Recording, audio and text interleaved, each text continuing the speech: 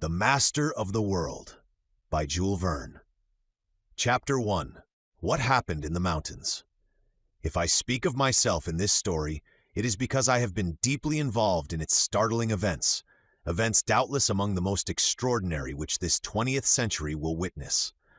Sometimes I even ask myself if all this has really happened, if its pictures dwell in truth in my memory, and not merely in my imagination. In my position as head inspector in the Federal Police Department at Washington, urged on moreover by the desire, which has always been very strong in me, to investigate and understand everything which is mysterious, I naturally became much interested in these remarkable occurrences. And as I have been employed by the government in various important affairs and secret missions since I was a mere lad, it also happened very naturally that the head of my department placed in my charge this astonishing investigation, wherein I found myself wrestling with so many impenetrable mysteries. In the remarkable passages of the recital, it is important that you should believe my word. For some of the facts I can bring no other testimony than my own. If you do not wish to believe me, so be it. I can scarce believe it all myself. The strange occurrences began in the western part of our great American state of North Carolina. There, deep amid the Blue Ridge Mountains, rises the crest called the Great Eyrie. Its huge rounded form is distinctly seen from the little town of Morganton on the Catawba River, and still more clearly as one approaches the mountains by way of the village of Pleasant Garden. Why the name of Great Eyrie was originally given this mountain by the people of the surrounding region, I am not quite sure. It rises rocky and grim and inaccessible, and under certain atmospheric conditions has a peculiarly blue and distant effect. But the idea one would naturally get from the name is of a refuge for birds of prey, eagles, condors, vultures, the home of vast numbers of the feathered tribes, wheeling and screaming above peaks beyond the reach of man. Now, the Great Eyrie did not seem particularly attractive to birds. On the contrary, the people of the neighborhood began to remark that on some days when birds approached its summit, they mounted still further, circled high above the crest, and then flew swiftly away, troubling the air with harsh cries. Why then the name Great Eyrie? Perhaps the mount might better have been called a crater, for in the center of those steep and rounded walls there might well be a huge deep basin. Perhaps there might even lie within their circuit a mountain lake, such as exists in other parts of the Appalachian mountain system, a lagoon fed by the rain and the winter snows. In brief, was not this the site of an ancient volcano, one which had slept through ages, but whose inner fires might yet reawake? Might not the Great Eyrie reproduce in its neighborhood the violence of Mount Krakatoa or the terrible disaster of Montpellier? If there were indeed a central lake, was there not danger that its waters, penetrating the strata beneath, would be turned to steam by the volcanic fires and tear their way forth in a tremendous explosion, deluging the fair plains of Carolina with an eruption such as that of 1902 in Martinique? Indeed, with regard to this last possibility, there had been certain symptoms recently observed which might well be due to volcanic action. Smoke had floated above the mountain, and once the country folk passing near had heard subterranean noises, unexplainable rumblings. A glow in the sky had crowned the height at night. When the wind blew the smoky cloud eastward toward Pleasant Garden, a few cinders and ashes drifted down from it. And finally, one stormy night, pale flames, reflected from the clouds above the summit, cast upon the district below a sinister, warning light. In presence of these strange phenomena, it is not astonishing that the people of the surrounding district became seriously disquieted, and to the disquiet was joined an imperious need of knowing the true condition of the mountain. The Carolina newspapers had flaring headlines, "The Mystery of Great Eyrie." They asked if it was not dangerous to dwell in such a region. Their articles aroused curiosity and fear. Curiosity among those who, being in no danger themselves, were interested in the disturbance merely as a strange phenomenon of nature. Fear in those who were likely to be the victims if a catastrophe actually occurred.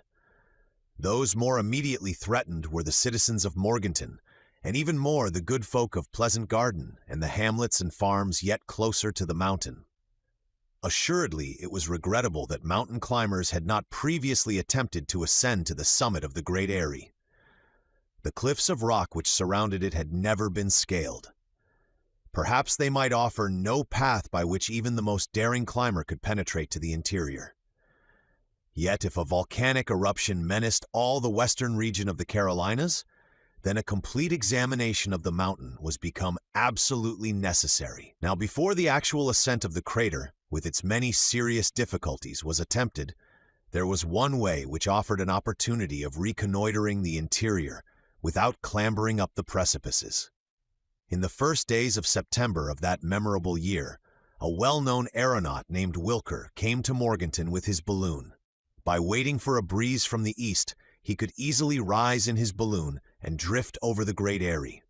There, from a safe height above, he could search with a powerful glass into its deeps. Thus he would know if the mouth of a volcano really opened amid the mighty rocks. This was the principal question. If this were settled, it would be known if the surrounding country must fear an eruption at some period more or less distant. The ascension was begun according to the program suggested. The wind was fair and steady, the sky clear, the morning clouds were disappearing under the vigorous rays of the sun. If the interior of the Great Eyrie was not filled with smoke, the aeronaut would be able to search with his glass its entire extent. If the vapors were rising, he no doubt could detect their source. The balloon rose at once to a height of 1,500 feet, and there rested almost motionless for a quarter of an hour. Evidently, the east wind, which was brisk upon the surface of the earth, did not make itself felt at that height. Then, unlucky chance, the balloon was caught in an adverse current and began to drift toward the east. Its distance from the mountain chain rapidly increased. Despite all the efforts of the aeronaut, the citizens of Morganton saw the balloon disappear on the wrong horizon. Later, they learned that it had landed in the neighborhood of Raleigh, the capital of North Carolina. This attempt having failed, it was agreed that it should be tried again under better conditions. Indeed, fresh rumblings were heard from the mountain, accompanied by heavy clouds and wavering glimmerings of light at night. Folk began to realize that the Great Eyrie was a serious and perhaps imminent source of danger. Yes, the entire country lay under the threat of some seismic or volcanic disaster. During the first days of April of that year, these more or less vague apprehensions turned to actual panic. The newspapers gave prompt echo to the public terror. The entire district between the mountains and Morganton was sure that an eruption was at hand. The night of the 4th of April, the good folk of Pleasant Garden were awakened by a sudden uproar. They thought that the mountains were falling upon them. They rushed from their houses, ready for instant flight, fearing to see open before them some immense abyss, engulfing the farms and villages for miles around. The night was very dark. A weight of heavy clouds pressed down upon the plain. Even had it been day, the crest of the mountains would have been invisible. In the midst of this impenetrable obscurity, there was no response to the cries which arose from every side. Frightened groups of men, women, and children groped their way along the black roads in wild confusion. From every quarter came the screaming voices. "It is an earthquake! It is an eruption! Whence comes it?" From the Great Eyrie. Into Morganton sped the news that stones, lava, ashes were raining down upon the country. Shrewd citizens of the town, however, observed that if there were an eruption, the noise would have continued and increased. The flames would have appeared above the crater, or at least their lurid reflections would have penetrated the clouds. Now, even these reflections were no longer seen. If there had been an earthquake, the terrified people saw that at least their houses had not crumbled beneath the shock. It was possible that the uproar had been caused by an avalanche, the fall of some mighty rock from the summit of the mountains. An hour passed without other incident. A wind from the west sweeping over the long chain of the Blue Ridge set the pines and hemlocks wailing on the higher slopes. There seemed no new cause for panic, and folk began to return to their houses. All, however, awaited impatiently the return of day. Then suddenly, toward 3 o'clock in the morning, another alarm. Flames leaped up above the rocky wall of the Great Eyrie. Reflected from the clouds, they illuminated the atmosphere for a great distance. A crackling as if of many burning trees was heard. Had a fire spontaneously broken out, and to what cause was it due? Lightning could not have started the conflagration, for no thunder had been heard. True, there was plenty of material for fire. At this height the chain of the Blue Ridge is well wooded, but these flames were too sudden for any ordinary cause. An eruption! An eruption! The cry resounded from all sides. An eruption! The Great Eyrie was then indeed the crater of a volcano buried in the bowels of the mountains. And after so many years, so many ages even, had it reawakened? Added to the flames was a rain of stones and ashes about to follow? Were the lavas going to pour down torrents of molten fire, destroying everything in their passage, annihilating the towns, the villages, the farms, all this beautiful world of meadows, fields, and forests, even as far as Pleasant Garden and Morganton? This time the panic was overwhelming. Nothing could stop it. Women carrying their infants, crazed with terror, rushed along the eastward roads. Men, deserting their homes, made hurried bundles of their most precious belongings and set free their livestock, cows, sheep, pigs, which fled in all directions. What disorder resulted from this agglomeration, human and animal, under darkest night, amid forests, threatened by the fires of the volcano, along the border of marshes whose waters might be upheaved and overflow, with the earth itself threatening to disappear from under the feet of the fugitives? Would they be in time to save themselves if a cascade of glowing lava came rolling down the slope of the mountain across their route? Nevertheless, some of the chief and shrewder farm owners were not swept away in this mad flight, which they did their best to restrain. Venturing within a mile of the mountain, they saw that the glare of the flames was decreasing. In truth, it hardly seemed that the region was immediately menaced by any further upheaval. No stones were being hurled into space. No torrent of lava was visible upon the slopes. No rumblings rose from the ground. There was no further manifestation of any seismic disturbance capable of overwhelming the land. At length, the flight of the fugitives ceased at a distance where they seemed secure from all danger. Then a few ventured back toward the mountain. Some farms were reoccupied before the break of day. By morning, the crests of the Great Eyrie showed scarcely the least remnant of its cloud of smoke. The fires were certainly at an end, and if it were impossible to determine their cause, one might at least hope that they would not break out again. It appeared possible that the Great Eyrie had not really been the theater of volcanic phenomena at all. There was no further evidence that the neighborhood was at the mercy either of eruptions or of earthquakes. Yet once more about 5 o'clock, from beneath the ridge of the mountain, where the shadows of night still lingered, a strange noise swept across the air, a sort of whirring, accompanied by the beating of mighty wings. And had it been a clear day, perhaps the farmers would have seen the passage of a mighty bird of prey, some monster of the skies, which having risen from the Great Eyrie, sped away toward the east. Chapter 2. I reach Morganton. The 27th of April, having left Washington the night before, I arrived at Raleigh, the capital of the state of North Carolina. 2 days before, the head of the federal police had called me to his room. He was awaiting me with some impatience. "John Strock," said he, "are you still the man who on so many occasions has proven to me both his devotion and his ability?" "Mr. Ward," I answered with a bow, "I cannot promise success or even ability, but as to devotion, I assure you it is yours." "I do not doubt it," responded the chief, "and I will ask you instead this more exact question.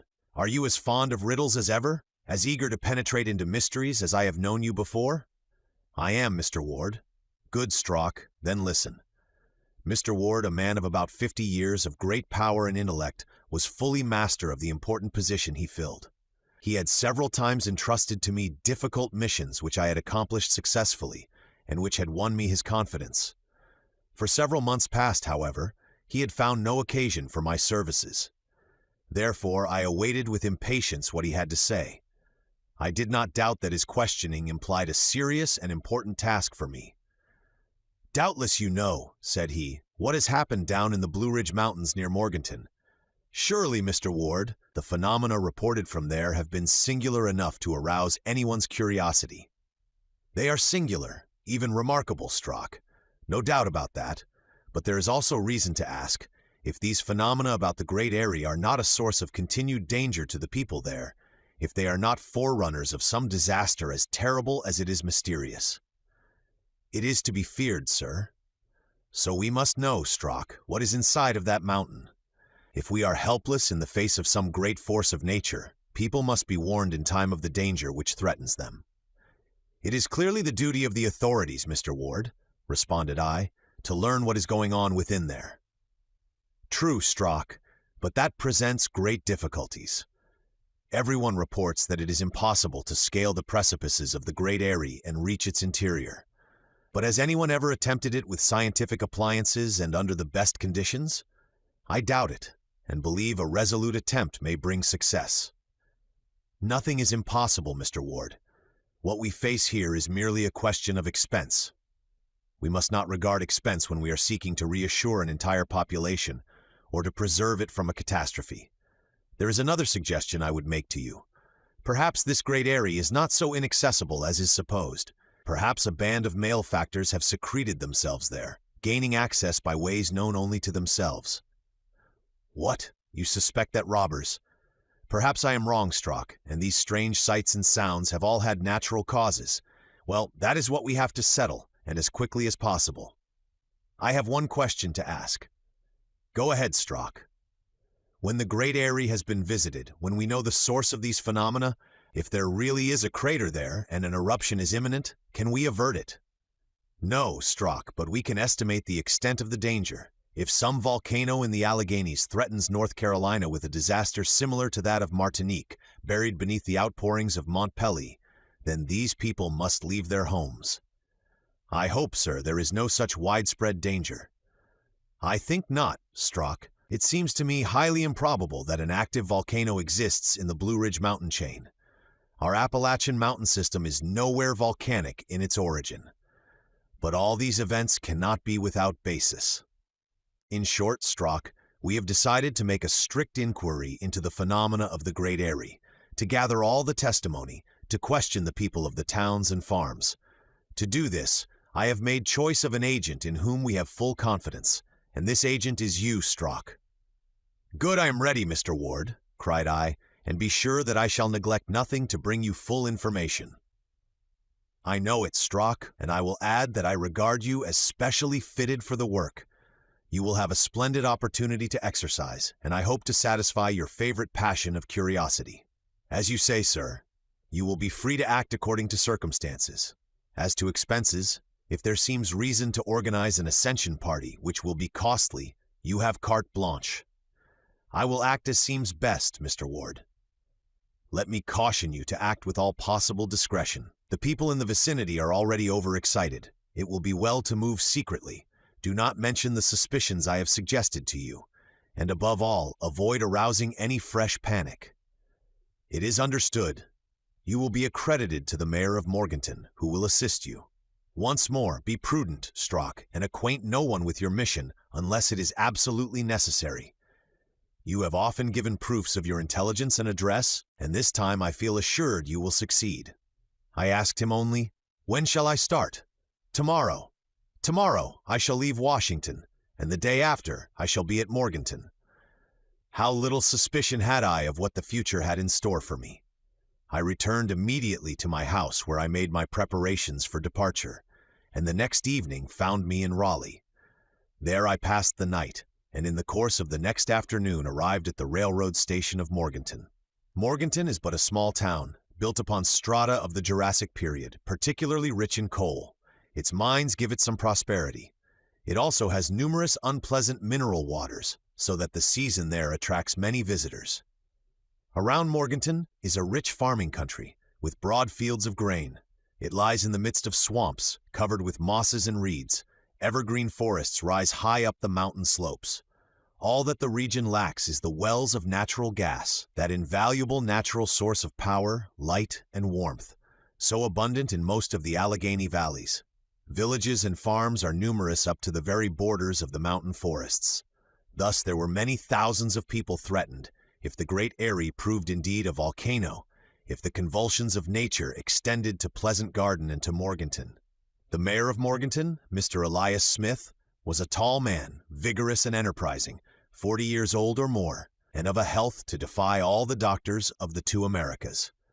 He was a great hunter of bears and panthers, beasts which may still be found in the wild gorges and mighty forests of the Alleghenies. Mr. Smith was himself a rich landowner, possessing several farms in the neighborhood. Even his most distant tenants received frequent visits from him. Indeed, whenever his official duties did not keep him in his so-called home at Morganton, he was exploring the surrounding country, irresistibly drawn by the instincts of the hunter. I went at once to the house of Mr. Smith. He was expecting me, having been warned by telegram. He received me very frankly, without any formality, his pipe in his mouth, a glass of brandy on the table. A second glass was brought in by a servant, and I had to drink to my host before beginning our interview. "Mr. Ward sent you," said he to me in a jovial tone. "Good, let us drink to Mr. Bowler, Ward's health." I clinked glasses with him and drank in honor of the chief of police. "And now," demanded Elias Smith. "What?" At this I made known to the mayor of Morganton the cause and the purpose of my mission in North Carolina. I assured him that my chief had given me full power and would render me every assistance, financial and otherwise, to solve the riddle and relieve the neighborhood of its anxiety relative to the Great Eyrie. Elias Smith listened to me without uttering a word, but not without several times refilling his glass and mine.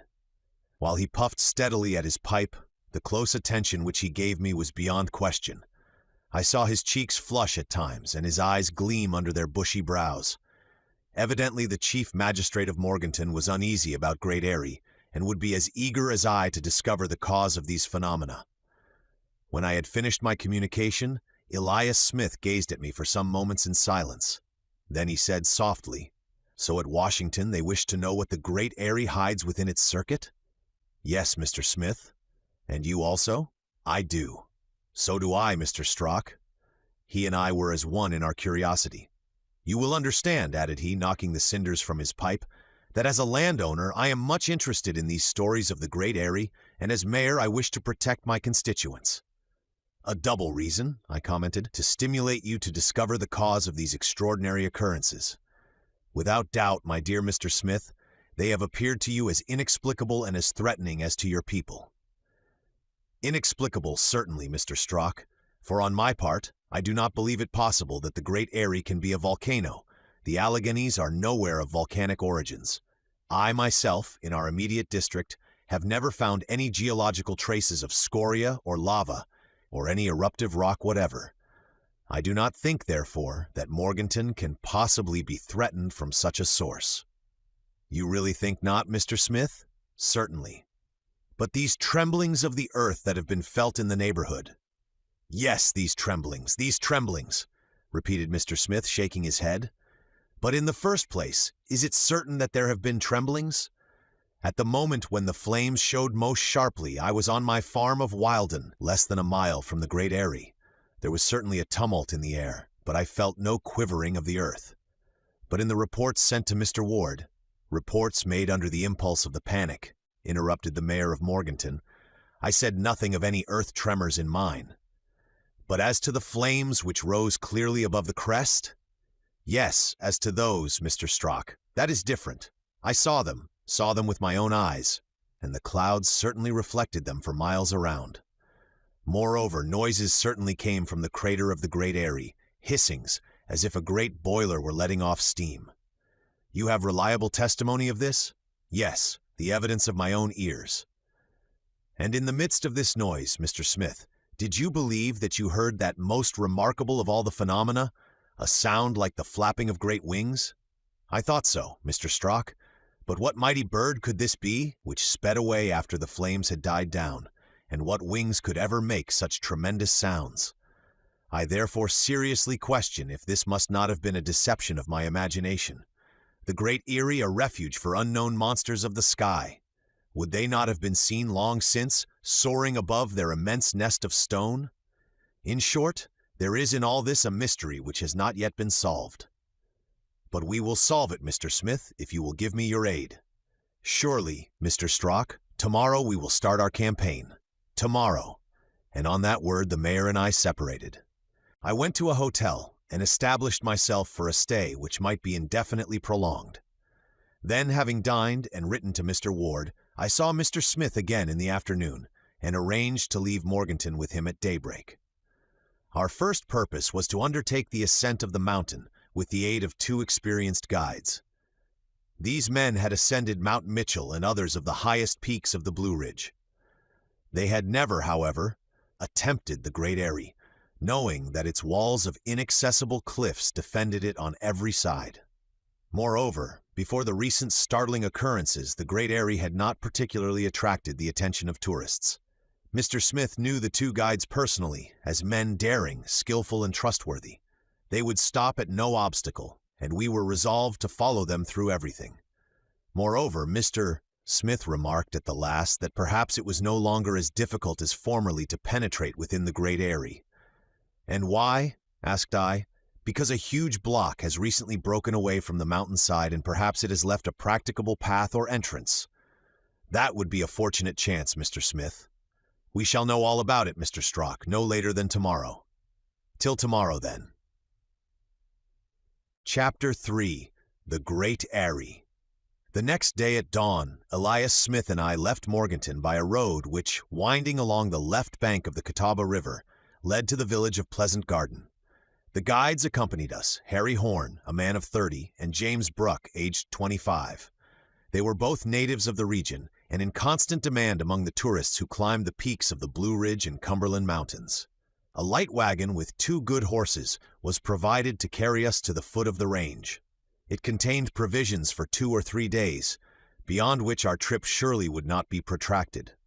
Mr. Smith had shown himself a generous provider both in meats and in liquors. As to water, the mountain springs would furnish it in abundance, increased by the heavy rains, frequent in that region during springtime. It is needless to add that the mayor of Morganton, in his role of hunter, had brought along his gun and his dog, Nisco, who gamboled joyously about the wagon. Nisco, however, was to remain behind at the farm at Wilden when we attempted our ascent. He could not possibly follow us to the Great Eyrie with its cliffs to scale and its crevasses to cross. The day was beautiful. The fresh air in that climate is still cool of an April morning. A few fleecy clouds sped rapidly overhead, driven by a light breeze which swept across the long plains from the distant Atlantic. The sun, peeping forth at intervals, illumined all the fresh young verdure of the countryside. An entire world animated the woods through which we passed. From before our equipage fled squirrels, field mice, paroquets of brilliant colors, and deafening loquacity. Opossums passed in hurried leaps, bearing their young in their pouches. Myriads of birds were scattered amid the foliage of banyans, palms, and masses of rhododendrons, so luxuriant that their thickets were impenetrable. We arrived that evening at Pleasant Garden, where we were comfortably located for the night with the mayor of the town, a particular friend of Mr. Smith. Pleasant Garden proved little more than a village, but its mayor gave us a warm and generous reception, and we supped pleasantly in his charming home, which stood beneath the shades of some giant beech trees. Naturally, the conversation turned upon our attempt to explore the interior of the Great Eyrie. "You are right," said our host. "Until we all know what is hidden within there, our people will remain uneasy." "Has nothing new occurred," I asked, "since the last appearance of flames above the Great Eyrie?" "Nothing, Mr. Strock. From Pleasant Garden we can see the entire crest of the mountain. Not a suspicious noise has come down to us. Not a spark has risen.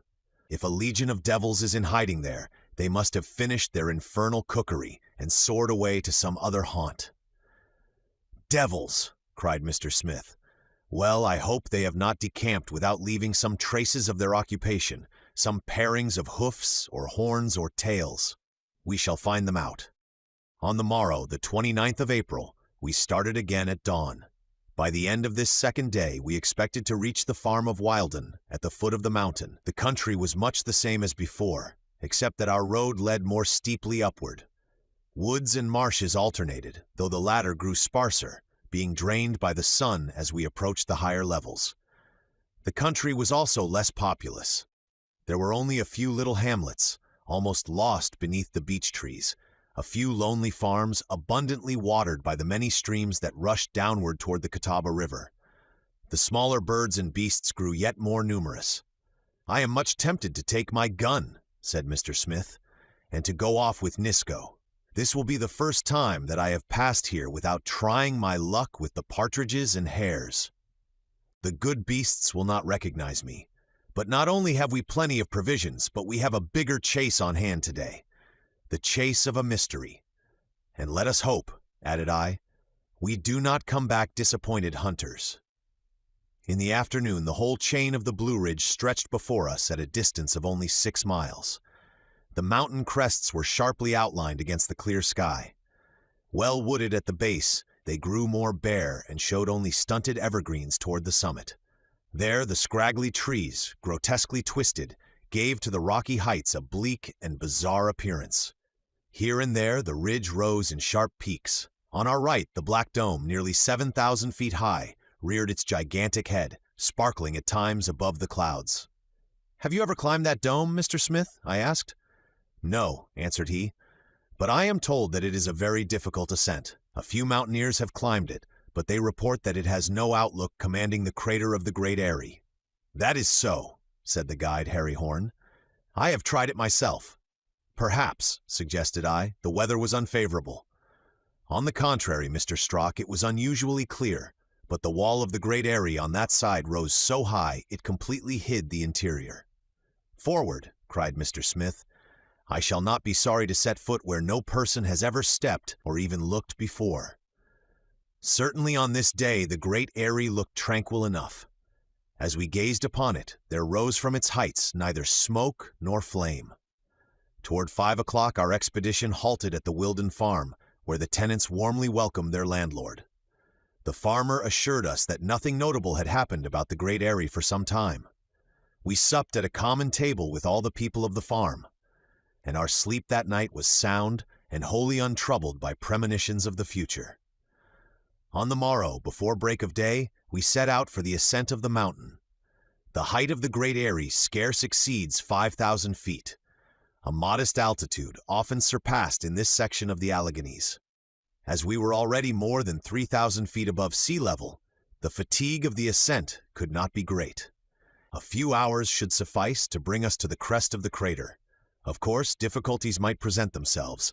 Precipices to scale, clefts and breaks in the ridge might necessitate painful and even dangerous detours. This was the unknown, the spur to our attempt. As I said, our guides knew no more than we upon this point. What made me anxious was, of course, the common report that the Great Eyrie was wholly inaccessible, but this remained unproven. And then there was the new chance that a fallen block had left a breach in the rocky wall. "At last," said Mr. Smith to me, after lighting the first pipe of the 20 or more which he smoked each day, "we are well started. As to whether the ascent will take more or less time—" "In any case, Mr. Smith," interrupted I, "you and I are fully resolved to pursue our quest to the end."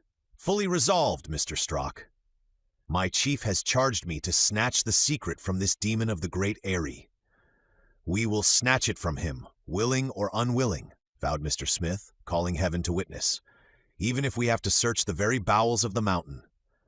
"As it may happen, then," said I, "that our excursion will be prolonged beyond today, it will be well to look to our provisions." "Be easy, Mr. Strock. Our guides have food for 2 days in their knapsacks, besides what we carry ourselves. Moreover, though I left my brave Nisco at the farm, I have my gun. Game will be plentiful in the woods and gorges of the lower part of the mountain, and perhaps at the top we shall find a fire to cook it, already lighted." "Already lighted, Mr. Smith? And why not, Mr. Strock? These flames, these superb flames, which have so terrified our country folk, is their fire absolutely cold? Is no spark to be found beneath their ashes? And then, if this is truly a crater, is the volcano so wholly extinct that we cannot find there a single ember? Bah! This would be but a poor volcano if it hasn't enough fire even to cook an egg or roast a potato. Come, I repeat, we shall see. We shall see. At that point of the investigation I had, I confess, no opinion formed. I had my orders to examine the Great Eyrie. If it proved harmless, I would announce it, and people would be reassured. But at heart, I must admit, I had the very natural desire of a man possessed by the demon of curiosity. I should be glad, both for my own sake and for the renown which would attach to my mission, if the Great Eyrie proved the center of the most remarkable phenomena, of which I would discover the cause. Our ascent began in this order. The two guides went in front to seek out the most practicable paths. Elias Smith and I followed more leisurely. We mounted by a narrow and not very steep gorge amid rocks and trees. A tiny stream trickled downward under our feet. During the rainy season or after a heavy shower, the water doubtless bounded from rock to rock in tumultuous cascades, but it evidently was fed only by the rain, for now we could scarcely trace its course.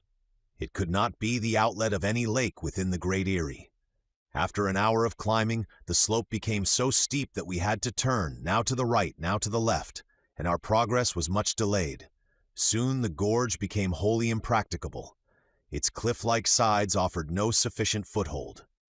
We had to cling by branches, to crawl upon our knees. At this rate, the top would not be reached before sundown. "Faith!" cried Mr. Smith, stopping for breath. "I realize why the climbers of the Great Eyrie have been few, so few, that it has never been ascended within my knowledge." "The fact is," I responded, "that it would be much toil for very little profit, and if we had not special reasons to persist in our attempt."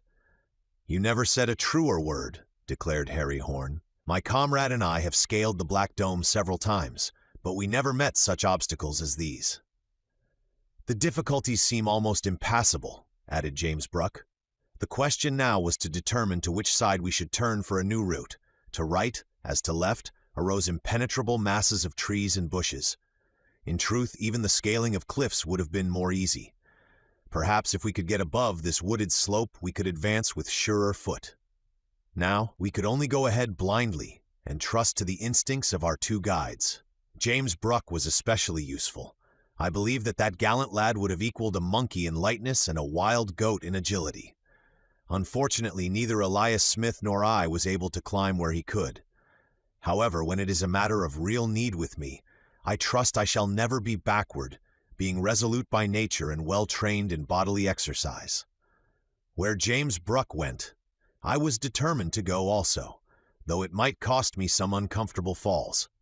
But it was not the same with the first magistrate of Morganton, less young, less vigorous, larger, stouter, and less persistent than we others. Plainly he made every effort, not to retard our progress, but he panted like a seal, and soon I insisted on his stopping to rest. In short, it was evident that the ascent of the Great Eyrie would require far more time than we had estimated. We had expected to reach the foot of the rocky wall before 11 o'clock, but we now saw that midday would still find us several hundred feet below it. Toward 10 o'clock, after repeated attempts to discover some more practicable route, after numberless turnings and returnings, one of the guides gave the signal to halt. We found ourselves at last on the upper border of the heavy wood. The trees, more thinly spaced, permitted us a glimpse upward to the base of the rocky wall which constituted the true Great Eyrie. "Whew!" exclaimed Mr. Smith, leaning against a mighty pine tree. "A little respite, a little repose, and even a little repast would not go badly." "We will rest an hour," said I. "Yes, after working our lungs and our legs, we will make our stomachs work." We were all agreed on this point. A rest would certainly freshen us. Our only cause for inquietude was now the appearance of the precipitous slope above us. We looked up toward one of those bare strips called in that region slides. Amid this loose earth, these yielding stones, and these abrupt rocks, there was no roadway. Harry Horn said to his comrade, "It will not be easy." "Perhaps impossible," responded Bruck. Their comments caused me secret uneasiness. If I returned without even having scaled the mountain, my mission would be a complete failure, without speaking of the torture to my curiosity.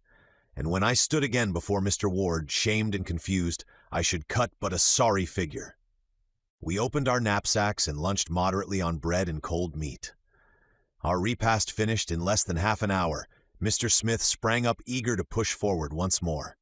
James Bruck took the lead, and we had only to follow him as best we could. We advanced slowly. Our guides did not attempt to conceal their doubt and hesitation. Soon Horn left us, and went far ahead to spy out which road promised most chance of success. 20 minutes later he returned and led us onward toward the northwest. It was on this side that the Black Dome rose at a distance of 3 or 4 miles. Our path was still difficult and painful, amid the sliding stones, held in place only occasionally by wiry bushes. At length, after a weary struggle, we gained some 200 feet further upward, and found ourselves facing a great gash which broke the earth at this spot. Here and there were scattered roots recently uptorn, branches broken off, huge stones reduced to powder, as if an avalanche had rushed down this flank of the mountain. "That must be the path taken by the huge block which broke away from the Great Eyrie," commented James Bruck. "No doubt," answered Mr. Smith, "and I think we had better follow the road that it has made for us." It was indeed this gash that Harry Horn had selected for our ascent. Our feet found lodgment in the firmer earth which had resisted the passage of the monster rock. Our task thus became much easier, and our progress was in a straight line upward, so that toward 11:30 we reached the upper border of the slide. Before us, less than 100 feet away, but towering 100 feet straight upwards in the air, rose the rocky wall which formed the final crest, the last defense of the Great Eyrie. From this side, the summit of the wall showed capriciously irregular, rising in rude towers and jagged needles. At one point, the outline appeared to be an enormous eagle silhouetted against the sky, just ready to take flight. Upon this side, at least, the precipice was insurmountable. "Rest a minute," said Mr. Smith, "and we will see if it is possible to make our way around the base of this cliff." "At any rate," said Harry Horn, "the great block must have fallen from this part of the cliff, and it has left no breach for entering." They were both right. We must seek entrance elsewhere. After a rest of 10 minutes, we clambered up close to the foot of the wall and began to make a circuit of its base. Assuredly, the Great Eyrie now took on to my eyes an aspect absolutely fantastic. Its height seemed peopled by dragons and huge monsters. If chimeras, griffins, and all the creations of mythology had appeared to guard it, I should have been scarcely surprised. With great difficulty, and not without danger, we continued our tour of this circumvallation, where it seemed that nature had worked as man does, with careful regularity. Nowhere was there any break in the fortification, nowhere a fault in the strata by which one might clamber up. Always this mighty wall, 100 feet in height. After an hour and a half of this laborious circuit, we regained our starting place. I could not conceal my disappointment, and Mr. Smith was not less chagrined than I. "1,000 devils!" cried he. "We know no better than before what is inside this confounded Great Eyrie, nor even if it is a crater." "Volcano or not," said I, "there are no suspicious noises now, neither smoke nor flame rises above it, nothing whatever threatens an eruption." This was true. A profound silence reigned around us, and a perfectly clear sky shone overhead. We tasted the perfect calm of great altitudes. It was worth noting that the circumference of the huge wall was about 12 or 1,500 feet. As to the space enclosed within, we could scarce reckon that without knowing the thickness of the encompassing wall. The surroundings were absolutely deserted. Probably not a living creature ever mounted to this height, except the few birds of prey which soared high above us. Our watches showed 3 o'clock, and Mr. Smith cried in disgust, "What is the use of stopping here all day? We shall learn nothing more. We must make a start, Mr. Strock, if we want to get back to Pleasant Garden tonight." I made no answer and did not move from where I was seated, so he called again, "Come, Mr. Strock, you don't answer." In truth, it cut me deeply to abandon our effort, to descend the slope without having achieved my mission. I felt an imperious need of persisting. My curiosity had redoubled. But what could I do? Could I tear open this unyielding earth? Overleap the mighty cliff? Throwing one last defiant glare at the Great Eyrie, I followed my companions. The return was effected without great difficulty. We had only to slide down where we had so laboriously scrambled up. Before 5 o'clock, we descended the last slopes of the mountain, and the farmer of Wilden welcomed us to a much-needed meal. "Then you didn't get inside?" said he. "No," responded Mr. Smith, "and I believe that the inside exists only in the imagination of our country folk."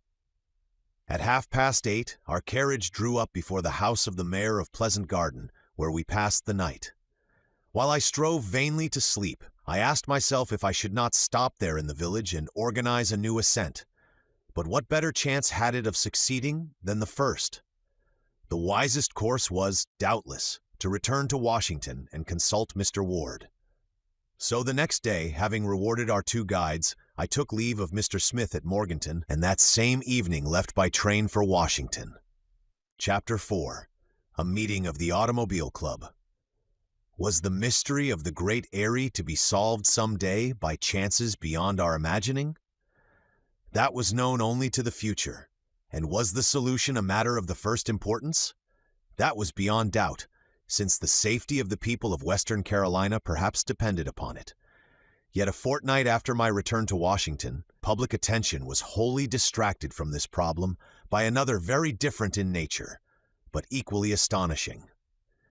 Toward the middle of that month of May, the newspapers of Pennsylvania informed their readers of some strange occurrences in different parts of the state. On the roads which radiated from Philadelphia, the chief city, there circulated an extraordinary vehicle, of which no one could describe the form, or the nature, or even the size, so rapidly did it rush past. It was an automobile. All were agreed on that. But as to what motor drove it, only imagination could say. And when the popular imagination is aroused, what limit is there to its hypotheses?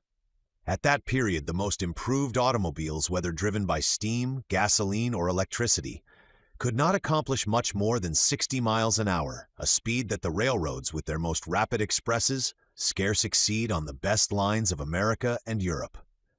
Now this new automobile, which was astonishing the world, traveled at more than double this speed. It is needless to add that such a rate constituted an extreme danger on the highroads, as much so for vehicles as for pedestrians. This rushing mass, coming like a thunderbolt, preceded by a formidable rumbling, caused a whirlwind which tore the branches from the trees along the road, terrified the animals browsing in adjoining fields, and scattered and killed the birds, which could not resist the suction of the tremendous air currents engendered by its passage. And a bizarre detail to which the newspapers drew particular attention, the surface of the roads was scarcely even scratched by the wheels of the apparition, which left behind it no such ruts as are usually made by heavy vehicles. At most, there was a light touch, a mere brushing of the dust. It was only the tremendous speed which raised behind the vehicle such whirlwinds of dust. "It is probable," commented the New York Herald, "that the extreme rapidity of motion destroys the weight." Naturally, there were protests from all sides. It was impossible to permit the mad speed of this apparition, which threatened to overthrow and destroy everything in its passage, equipages and people. But how could it be stopped? No one knew to whom the vehicle belonged, nor whence it came, nor whither it went. It was seen but for an instant as it darted forward like a bullet in its dizzy flight. How could one seize a cannonball in the air as it leaped from the mouth of the gun? I repeat, there was no evidence as to the character of the propelling engine. It left behind it no smoke, no steam, no odor of gasoline or any other oil. It seemed probable, therefore, that the vehicle ran by electricity, and that its accumulators were of an unknown model, using some unknown fluid.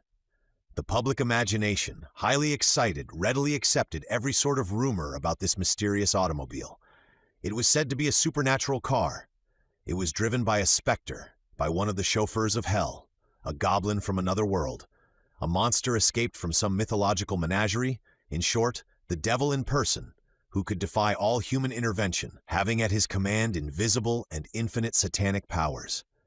But even Satan himself had no right to run at such speed over the roads of the United States without a special permit, without a number on his car, and without a regular license.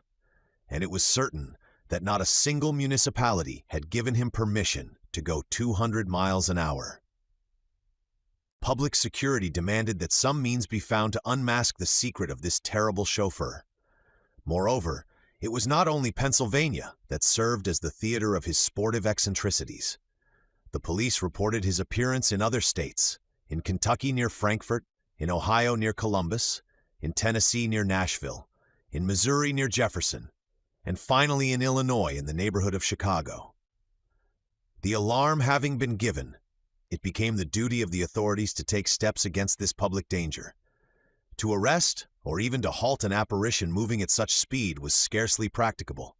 A better way would be to erect across the roads solid gateways with which the flying machine must come in contact sooner or later, and be smashed into 1,000 pieces.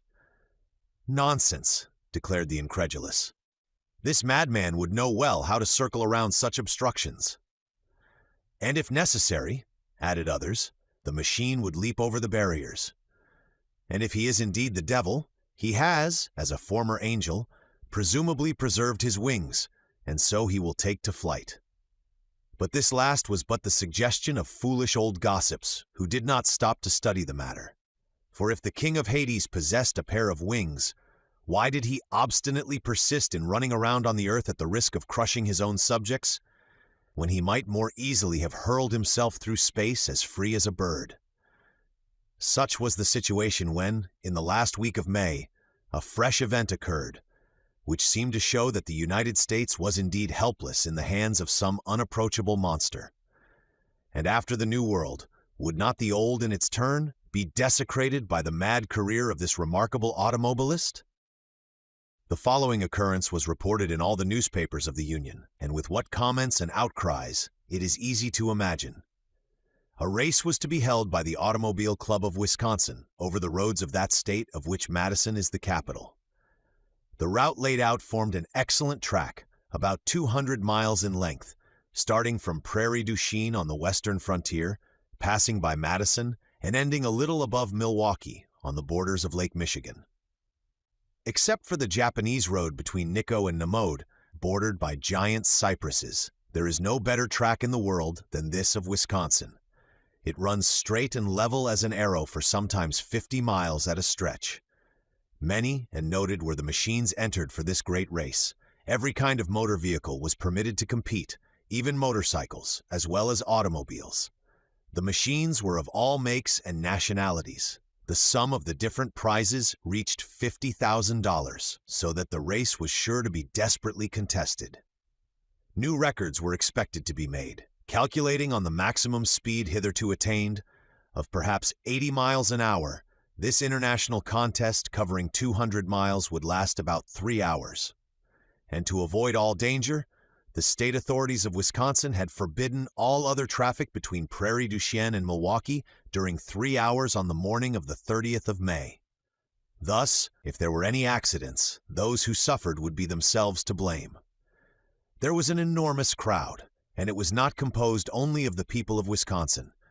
Many thousands gathered from the neighboring states of Illinois, Michigan, Iowa, Indiana, and even from New York. Among the sportsmen assembled were many foreigners, English, French, Germans, and Austrians, each nationality, of course, supporting the chauffeurs of its land. Moreover, as this was the United States, the country of the greatest gamblers of the world, bets were made of every sort and of enormous amounts. The start was to be made at 8 o'clock in the morning, and to avoid crowding and the accidents which must result from it, the automobiles were to follow each other at 2-minute intervals along the roads whose borders were black with spectators. The first 10 racers, numbered by lot, were dispatched between 8 o'clock and 20 minutes past. Unless there was some disastrous accident, some of these machines would surely arrive at the goal by 11 o'clock. The others followed in order. An hour and a half had passed.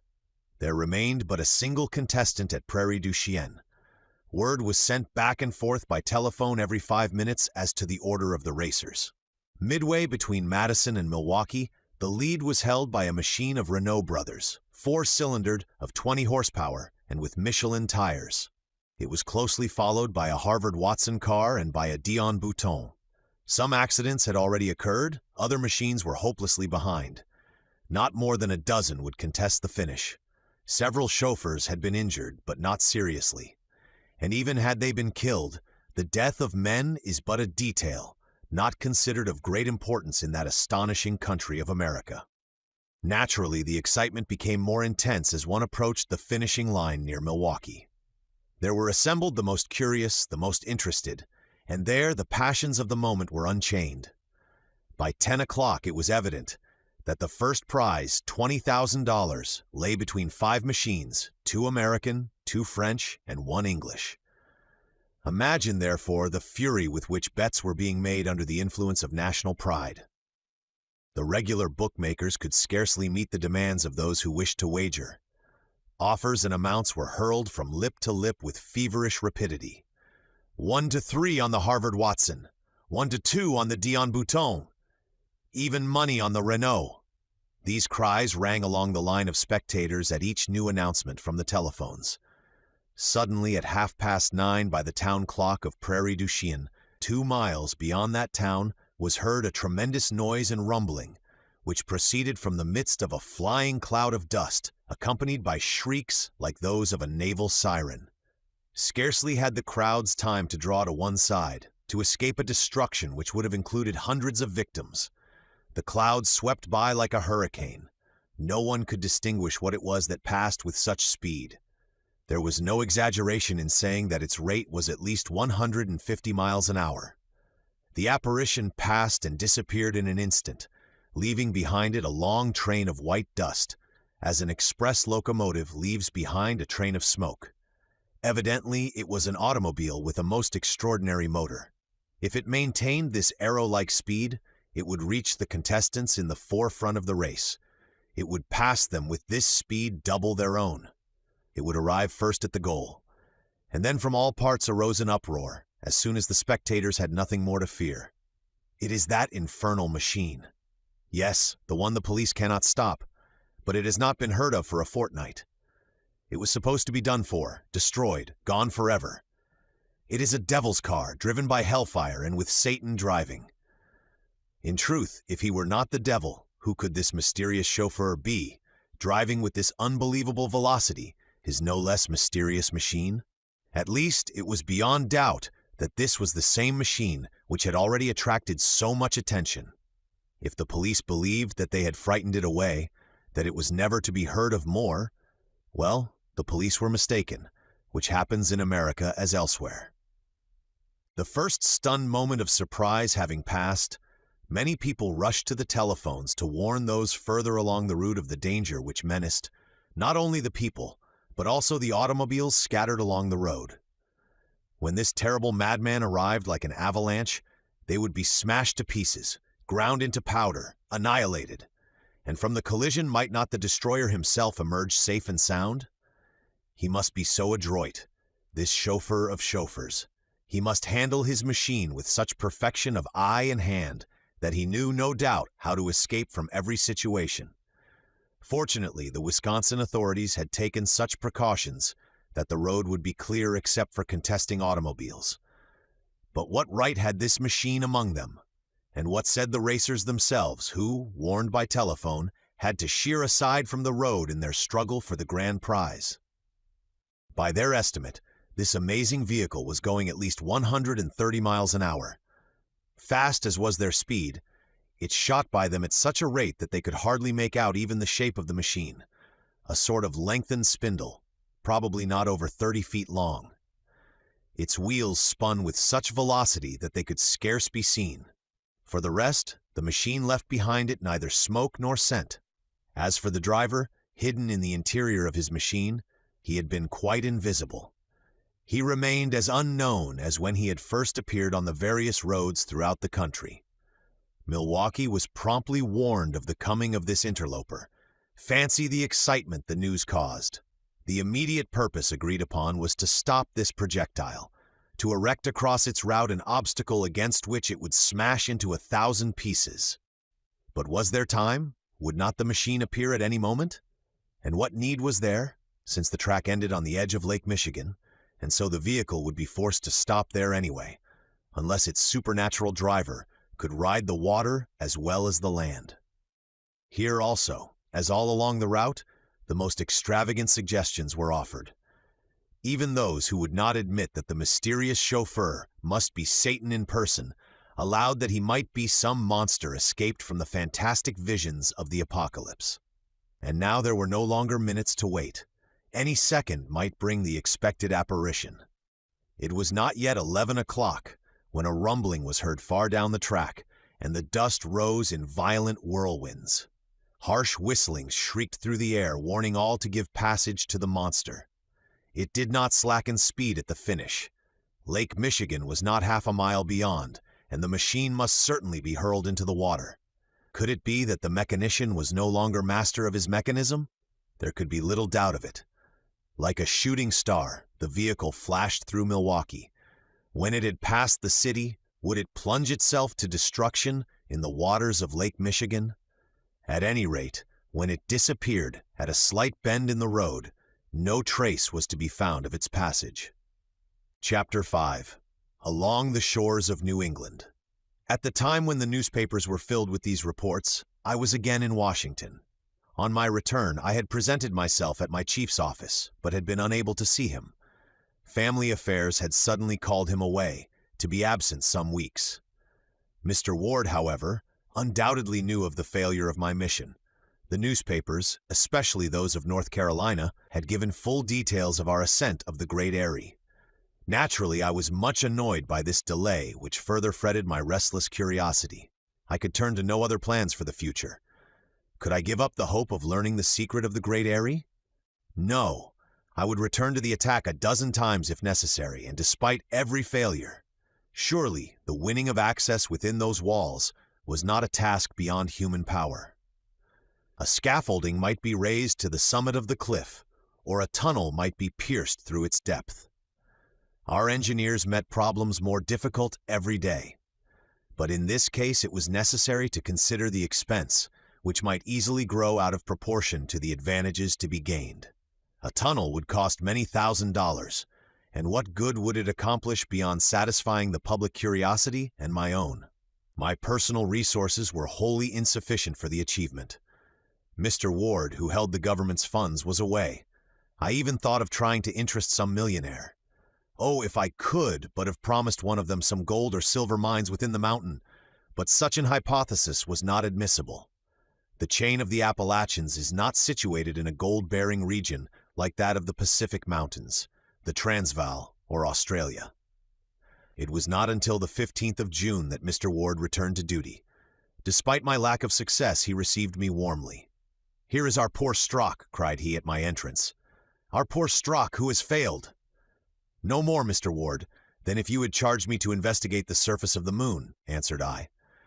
We found ourselves face to face with purely natural obstacles insurmountable with the forces then at our command.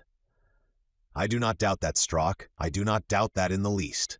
Nevertheless, the fact remains that you have discovered nothing of what is going on within the Great Eyrie. Nothing, Mr. Ward. You saw no sign of fire? None. And you heard no suspicious noises whatever? None. Then it is still uncertain if there is really a volcano there? Still uncertain, Mr. Ward. But if it is there, we have good reason to believe that it has sunk into a profound sleep." "Still," returned Mr. Ward, "there is nothing to show that it will not wake up again any day, Strock. It is not enough that a volcano should sleep. It must be absolutely extinguished, unless indeed all these threatening rumors have been born solely in the Carolinian imagination." "That is not possible, sir," I said. "Both Mr. Smith, the mayor of Morganton, and his friend, the mayor of Pleasant Garden, are reliable men, and they speak from their own knowledge in this matter. Flames have certainly risen above the Great Eyrie. Strange noises have issued from it. There can be no doubt whatever of the reality of these phenomena." "Granted," declared Mr. Ward. "I admit that the evidence is unassailable, so the deduction to be drawn is that the Great Eyrie has not yet given up its secret. If we are determined to know it, Mr. Ward, the solution is only a solution of expense. Pickaxes and dynamite would soon conquer those walls." "No doubt," responded the chief, "but such an undertaking hardly seems justified, since the mountain is now quiet. We will wait a while, and perhaps nature herself will disclose her mystery." "Ward, believe me that I regret deeply that I have been unable to solve the problem you entrusted to me," I said. "Nonsense! Do not upset yourself, Strock. Take your defeat philosophically. We cannot always be successful, even in the police. How many criminals escape us? I believe we should never capture one of them, if they were a little more intelligent and less imprudent, and if they did not compromise themselves so stupidly. Nothing, it seems to me, would be easier than to plan a crime, a theft, or an assassination, and to execute it without arousing any suspicions, or leaving any traces to be followed. You understand, Strock, I do not want to give our criminals lessons. I much prefer to have them remain as they are. Nevertheless, there are many whom the police will never be able to track down. On this matter, I shared absolutely the opinion of my chief. It is among rascals that one finds the most fools. For this very reason, I had been much surprised that none of the authorities had been able to throw any light upon the recent performances of the demon automobile. And when Mr. Ward brought up this subject, I did not conceal from him my astonishment. He pointed out that the vehicle was practically unpursuable, that in its earlier appearances it had apparently vanished from all roads even before a telephone message could be sent ahead. Active and numerous police agents had been spread throughout the country, but no one of them had encountered the delinquent. He did not move continuously from place to place, even at his amazing speed, but seemed to appear only for a moment and then to vanish into thin air. True, he had at length remained visible along the entire route from Prairie du Chien to Milwaukee, and he had covered in less than an hour and a half this track of 200 miles. But since then, there had been no news whatever of the machine. Arrived at the end of the route, driven onward by its own impetus, unable to stop, had it indeed been engulfed within the waters of Lake Michigan? Must we conclude that the machine and its driver had both perished, that there was no longer any danger to be feared from either? The great majority of the public refused to accept this conclusion. They fully expected the machine to reappear. Mr. Ward frankly admitted that the whole matter seemed to him most extraordinary, and I shared his view. Assuredly, if this infernal chauffeur did not return, his apparition would have to be placed among those superhuman mysteries which it is not given to man to understand. We had fully discussed this affair, the chief and I thought that our interview was at an end when, after pacing the room for a few moments, he said abruptly, "Yes, what happened there at Milwaukee was very strange. But here is something no less so." With this he handed me a report which he had received from Boston, on a subject of which the evening papers had just begun to apprise their readers. While I read it, Mr. Ward was summoned from the room. I seated myself by the window and studied with extreme attention the matter of the report. For some days the waters along the coast of Maine, Connecticut, and Massachusetts had been the scene of an appearance which no one could exactly describe. A moving body would appear amid the waters, some 2 or 3 miles offshore, and go through rapid evolutions. It would flash for a while back and forth among the waves, and then dart out of sight. The body moved with such lightning speed that the best telescopes could hardly follow it. Its length did not seem to exceed 30 feet. Its cigar-shaped form and greenish color made it difficult to distinguish against the background of the ocean. It had been most frequently observed along the coast between Cape Cod and Nova Scotia.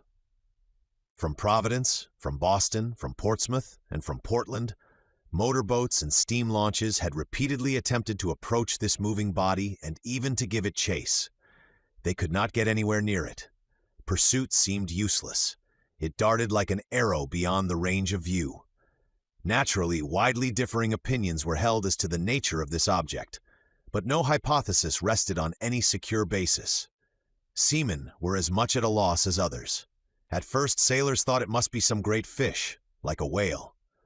But it is well known that all these animals come to the surface with a certain regularity to breathe, and spout up columns of mingled air and water. Now this strange animal, if it was an animal, had never blown as the whalers say, nor had it ever made any noises of breathing. Yet if it were not one of these huge marine mammals, how was this unknown monster to be classed? Did it belong among the legendary dwellers in the deep, the krakens, the octopuses, the leviathans, the famous sea serpents? At any rate, since this monster, whatever it was, had appeared along the New England shores, the little fishing smacks and pleasure boats dared not venture forth. Wherever it appeared, the boats fled to the nearest harbor, as was but prudent. If the animal was of a ferocious character, none cared to await its attack. As to the large ships and coast steamers, they had nothing to fear from any monster, whale, or otherwise. Several of them had seen this creature at a distance of some miles, but when they attempted to approach, it fled rapidly away. One day even, a fast United States gunboat went out from Boston, if not to pursue the monster, at least to send after it a few cannon shot. Almost instantly the animal disappeared, and the attempt was vain. As yet, however, the monster had shown no intention of attacking either boats or people. At this moment Mr. Ward returned, and I interrupted my reading to say, "There seems as yet no reason to complain of this sea serpent. It flees before big ships. It does not pursue little ones. Feeling and intelligence are not very strong in fishes. Yet their emotions exist, Strock, and if strongly aroused. But, Mr. Ward, the beast seems not at all dangerous. One of two things will happen. Either it will presently quit these coasts, or finally it will be captured, and we shall be able to study it at our leisure here in the Museum of Washington. And if it is not a marine animal? Asked Mr. Ward. What else can it be? I protested in surprise. Finish your reading, said Mr. Ward. I did so, and found that in the second part of the report, my chief had underlined some passages in red pencil. For some time, no one had doubted that this was an animal, and that, if it were vigorously pursued, it would at last be driven from our shores. But a change of opinion had come about. People began to ask if, instead of a fish, this were not some new and remarkable kind of boat. Certainly in that case, its engine must be one of amazing power. Perhaps the inventor, before selling the secret of his invention, sought to attract public attention and to astound the maritime world. Such surety in the movements of his boat, grace in its every evolution, such ease in defying pursuit by its arrow-like speed, surely these were enough to arouse worldwide curiosity. At that time, great progress had been made in the manufacture of marine engines. Huge transatlantic steamers completed the ocean passage in 5 days, and the engineers had not yet spoken their last word. Neither were the navies of the world behind. The cruisers, the torpedo boats, the torpedo destroyers could match the swiftest steamers of the Atlantic and Pacific or of the Indian trade. If, however, this were a boat of some new design, there had as yet been no opportunity to observe its form. As to the engines which drove it, they must be of a power far beyond the fastest known. By what force they worked was equally a problem. Since the boat had no sails, it was not driven by the wind, and since it had no smokestack, it was not driven by steam. At this point in the report, I again paused in my reading and considered the comment I wished to make. "What are you puzzling over, Strock?" demanded my chief. "It is this, Mr. Ward. The motive power of this so-called boat must be as tremendous and as unknown as that of the remarkable automobile which has so amazed us all." "So that is your idea, is it, Strock?" "Yes, Mr. Ward." There was but one conclusion to be drawn. If the mysterious chauffeur had disappeared, if he had perished with his machine in Lake Michigan, it was equally important now to win the secret of this no less mysterious navigator, and it must be won before he in his turn plunged into the abyss of the ocean. Was it not the interest of the inventor to disclose his invention? Would not the American government or any other give him any price he chose to ask? Yet, unfortunately, since the inventor of the terrestrial apparition had persisted in preserving his incognito, was it not to be feared that the inventor of the marine apparition would equally preserve his? Even if the first machine still existed, it was no longer heard from. And would not the second, in the same way, after having disclosed its powers, disappear in its turn, without a single trace? What gave weight to this probability was that since the arrival of this report at Washington 24 hours before, the presence of the extraordinary boat hadn't been announced from anywhere along the shore. Neither had it been seen on any other coast, though, of course, the assertion that it would not reappear at all would have been hazardous, to say the least. I noted another interesting and possibly important point. It was a singular coincidence which indeed Mr. Ward suggested to me at the same moment that I was considering it. This was that only after the disappearance of the wonderful automobile had the no less wonderful boat come into view. Moreover, their engines both possessed a most dangerous power of locomotion. If both should go rushing at the same time over the face of the world, the same danger would threaten mankind everywhere, in boats, in vehicles, and on foot. Therefore, it was absolutely necessary that the police should in some manner interfere to protect the public ways of travel. That is what Mr. Ward pointed out to me, and our duty was obvious. But how could we accomplish this task? We discussed the matter for some time, and I was just about to leave when Mr. Ward made one last suggestion. "Have you not observed, Strock," said he, "that there is a sort of fantastic resemblance between the general appearance of this boat and this automobile?" "There is something of the sort, Mr. Ward." "Well, is it not possible that the two are one?" Chapter 6, The First Letter. After leaving Mr. Ward, I returned to my home in Long Street. There I had plenty of time to consider this strange case uninterrupted by either wife or children. My household consisted solely of an ancient servant who, having been formerly in the service of my mother, had now continued for 15 years in mine. 2 months before I had obtained a leave of absence.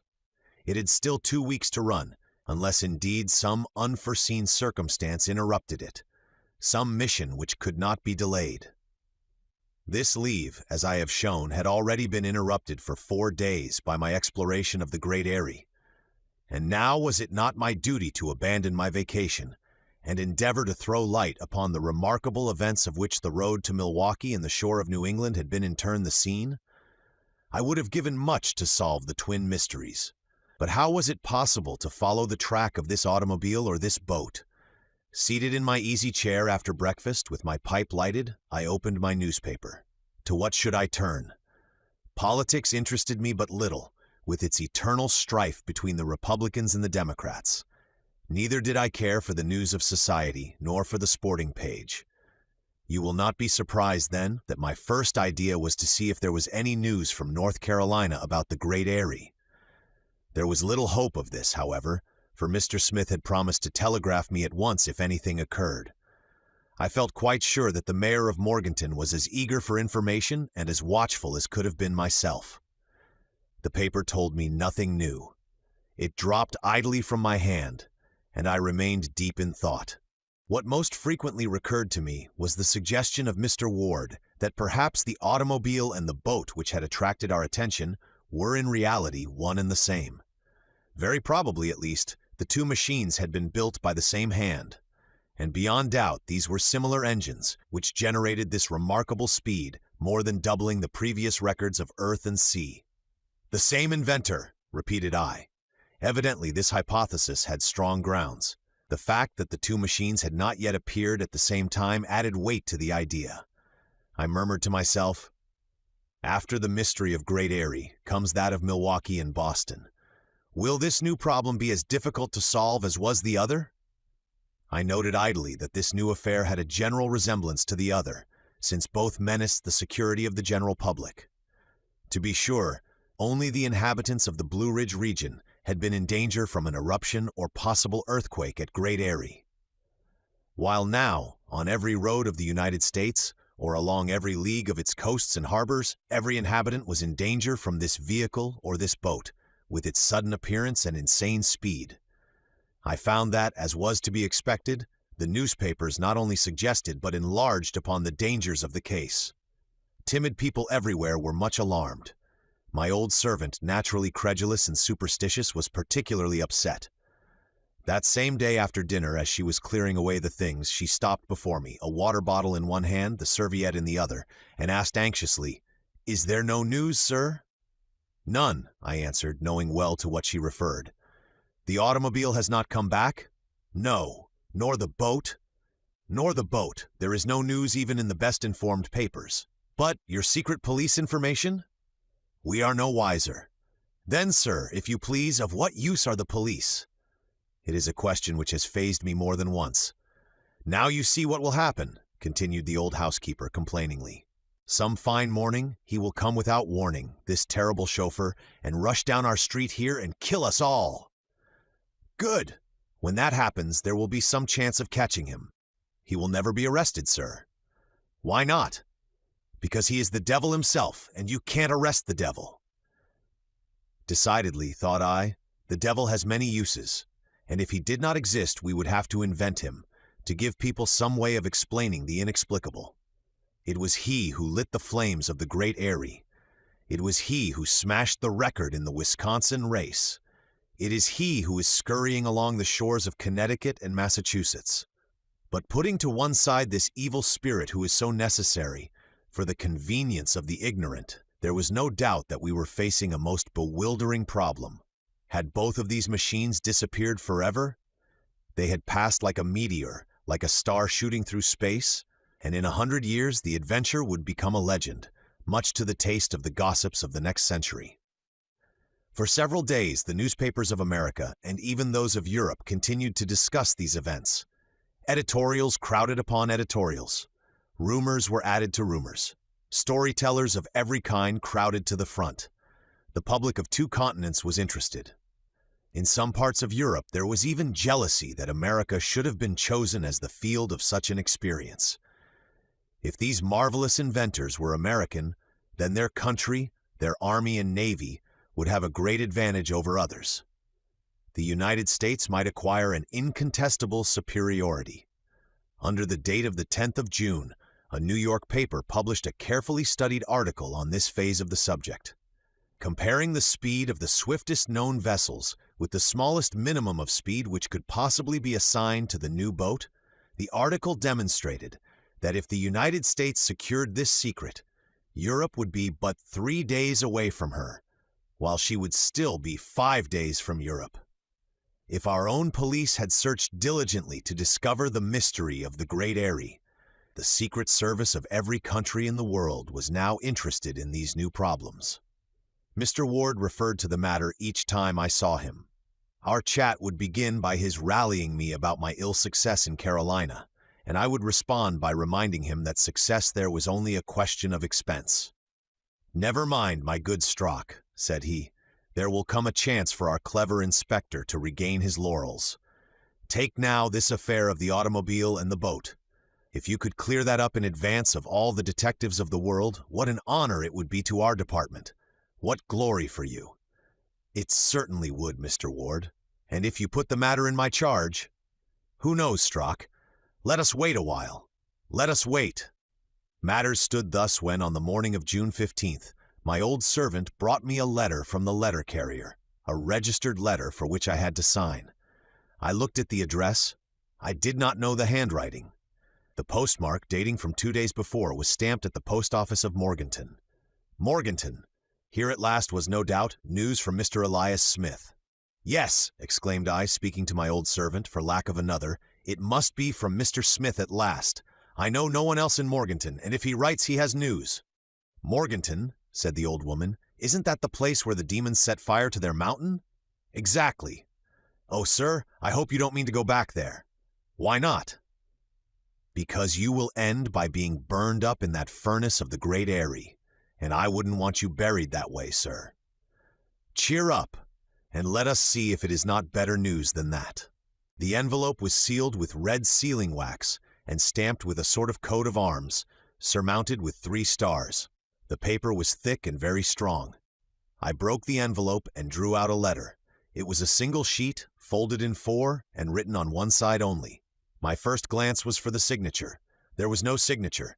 Nothing but 3 initials at the end of the last line. "The letter is not from the mayor of Morganton," said I. "Then from whom?" asked the old servant, doubly curious in her quality as a woman and as an old gossip. Looking again at the 3 initials of the signature, I said, "I know no one for whom these letters would stand, neither at Morganton nor elsewhere." The handwriting was bold, both upstrokes and downstrokes very sharp, about 20 lines in all. Here is the letter, of which I with good reason retained an exact copy. It was dated, to my extreme stupefaction, from that mysterious Great Eyrie, Blue Ridge Matins, to Mr. Strock, North Carolina, June 13th. Chief Inspector of Police, 34 Longstade, Washington, D.C. Sir, you were charged with the mission of penetrating the Great Eyrie. You came on April the 28th, accompanied by the mayor of Morganton and 2 guides. You mounted to the foot of the wall, and you encircled it, finding it too high and steep to climb. You sought a breach, and you found none. Know this, none enter the Great Eyrie, or if one enters, he never returns. Do not try again, for the second attempt will not result as did the first, but will have grave consequences for you. Heed this warning, or evil fortune will come to you.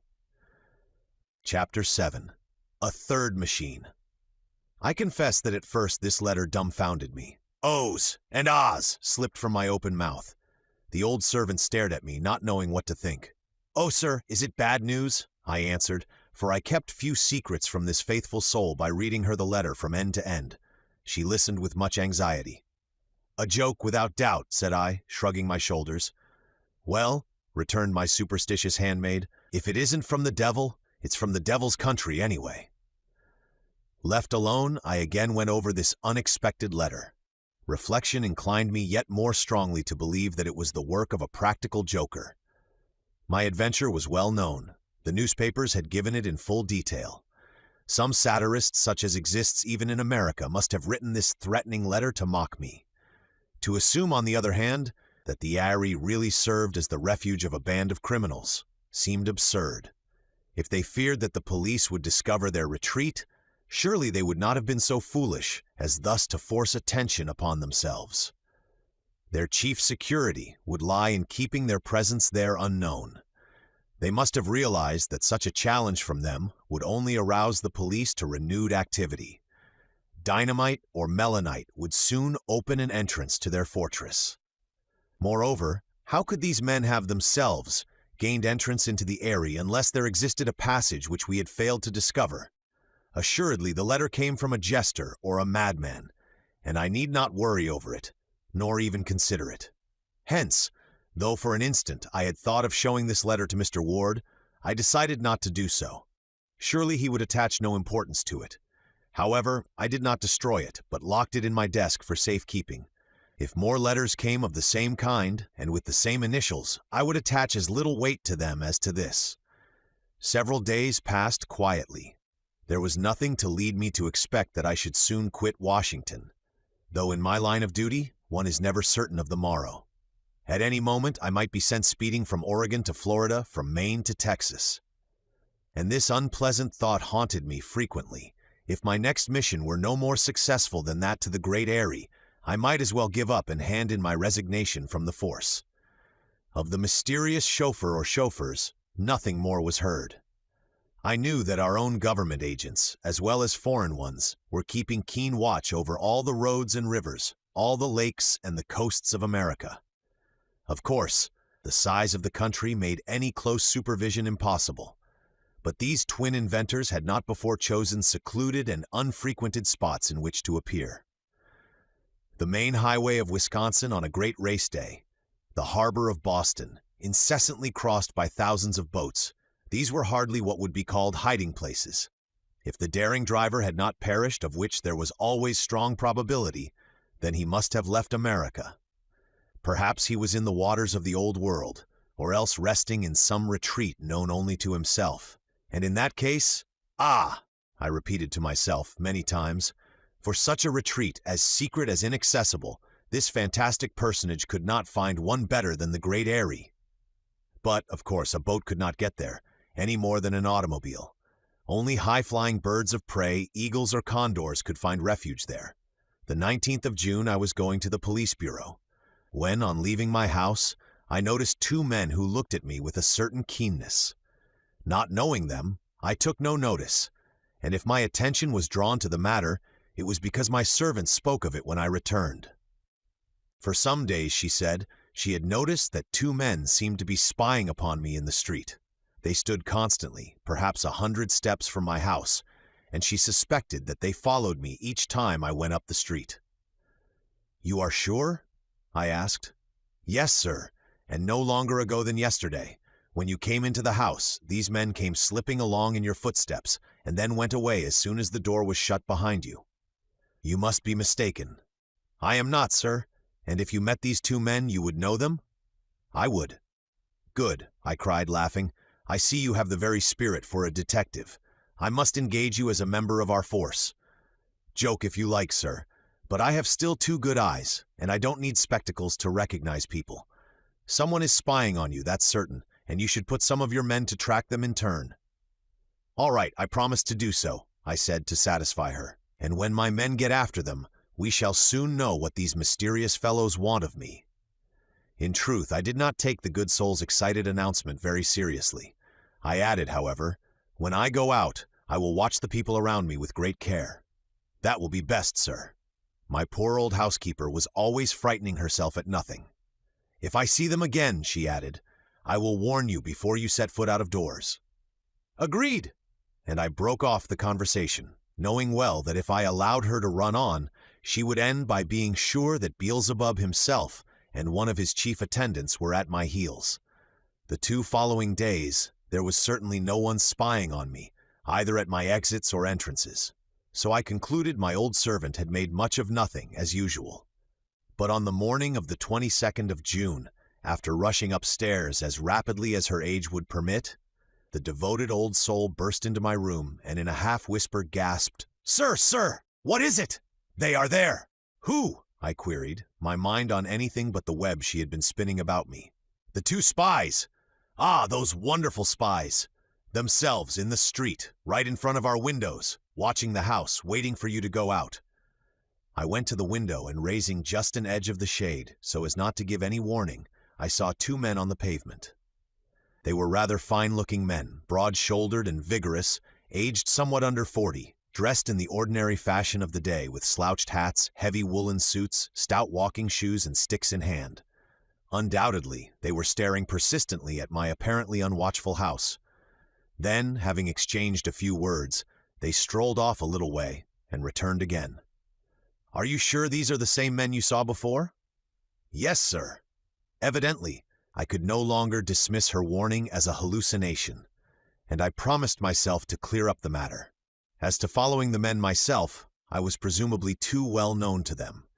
To address them directly would probably be of no use. But that very day, one of our best men should be put on watch, and if the spies returned on the morrow, they should be tracked in their turn and watched until their identity was established. At the moment, were they waiting to follow me to police headquarters? For it was there that I was bound, as usual. If they accompanied me, I might be able to offer them a hospitality for which they would scarce thank me. I took my hat, and while the housekeeper remained peeping from the window, I went downstairs, opened the door, and stepped into the street. The two men were no longer there. Despite all my watchfulness, that day I saw no more of them as I passed along the streets. From that time on, indeed, neither my old servant nor I saw them again before the house, nor did I encounter them elsewhere. Their appearance, however, was stamped upon my memory. I would not forget them. Perhaps, after all, admitting that I had been the object of their espionage, they had been mistaken in my identity. Having obtained a good look at me, they now followed me no more. So in the end, I came to regard this matter as of no more importance than the letter with the initials MOW. Then, on the 24th of June, there came a new event to further stimulate both my interest and that of the general public in the previous mysteries of the automobile and the boat. The Washington Evening Star published the following account, which was next morning copied by every paper in the country. Lake Kerdall in Kansas, 40 miles west of Topeka, is little known. It deserves wider knowledge, and doubtless will have it hereafter, for attention is now drawn to it in a very remarkable way. This lake, deep among the mountains, appears to have no outlet. What it loses by evaporation, it regains from the little neighboring streamlets and the heavy rains. Lake Kerdall covers about 75 square miles, and its level is but slightly below that of the heights which surround it. Shut in among the mountains, it can be reached only by narrow and rocky gorges. Several villages, however, have sprung up upon its banks. It is full of fish, and fishing boats cover its waters. Lake Kerdall is in many places 50 feet deep close to shore.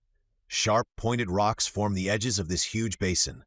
Its surges, roused by high winds, beat upon its banks with fury, and the houses near at hand are often deluged with spray as if with the downpour of a hurricane.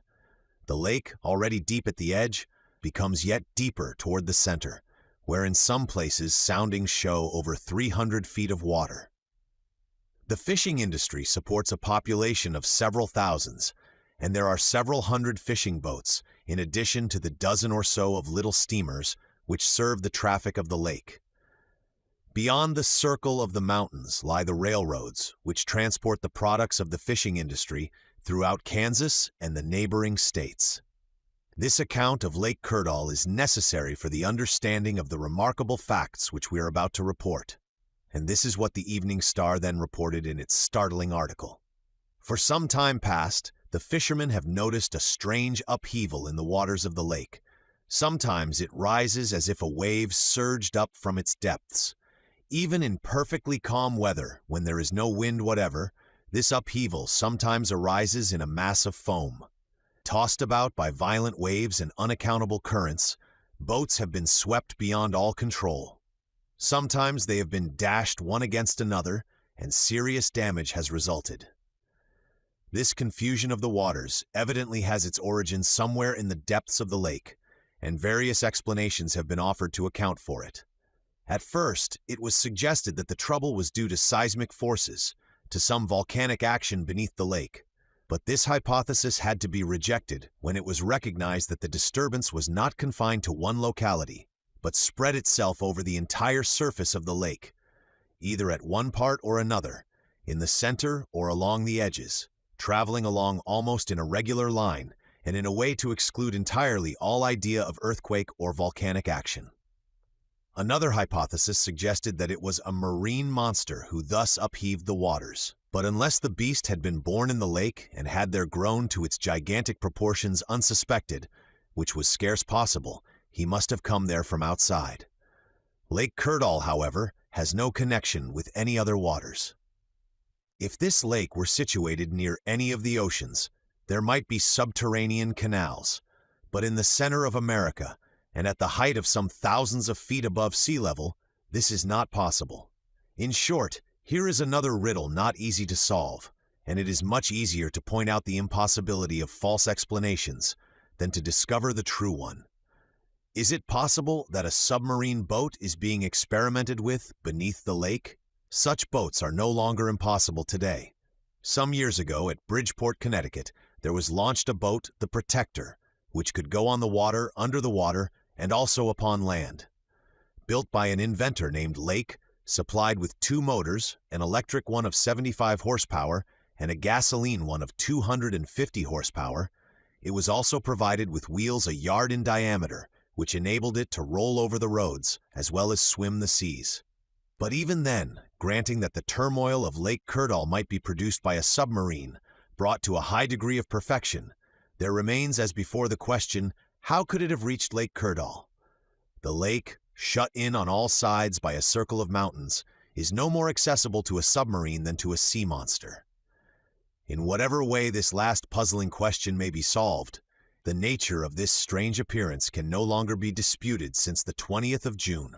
On that day in the afternoon, the schooner Markel, while speeding with all sails set, came into violent collision with something just below the water level. There was no shoal nor rock near, for the lake in this part is 80 or 90 feet deep. The schooner, with both her bow and her side badly broken, ran great danger of sinking. She managed, however, to reach the shore before her decks were completely submerged. When the Markel had been pumped out and hauled up on shore, an examination showed that she had received a blow near the bow as if from a powerful ram. From this it seems evident that there is actually a submarine boat which darts about beneath the surface of Lake Kurdal with most remarkable rapidity. The thing is difficult to explain. Not only is there a question as to how did the submarine get there, but why is it there? Why does it never come to the surface? What reason has its owner for remaining unknown? Are other disasters to be expected from its reckless course? The article in the Evening Star closed with this truly striking suggestion. After the mysterious automobile came the mysterious boat. Now comes the mysterious submarine. Must we conclude that the 3 engines are due to the genius of the same inventor, and that the 3 vehicles are in truth but one? Chapter 8. At any cost. The suggestion of the Star came like a revelation. It was accepted everywhere. Not only were these 3 vehicles the work of the same inventor, they were the same machine. It was not easy to see how the remarkable transformation could be practically accomplished from one means of locomotion to the other. How could an automobile become a boat and yet more a submarine? All the machine seemed to lack was the power of flying through the air. Nevertheless, everything that was known of the 3 different machines, as to their size, their shape, their lack of odor or of steam, and above all their remarkable speed, seemed to imply their identity. The public, grown blaze with so many excitements, found in this new marvel a stimulus to reawaken their curiosity. The newspapers dwelt now chiefly on the importance of the invention. This new engine, whether in 1 vehicle or 3, had given proofs of its power. What amazing proofs! The invention must be bought at any price. The United States government must purchase it at once for the use of the nation. Assuredly, the great European powers would stop at nothing to be beforehand with America and gain possession of an engine so invaluable for military and naval use. What incalculable advantages would it give to any nation, both on land and sea? Its destructive powers could not even be estimated until its qualities and limitations were better known. No amount of money would be too great to pay for the secret. America could not put her millions to better use. But to buy the machine, it was necessary to find the inventor, and there seemed the chief difficulty. In vain was Lake Kurdal searched from end to end. Even its depths were explored with a sounding line without result. Must it be concluded that the submarine no longer lurked beneath its waters? But in that case, how had the boat gotten away? For that matter, how had it come? An insoluble problem. The submarine was heard from no more, neither in Lake Kurdal nor elsewhere. It had disappeared like the automobile from the roads, and like the boat from the shores of America. Several times in my interviews with Mr. Ward we discussed this matter, which still filled his mind. Our men continued everywhere on the lookout, but as unsuccessfully as other agents. On the morning of the 27th of June, I was summoned into the presence of Mr. Ward. "Well, Strock," said he, "here is a splendid chance for you to get your revenge." "Revenge for the great airy disappointment?" "Of course." "What chance?" asked I, not knowing if he spoke seriously or in jest. "Why, here," he answered. "Would not you like to discover the inventor of this threefold machine?" "I certainly should, Mr. Ward.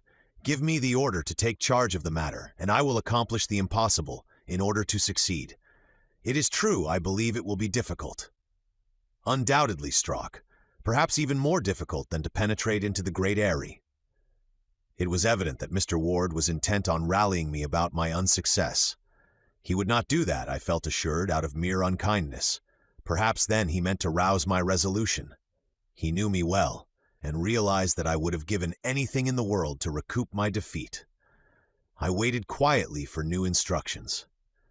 Mr. Ward dropped his jesting and said to me very generously, "I know, Strock, that you accomplished everything that depended on human powers, and that no blame attaches to you. But we face now a matter very different from that of the Great Eyrie. The day the government decides to force that secret, everything is ready. We have only to spend some thousands of dollars, and the road will be open. That is what I would urge.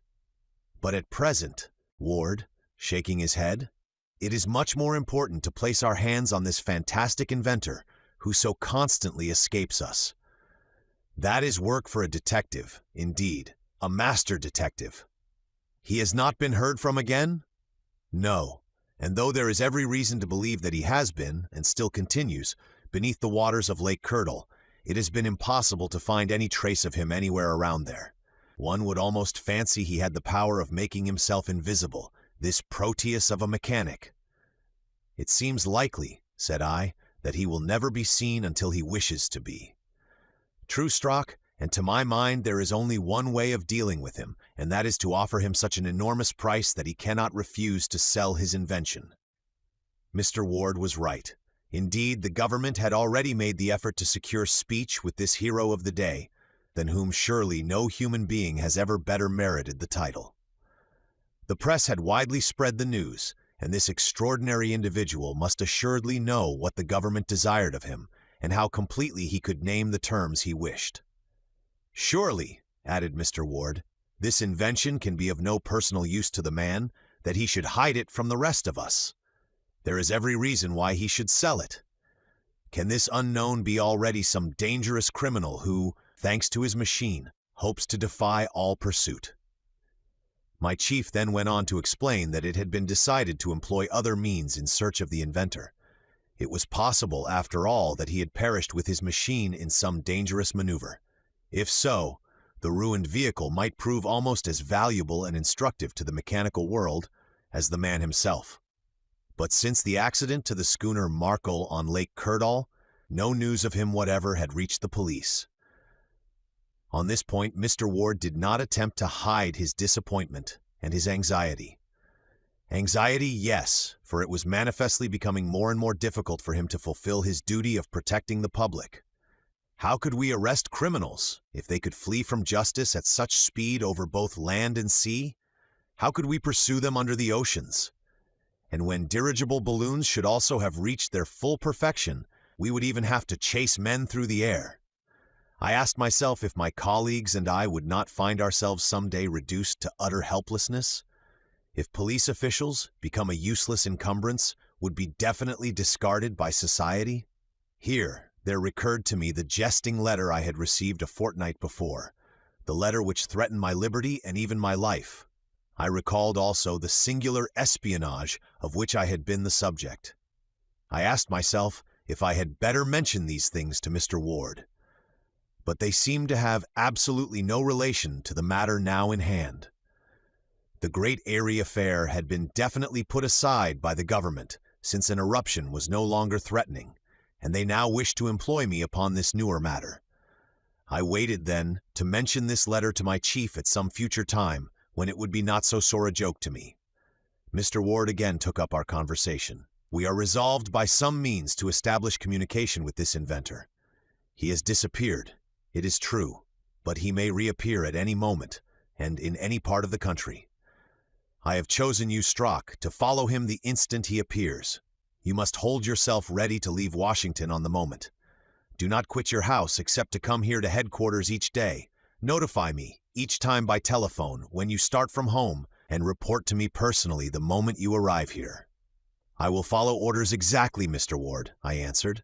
But permit me one question.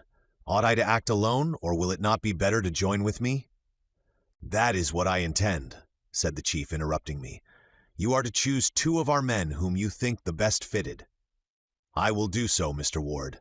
And now, if some day or other I stand in the presence of our man, what am I to do with him? Above all things, do not lose sight of him. If there is no other way, arrest him. You shall have a warrant. A useful precaution, Mr. Ward. If he started to jump into his automobile and to speed away at the rate we know of, I must stop him at any cost. One cannot argue long with a man making 200 miles an hour. You must prevent that, Strock, and the arrest made, telegraph me. After that, the matter will be in my hands. Count on me, Mr. Ward. At any hour, day or night, I shall be ready to start with my men. I thank you for having entrusted this mission to me. If it succeeds, it will be a great honor. And of great profit, added my chief, dismissing me. Returning home, I made all preparations for a trip of indefinite duration. Perhaps my good housekeeper imagined that I planned a return to the Great Airy, which she regarded as an antechamber of hell itself. She said nothing, but went about her work with a most despairing face. Nevertheless, sure as I was of her discretion, I told her nothing. In this great mission I would confide in no one. My choice of the 2 men to accompany me was easily made. They both belonged to my own department, and had many times under my direct command given proofs of their vigor, courage, and intelligence. One, John Hart of Illinois, was a man of 30 years. The other, aged 32, was Nab Walker of Massachusetts. I could not have had better assistance. Several days passed without news either of the automobile, the boat, or the submarine. There were rumors in plenty, but the police knew them to be false. As to the reckless stories that appeared in the newspapers, they had most of them no foundation whatever. Even the best journals cannot be trusted to refuse an exciting bit of news on the mere ground of its unreliability. Then, twice in quick succession, there came what seemed trustworthy reports of the man of the hour. The first asserted that he had been seen on the roads of Arkansas, near Little Rock. The second, that he was in the very middle of Lake Superior. Unfortunately, these 2 notices were absolutely unreconcilable.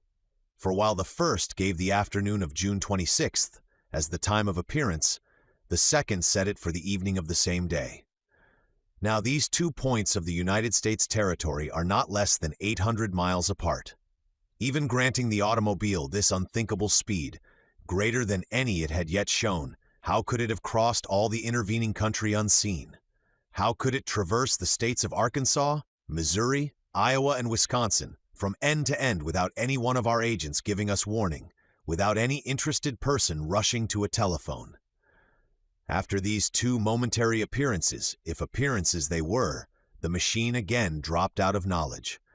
Mr. Ward did not think it worth while to dispatch me and my men to either point whence it had been reported. Yet since this marvelous machine seemed still in existence, something must be done. The following official notice was published in every newspaper of the United States under July 3rd. It was couched in the most formal terms.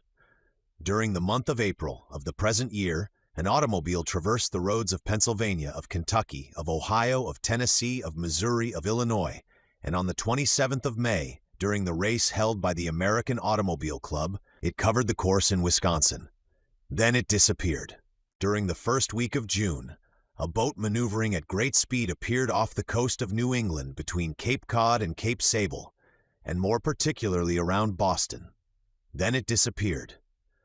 In the second fortnight of the same month, a submarine boat was run beneath the waters of Lake Kurdall in Kansas. Then it disappeared. Everything points to the belief that the same inventor must have built these three machines, or perhaps that they are the same machine, constructed so as to travel both on land and water. A proposition is therefore addressed to the said inventor, whoever he be, with the aim of acquiring the said machine. He is requested to make himself known and to name the terms upon which he will treat with the United States government. He is also requested to answer as promptly as possible to the Department of Federal Police, Washington, D.C., United States of America. Such was the notice printed in large type on the front page of every newspaper. Surely it could not fail to reach the eye of him for whom it was intended, wherever he might be. He would read it. He could scarce fail to answer it in some manner. And why should he refuse such an unlimited offer? We had only to await his reply. One can easily imagine how high the public curiosity rose. From morning till night, an eager and noisy crowd pressed about the Bureau of Police, awaiting the arrival of a letter or a telegram. The best reporters were on the spot. What honor, what profit would come to the paper which was first to publish the famous news? To know at last the name and place of the undiscoverable unknown, and to know if he would agree to some bargain with the government. It goes without saying that America does things on a magnificent scale. Millions would not be lacking for the inventor. If necessary, all the millionaires in the country would open their inexhaustible purses.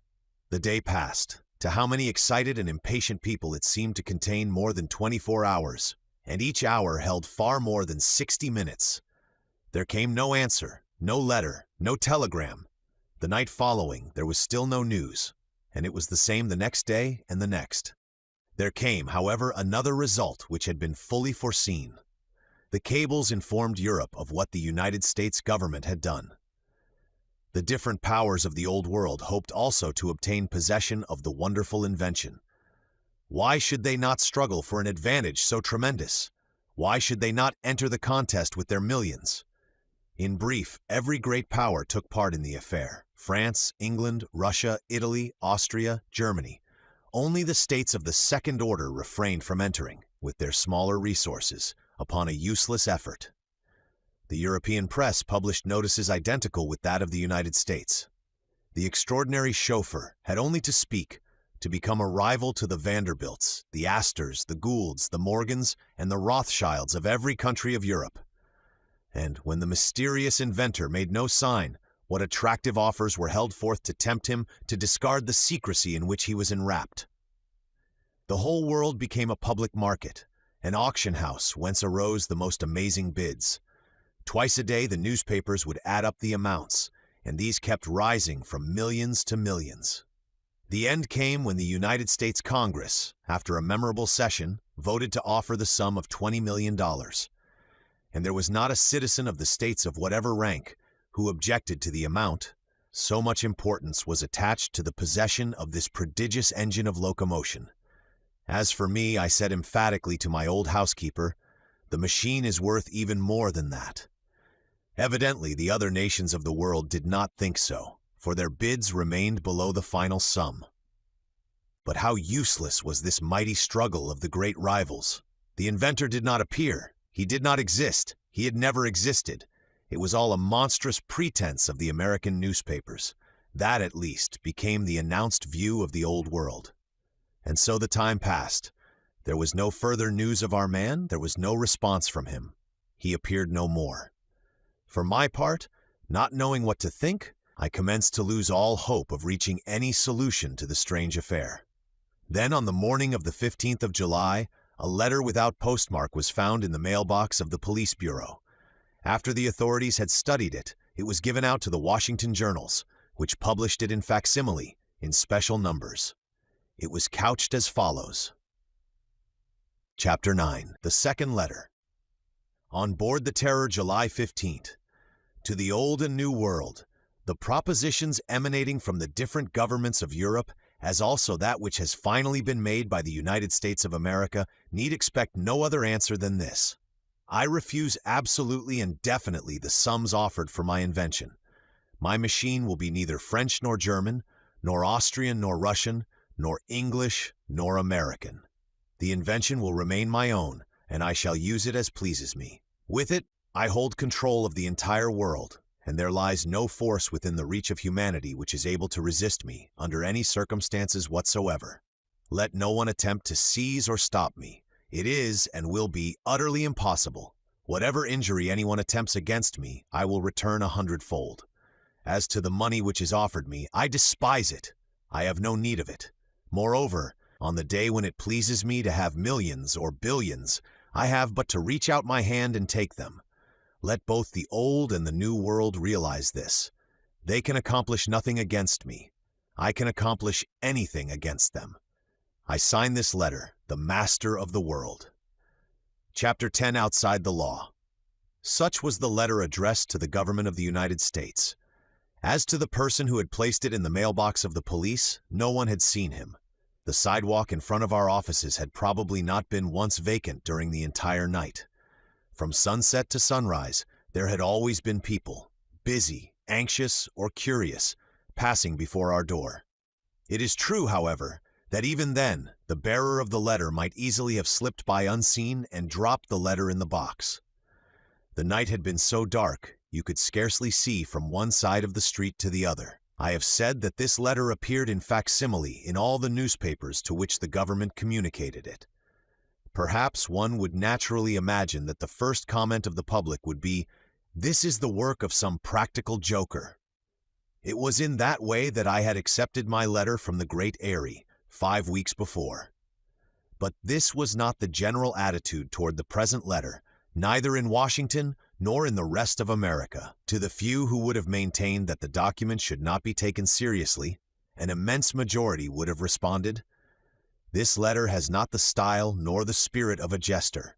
Only one man could have written it, and that is the inventor of this unapproachable machine." To most people, this conclusion seemed indisputable, owing to a curious state of mind easily explainable. For all the strange facts of which the key had hitherto been lacking, this letter furnished an explanation. The theory now almost universally accepted was as follows. The inventor had hidden himself for a time, only in order to reappear more startlingly in some new light. Instead of having perished in an accident, he had concealed himself in some retreat where the police were unable to discover him. Then, to assert positively his attitude toward all governments, he had written this letter. But instead of dropping it in the post in any one locality, which might have resulted in its being traced to him, he had come to Washington and deposited it himself in the very spot suggested by the government's official notice, the Bureau of Police. Well, if this remarkable personage had reckoned that this new proof of his existence would make some noise in two worlds, he certainly figured rightly. That day, the millions of good folk who read and reread their daily paper could, to employ a well-known phrase, scarcely believe their eyes. As for myself, I studied carefully every phrase of the defiant document. The handwriting was black and heavy. An expert at chirography would doubtless have distinguished in the lines traces of a violent temperament, of a character stern and unsocial. Suddenly, a cry escaped me, a cry that fortunately my housekeeper did not hear. Why had I not noticed sooner the resemblance of the handwriting to that of the letter I had received from Morganton? Moreover, a yet more significant coincidence, the initials with which my letter had been signed, did they not stand for the words "Master of the World"? And whence came the second letter? On board the Terror. Doubtless this name was that of the triple machine commanded by the mysterious captain. The initials in my letter were his own signature, and it was he who had threatened me if I dared to renew my attempt on the Great Eyrie. I rose and took from my desk the letter of June 13th. I compared it with the facsimile in the newspapers. There was no doubt about it. They were both in the same peculiar handwriting. My mind worked eagerly. I sought to trace the probable deductions from this striking fact, known only to myself. The man who had threatened me was the commander of this terror. Startling name, only too well justified. I asked myself if our search could not now be prosecuted under less vague conditions. Could we not now start our men upon a trail which would lead definitely to success? In short, what relation existed between the terror and the Great Eyrie? What connection was there between the phenomena of the Blue Ridge Mountains and the no less phenomenal performances of the fantastic machine? I knew what my first step should be, and with the letter in my pocket, I hastened to police headquarters. Inquiring if Mr. Ward was within and receiving an affirmative reply, I hastened toward his door and rapped upon it with unusual and perhaps unnecessary vigor. Upon his call to enter, I stepped eagerly into the room. The chief had spread before him the letter published in the papers, not a facsimile, but the original itself, which had been deposited in the letterbox of the department.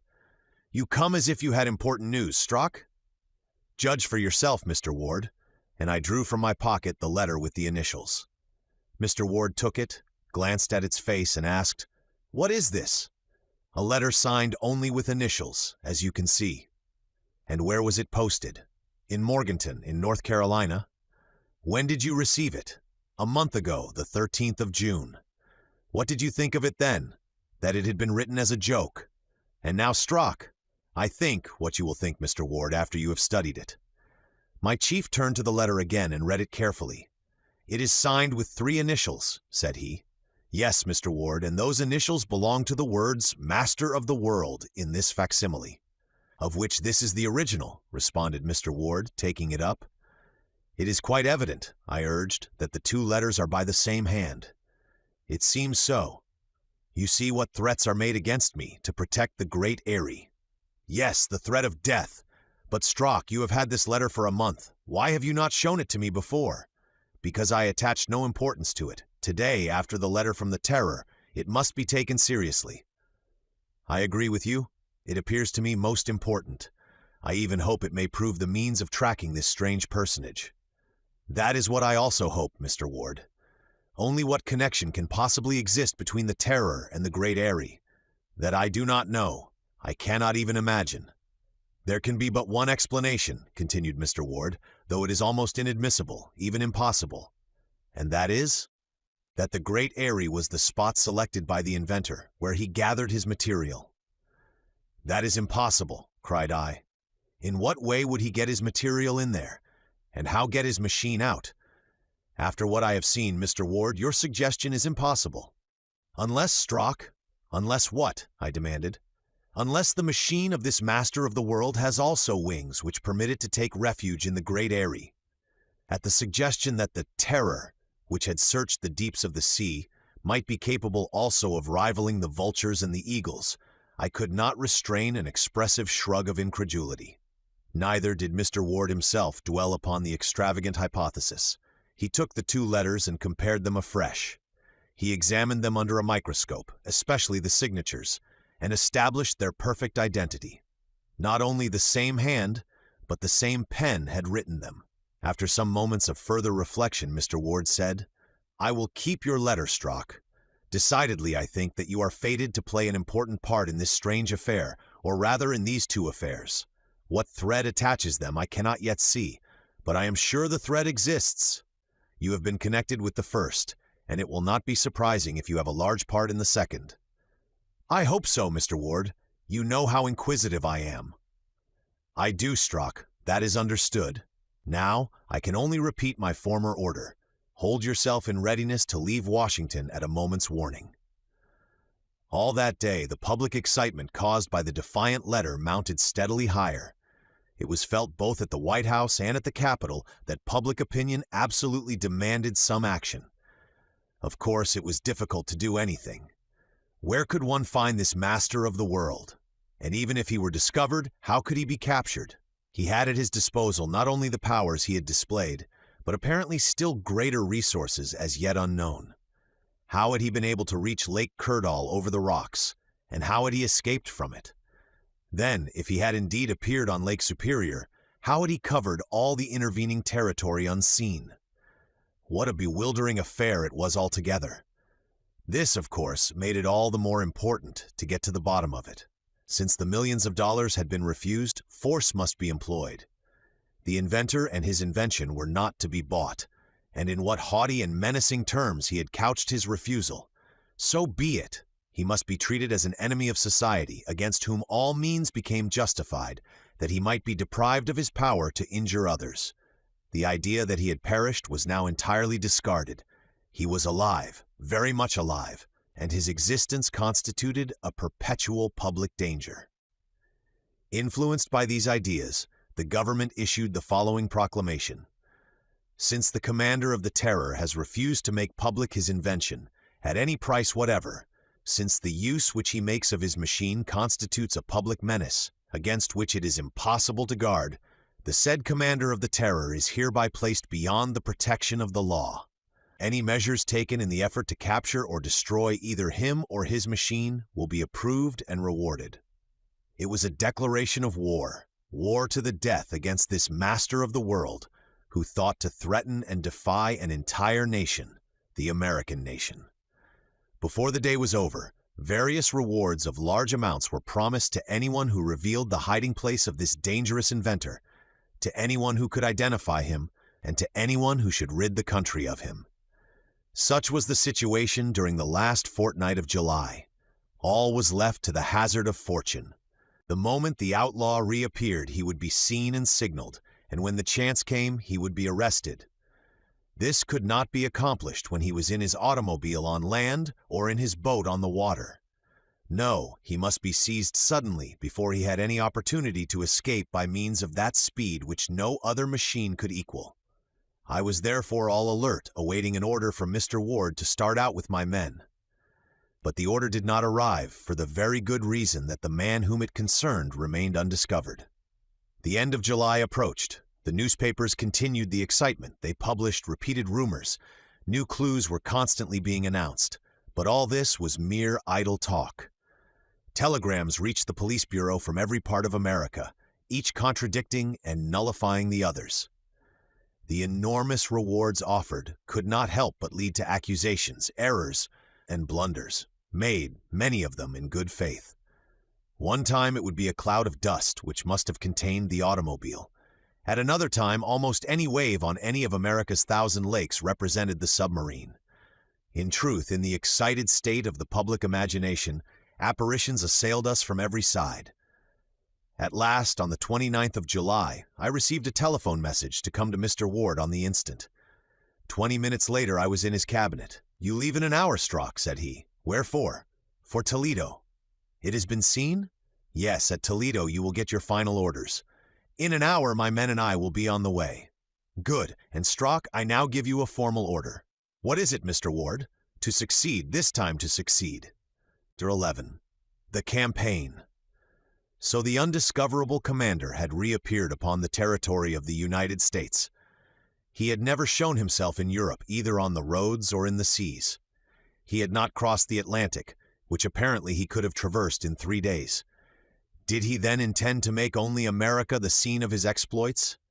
Ought we to conclude from this that he was an American? Let me insist upon this point. It seemed clear that the submarine might easily have crossed the vast sea which separates the New and the Old World. Not only would its amazing speed have made its voyage short in comparison to that of the swiftest steamship, but also it would have escaped all the storms that make the voyage dangerous.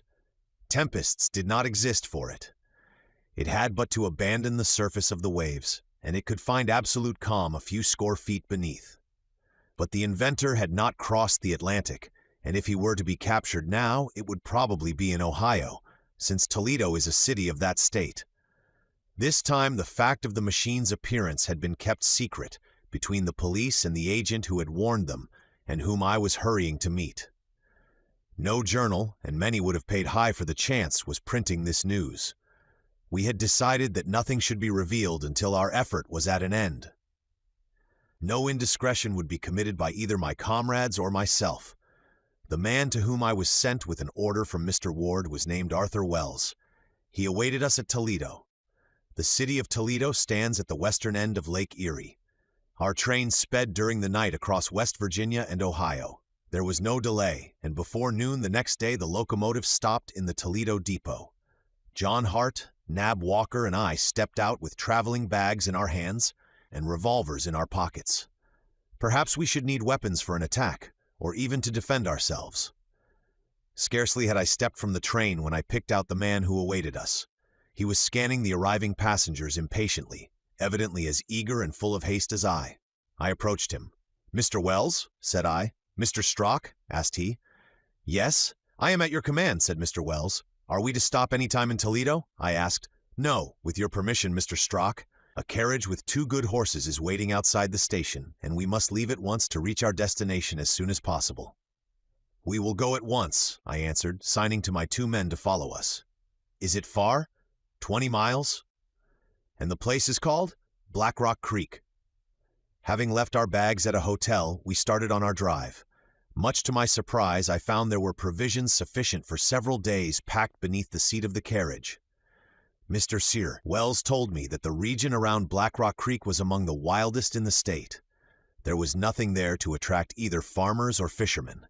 We would find not an inn for our meals, nor a room in which to sleep. Fortunately, during the July heat, there would be no hardship even if we had to lie 1 or 2 nights under the stars. More probably, however, if we were successful, the matter would not occupy us many hours. Either the commander of the Terror would be surprised before he had a chance to escape, or he would take to flight, and we must give up all hope of arresting him. I found Arthur Wells to be a man of about 40, large and powerful. I knew him by reputation to be one of the best of our local police agents. Cool in danger and enterprising always, he had proven his daring on more than one occasion at the peril of his life.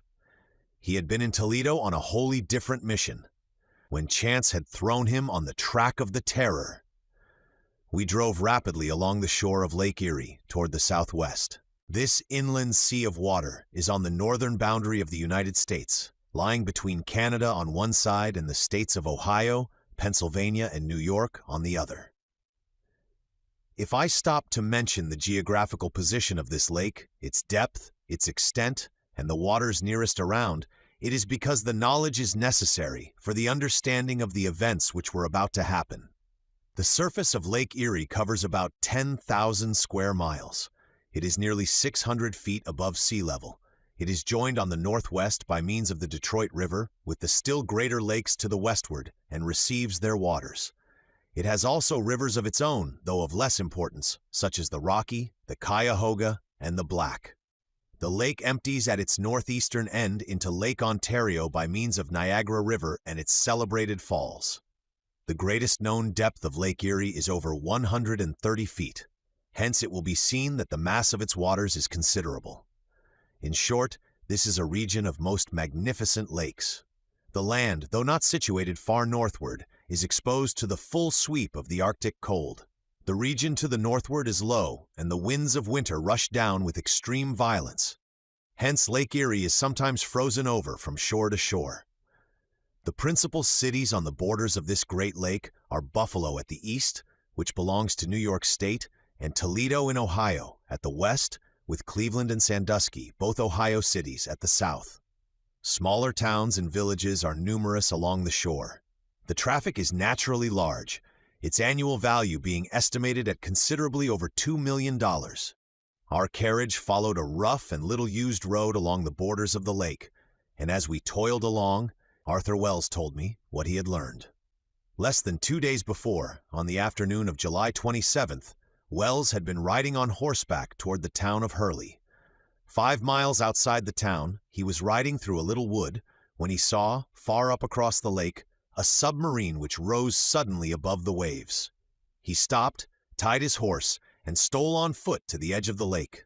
There, from behind a tree he had seen with his own eyes, seen this submarine advance toward him and stop at the mouth of Black Rock Creek. Was it the famous machine for which the whole world was seeking, which thus came directly to his feet? When the submarine was close to the rocks, 2 men climbed out upon its deck and stepped ashore. Was one of them this master of the world who had not been seen since he was reported from Lake Superior? Was this the mysterious terror which had thus risen from the depths of Lake Erie? "I was alone," said Wells. "Alone on the edge of the creek. If you and your assistants, Mr. Strock, had been there, we 4 against 2, we would have been able to reach these men and seize them before they could have regained their boat and fled." "Probably," I answered. "But were there no others on the boat with them? Still, if we had seized the 2, we could at least have learned who they were. And above all," added Wells, "if one of them turned out to be the captain of the Terror. I have only one fear, Wells. This submarine, whether it is the one we seek or another, may have left the creek since your departure. We shall know about that in a few hours now. Pray heaven they are still there. Then when night comes—" "But," I asked, "did you remain watching in the wood until night?" "No, I left after an hour's watching and rode straight for the telegraph station at Toledo. I reached there late at night and sent immediate word to Washington. That was night before last. Did you return yesterday to Black Rock Creek?" "Yes." "The submarine was still there?" "In the same spot." "And the 2 men?" "The same 2 men. I judged that some accident had happened, and they came to this lonely spot to repair it." "Probably so," said I. "Some damage which made it impossible for them to regain their usual hiding place. If only they are still here. I have reason to believe they will be, for quite a lot of stuff was taken out of the boat and laid about upon the shore, and as well as I could discern from a distance, they seemed to be working on board." "Only the 2 men?" "Only the 2. "But," protested I, "can 2 be sufficient to handle an apparatus of such speed and of such intricacy as to be at once automobile, boat, and submarine?" "I think not, Mr. Strock, but I only saw the same 2. Several times they came to the edge of the little wood where I was hidden and gathered sticks for a fire which they made upon the beach. The region is so uninhabited and the creek so hidden from the lake that they ran little danger of discovery. They seemed to know this." "You would recognize them both again?" "Perfectly. One was of middle size, vigorous and quick of movement, heavily bearded. The other was smaller but stocky and strong. Yesterday, as before, I left the wood about 5 o'clock and hurried back to Toledo. There I found a telegram from Mr. Ward notifying me of your coming, and I awaited you at the station." Summed up then, the news amounted to this. For 40 hours past a submarine, presumably the one we sought, had been hidden in Black Rock Creek, engaged in repairs. Probably these were absolutely necessary, and we should find the boat still there. As to how the Terror came to be in Lake Erie, Arthur Wells and I discussed that, and agreed that it was a very probable place for her. The last time she had been seen was on Lake Superior. From there to Lake Erie, the machine could have come by the roads of Michigan. But since no one had remarked its passage, and as both the police and the people were specially aroused and active in that portion of the country, it seemed more probable that the Terror had come by water. There was a clear route through the cane of the Great Lakes and their rivers, by which in her character of a submarine she could easily proceed undiscovered. And now, if the Terror had already left the creek, or if she escaped when we attempted to seize her, 11. The campaign. So the undiscoverable commander had reappeared upon the territory of the United States. He had never shown himself in Europe, either on the roads or in the seas. He had not crossed the Atlantic, which apparently he could have traversed in 3 days. Did he then intend to make only America the scene of his exploits? Ought we to conclude from this that he was an American? Let me insist upon this point. It seemed clear that the submarine might easily have crossed the vast sea which separates the New and the Old World. Not only would its amazing speed have made its voyage short in comparison to that of the swiftest steamship, but also it would have escaped all the storms that make the voyage dangerous. Tempests did not exist for it. It had but to abandon the surface of the waves, and it could find absolute calm a few score feet beneath. But the inventor had not crossed the Atlantic, and if he were to be captured now, it would probably be in Ohio, since Toledo is a city of that state. This time the fact of the machine's appearance had been kept secret between the police and the agent who had warned them, and whom I was hurrying to meet. No journal, and many would have paid high for the chance, was printing this news. We had decided that nothing should be revealed until our effort was at an end. No indiscretion would be committed by either my comrades or myself. The man to whom I was sent with an order from Mr. Ward was named Arthur Wells. He awaited us at Toledo. The city of Toledo stands at the western end of Lake Erie. Our train sped during the night across West Virginia and Ohio. There was no delay, and before noon the next day the locomotive stopped in the Toledo depot. John Hart, Nab Walker, and I stepped out with traveling bags in our hands and revolvers in our pockets. Perhaps we should need weapons for an attack, or even to defend ourselves. Scarcely had I stepped from the train when I picked out the man who awaited us. He was scanning the arriving passengers impatiently, evidently as eager and full of haste as I. I approached him. "Mr. Wells?" said I. "Mr. Strock?" asked he. "Yes, I am at your command," said Mr. Wells. "Are we to stop any time in Toledo?" I asked. "No, with your permission, Mr. Strock. A carriage with 2 good horses is waiting outside the station, and we must leave at once to reach our destination as soon as possible." "We will go at once," I answered, signing to my 2 men to follow us. "Is it far?" 20 miles. "And the place is called?" "Black Rock Creek." Having left our bags at a hotel, we started on our drive. Much to my surprise, I found there were provisions sufficient for several days packed beneath the seat of the carriage. Mr. Sir Wells told me that the region around Black Rock Creek was among the wildest in the state.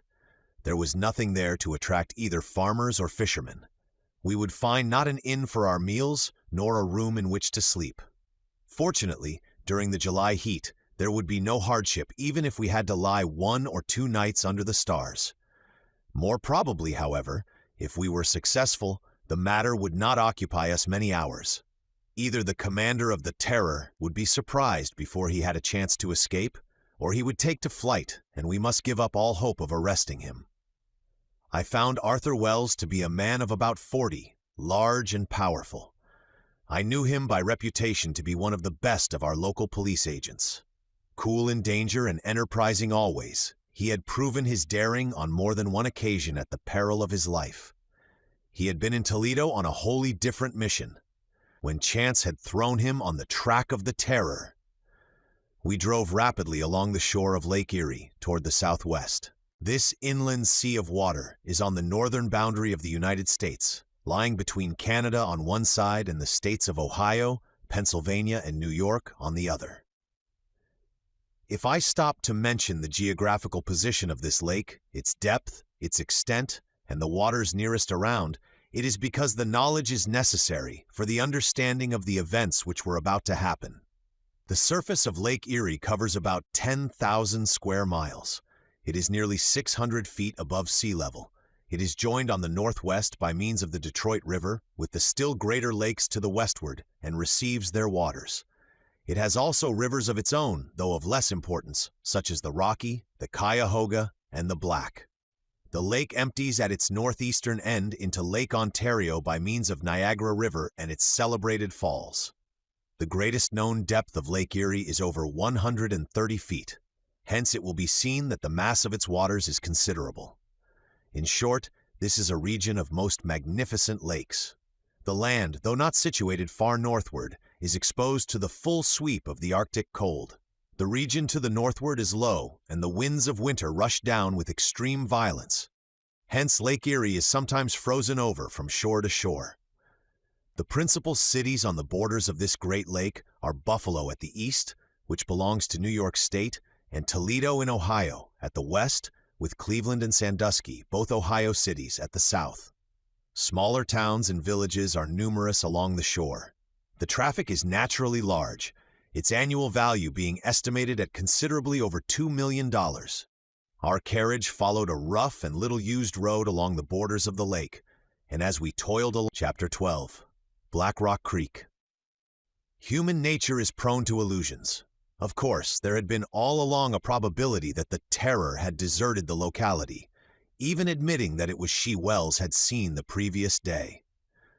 If some damage to her triple system of locomotion had prevented her from regaining either by land or by water her usual hiding place, and obliged her to seek refuge in Black Rock Creek, what ought we to conclude now upon finding her here no longer?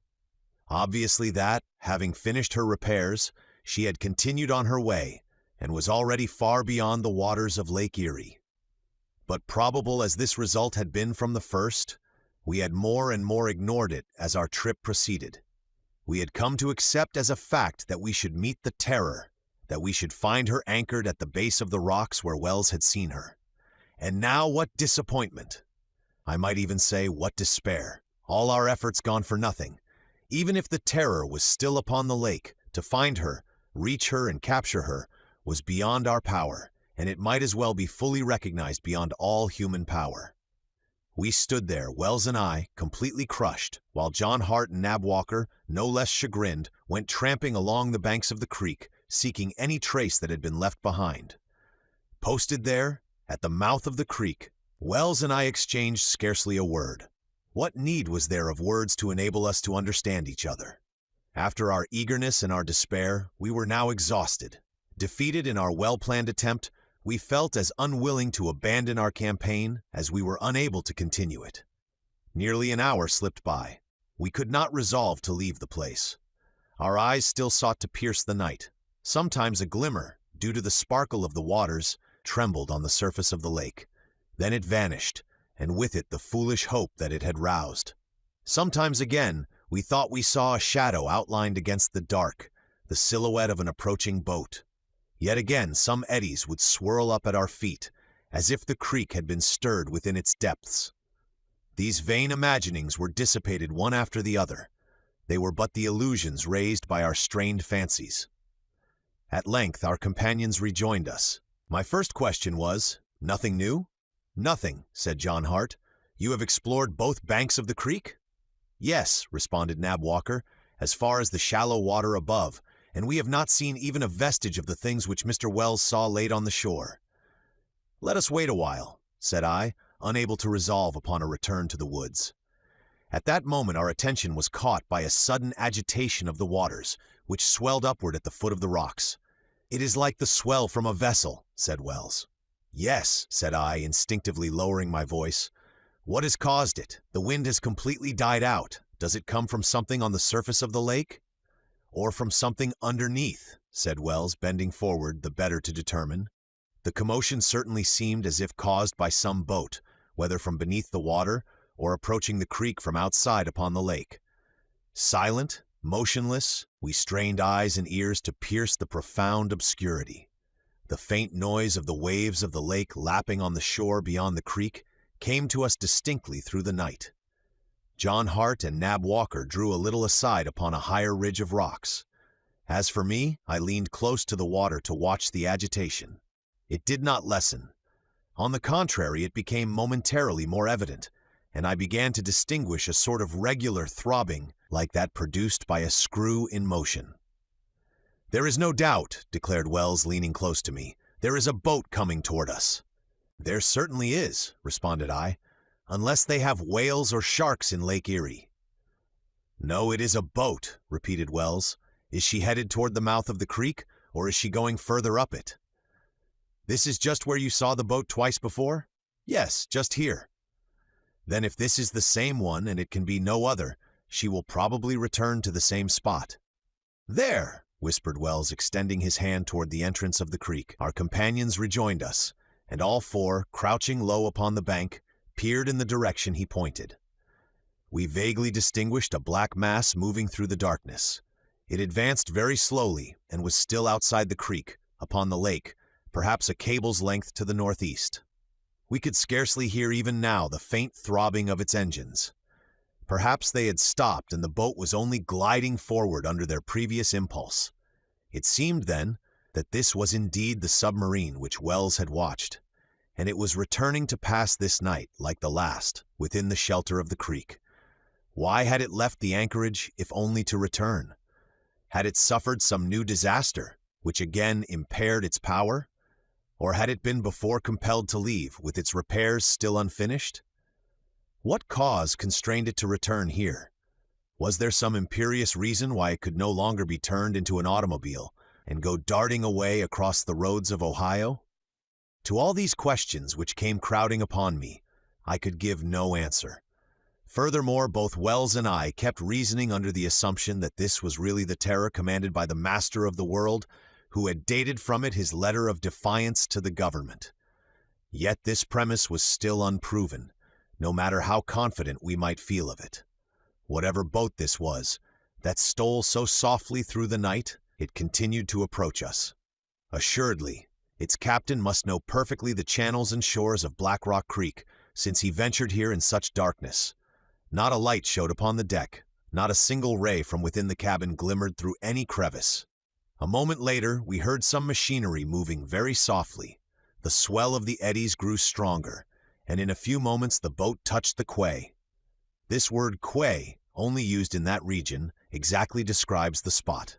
The rocks at our feet formed a level, 5 or 6 feet above the water, and descending to it perpendicularly, exactly like a landing wharf. "We must not stop here," whispered Wells, seizing me by the arm. "No," I answered. "They might see us. We must lie crouched upon the beach, or we might hide in some crevice of the rocks." "We will follow you." There was not a moment to lose. The dark mass was now close at hand, and on its deck, but slightly raised above the surface of the water, we could trace the silhouettes of 2 men. Were there, then, really only 2 on board? We stole softly back to where the ravines rose toward the woods above. Several niches in the rocks were at hand. Wells and I crouched down in one, my 2 assistants in another. If the men on the Terror landed, they could not see us, but we could see them, and would be able to act as opportunity offered. There were some slight noises from the boat, a few words exchanged in our own language. It was evident that the vessel was preparing to anchor. Then, almost instantly, a rope was thrown out, exactly on the point of the quay where we had stood. Leaning forward, Wells could discern that the rope was seized by one of the mariners, who had leaped ashore. Then we heard a grappling iron scrape along the ground. Some moments later, steps crunched upon the sand. 2 men came up the ravine and went onward toward the edge of the woods, guiding their steps by a ship lantern. Where were they going? Was Black Rock Creek a regular hiding place of the Terror? Had her commander a depot here for stores or provisions? Did they come here to restock their craft when the whim of their wild voyaging brought them to this part of the continent? Did they know this deserted, uninhabited spot so well that they had no fear of ever being discovered here? "What shall we do?" whispered Wells. "Wait till they return and then—" My words were cut short by a surprise. The men were not 30 feet from us, when one of them, chancing to turn suddenly, the light of their lantern fell full upon his face. He was one of the 2 men who had watched before my house in Long Street. I could not be mistaken. I recognized him as positively as my old servant had done. It was he. It was assuredly one of the spies of whom I had never been able to find any further traces. There was no longer any doubt. My warning letter had come from them. It was therefore from the master of the world. It had been written from the Terror, and this was the Terror. Once more I asked myself what could be the connection between this machine and the Great Eyrie. In whispered words, I told Wells of my discovery. His only comment was, "It is all incomprehensible." Meanwhile, the 2 men had continued on their way to the woods and were gathering sticks beneath the trees. "What if they discover our encampment?" murmured Wells. "No danger if they do not go beyond the nearest trees. But if they do discover it, they will hurry back to their boat, and we shall be able to cut off their retreat." Toward the creek where their craft lay, there was no further sound. I left my hiding place. I descended the ravine to the quay. I stood on the very spot where the grappling iron was fast among the rocks. The Terror lay there, quiet at the end of its cable. Not a light was on board. Not a person visible, either on the deck or on the bank. Was not this my opportunity? Should I leap on board and there await the return of the 2 men? "Mr. Strock!" It was Wells who called to me softly from close at hand. I drew back in all haste and crouched down beside him. Was it too late to take possession of the boat? Or would the attempt perhaps result in disaster from the presence of others watching on board? At any rate, the 2 men with the lantern were close at hand returning down the ravine. Plainly they suspected nothing. Each carrying a bundle of wood, they came forward and stopped upon the quay. Then one of them raised his voice, though not loudly. "Hullo, Captain!" "All right," answered a voice from the boat. Wells murmured in my ear, "There are 3, perhaps 4, I answered, "perhaps 5 or 6. The situation grew more complicated. Against a crew so numerous, what ought we to do? The least imprudence might cost us dear. Now that the 2 men had returned, would they re-embark with their faggots? Then would the boat leave the creek, or would it remain anchored until day? If it withdrew, would it not be lost to us? It could leave the waters of Lake Erie and cross any of the neighboring states by land, or it could retrace its road by the Detroit River, which would lead it to Lake Huron and the Great Lakes above. Would such an opportunity as this, in the narrow waters of Black Rock Creek, ever occur again? "At least," said I to Wells, "we are 4. They do not expect attack. They will be surprised. The result is in the hands of Providence." I was about to call our 2 men when Wells again seized my arm. "Listen," said he. One of the men hailed the boat, and it drew close up to the rocks. We heard the captain say to the 2 men ashore, "Everything is all right up there?" "Everything, Captain." "There are still 2 bundles of wood left there?" "2. Then one more trip will bring them all on board the Terror." "The Terror, it was she." "Yes, just one more trip," answered one of the men. "Good, then we will start off again at daybreak." Were there then but 3 of them on board? The captain, this master of the world, and these 2 men? Evidently they planned to take aboard the last of their wood. Then they would withdraw within their machine and go to sleep. Would not that be the time to surprise them? Before they could defend themselves. Rather than to attempt to reach and capture the ship in face of this resolute captain who was guarding it, Wells and I agreed that it was better to let his men return unassailed and wait till they were all asleep. It was now half an hour after 10. Steps were once more heard upon the shore. The man with a lantern and his companion again remounted the ravine toward the woods. When they were safely beyond hearing, Wells went to warn our men, while I stole forward again to the very edge of the water. The Terror lay at the end of a short cable.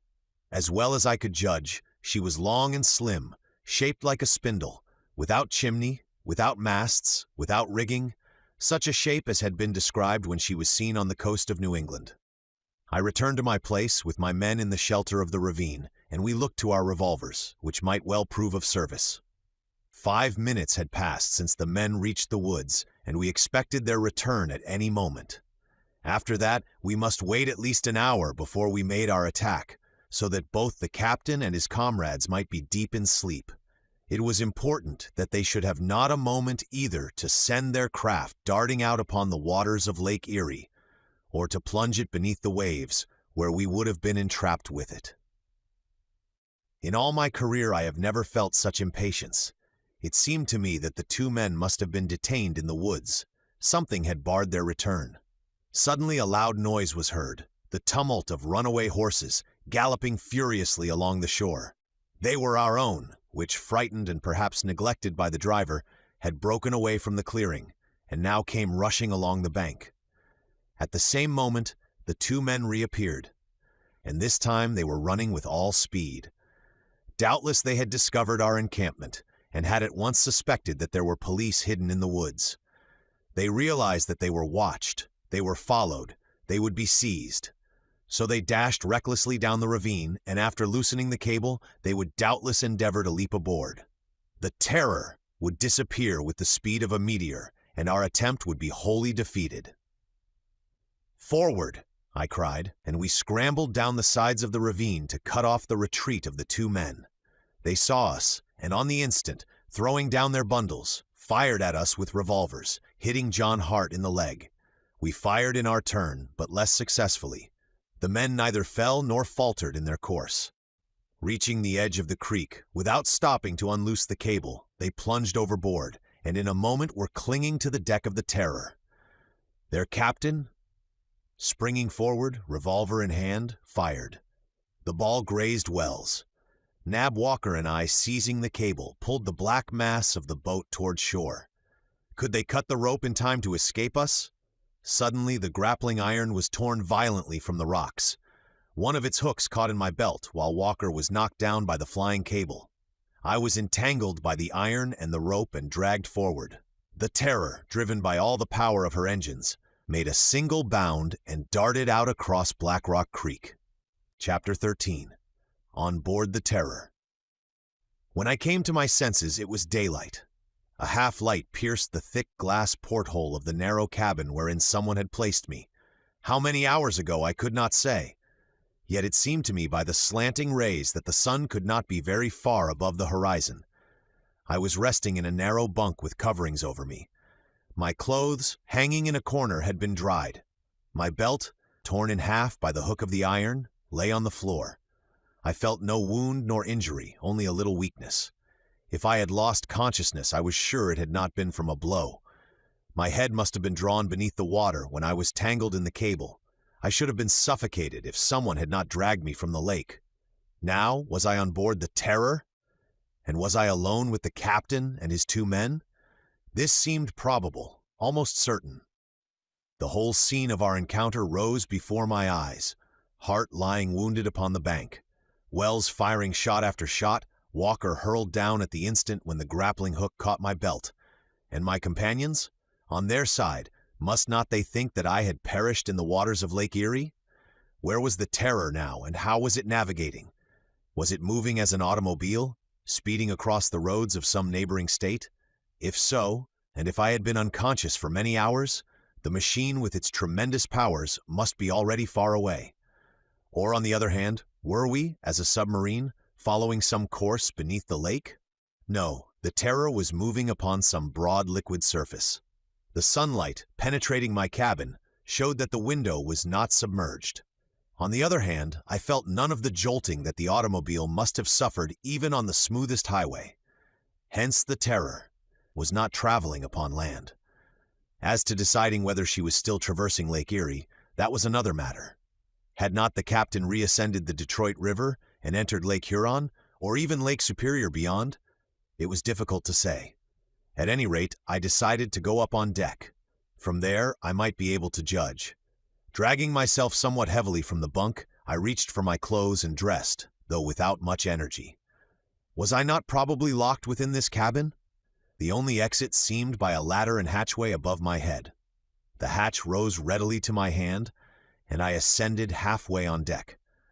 My first care was to look forward, backward, and on both sides of the speeding Terror.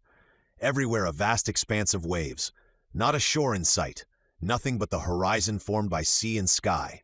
Whether it was a lake or the ocean, I could easily settle. As we shot forward at such speed, the water cut by the bow rose furiously upward on either side, and the spray lashed savagely against me. I tasted it. It was fresh water, and very probably that of Lake Erie. The sun was but midway toward the zenith, so it could scarcely be more than 7 or 8 hours since the moment when the Terror had darted from Black Rock Creek. This must therefore be the following morning, that of the 31st of July. Considering that Lake Erie is 220 miles long and over 50 wide, there was no reason to be surprised that I could see no land, neither that of the United States to the southeast, nor of Canada to the northwest. At this moment there were 2 men on the deck, one being at the bow on the lookout, the other in the stern, keeping the course to the northeast, as I judged by the position of the sun. The one at the bow was he whom I had recognized as he ascended the ravine at Black Rock. The second was his companion who had carried the lantern. I looked in vain for the one whom they had called Captain. He was not in sight. It will be readily appreciated how eager was my desire to stand in the presence of the creator of these prodigious machines, of this fantastic personage who occupied and preoccupied the attention of all the world, the daring inventor who did not fear to engage in battle against the entire human race, and who proclaimed himself master of the world. I approached the man on the lookout, and after a minute of silence I asked him, "Where is the captain?" He looked at me through half-closed eyes. He seemed not to understand me. Yet I knew, having heard him the night before, that he spoke English. Moreover, I noticed that he did not appear surprised to see me out of my cabin. Turning his back upon me, he continued to search the horizon. I stepped then toward the stern, determined to ask the same question about the captain. But when I approached the steersman, he waved me away with his hand, and I obtained no other response. It only remained for me to study this craft, from which we had been repelled with revolver shots. when we had seized upon its anchor rope. I therefore set leisurely to work to examine the construction of this machine, which was carrying me. Whither?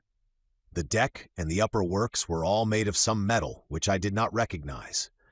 In the center of the deck, a scuttle half raised covered the room where the engines were working regularly and almost silently.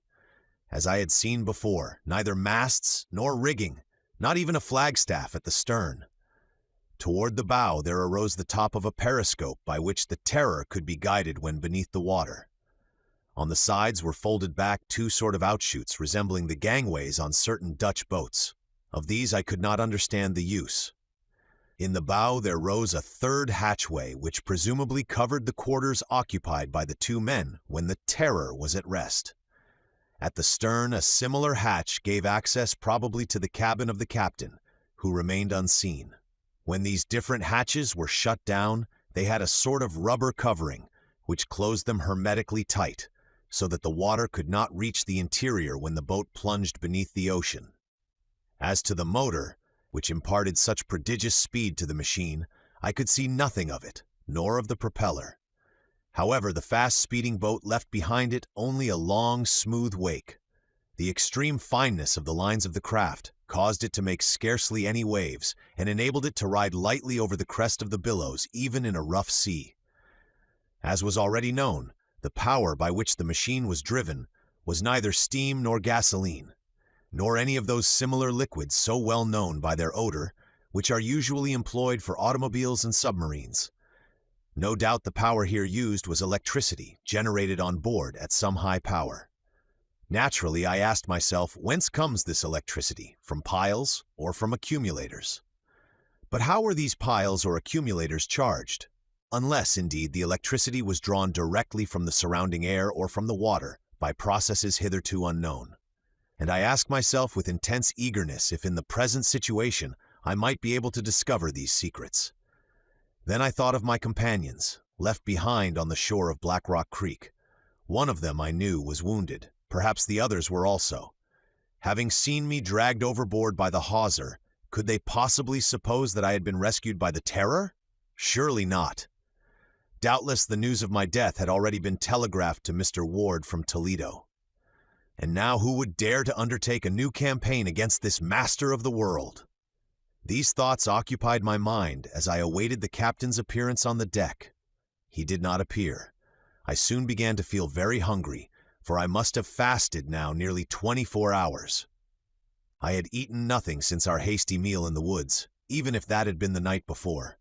And judging by the pangs which now assailed my stomach, I began to wonder if I had not been snatched on board the Terror 2 days before, or even more. Happily, the question if they meant to feed me, and how they meant to feed me, was solved at once. The man at the bow left his post, descended, and reappeared. Then, without saying a word, he placed some food before me and returned to his place.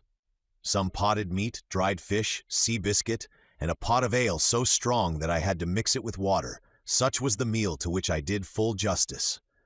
My fellow travelers had doubtless eaten before I came out of the cabin, and they did not join me. There was nothing further to attract my eyes, and I sank again into thought. How would this adventure finish? Would I see this invisible captain at length, and would he restore me to liberty? Could I regain it in spite of him? That would depend on circumstances. But if the Terror kept thus far away from the shore, or if she traveled beneath the water, how could I escape from her? Unless we landed, and the machine became an automobile, must I not abandon all hope of escape? Moreover, why should I not admit it? To escape without having learned anything of the Terror's secrets would not have contented me at all. Although I could not thus far flatter myself upon the success of my campaign, and though I had come within a hairbreadth of losing my life, and though the future promised far more of evil than of good, yet after all, a step forward had been attained. To be sure, if I was never to be able to re-enter into communication with the world, if, like this master of the world who had voluntarily placed himself outside the law, I was now placed outside humanity, then the fact that I had reached the Terror would have little value. The craft continued headed to the northeast, following the longer axis of Lake Erie. She was advancing at only half speed. For had she been doing her best, she must some hours before have reached the northeastern extremity of the lake. At this end, Lake Erie has no other outlet than the Niagara River, by which it empties into Lake Ontario. Now, this river is barred by the famous cataract some 15 miles beyond the important city of Buffalo. Since the Terror had not retreated by the Detroit River, down which she had descended from the upper lakes, how was she to escape from these waters, unless indeed she crossed by land? The sun passed the meridian. The day was beautiful, warm but not unpleasantly so, thanks to the breeze made by our passage. The shores of the lake continued invisible on both the Canadian and the American side. Was the captain determined not to show himself? Had he some reason for remaining unknown? Such a precaution would indicate that he intended to set me at liberty in the evening, when the Terror could approach the shore unseen. Toward 2 o'clock, however, I heard a slight noise. The central hatchway was raised. The man I had so impatiently awaited appeared on deck. I must admit he paid no more attention to me than his men had done. Going to the stern, he took the helm. The man whom he had relieved, after a few words in a low tone, left the deck, descending by the forward hatchway. The captain, having scanned the horizon, consulted the compass and slightly altered our course. The speed of the Terror increased.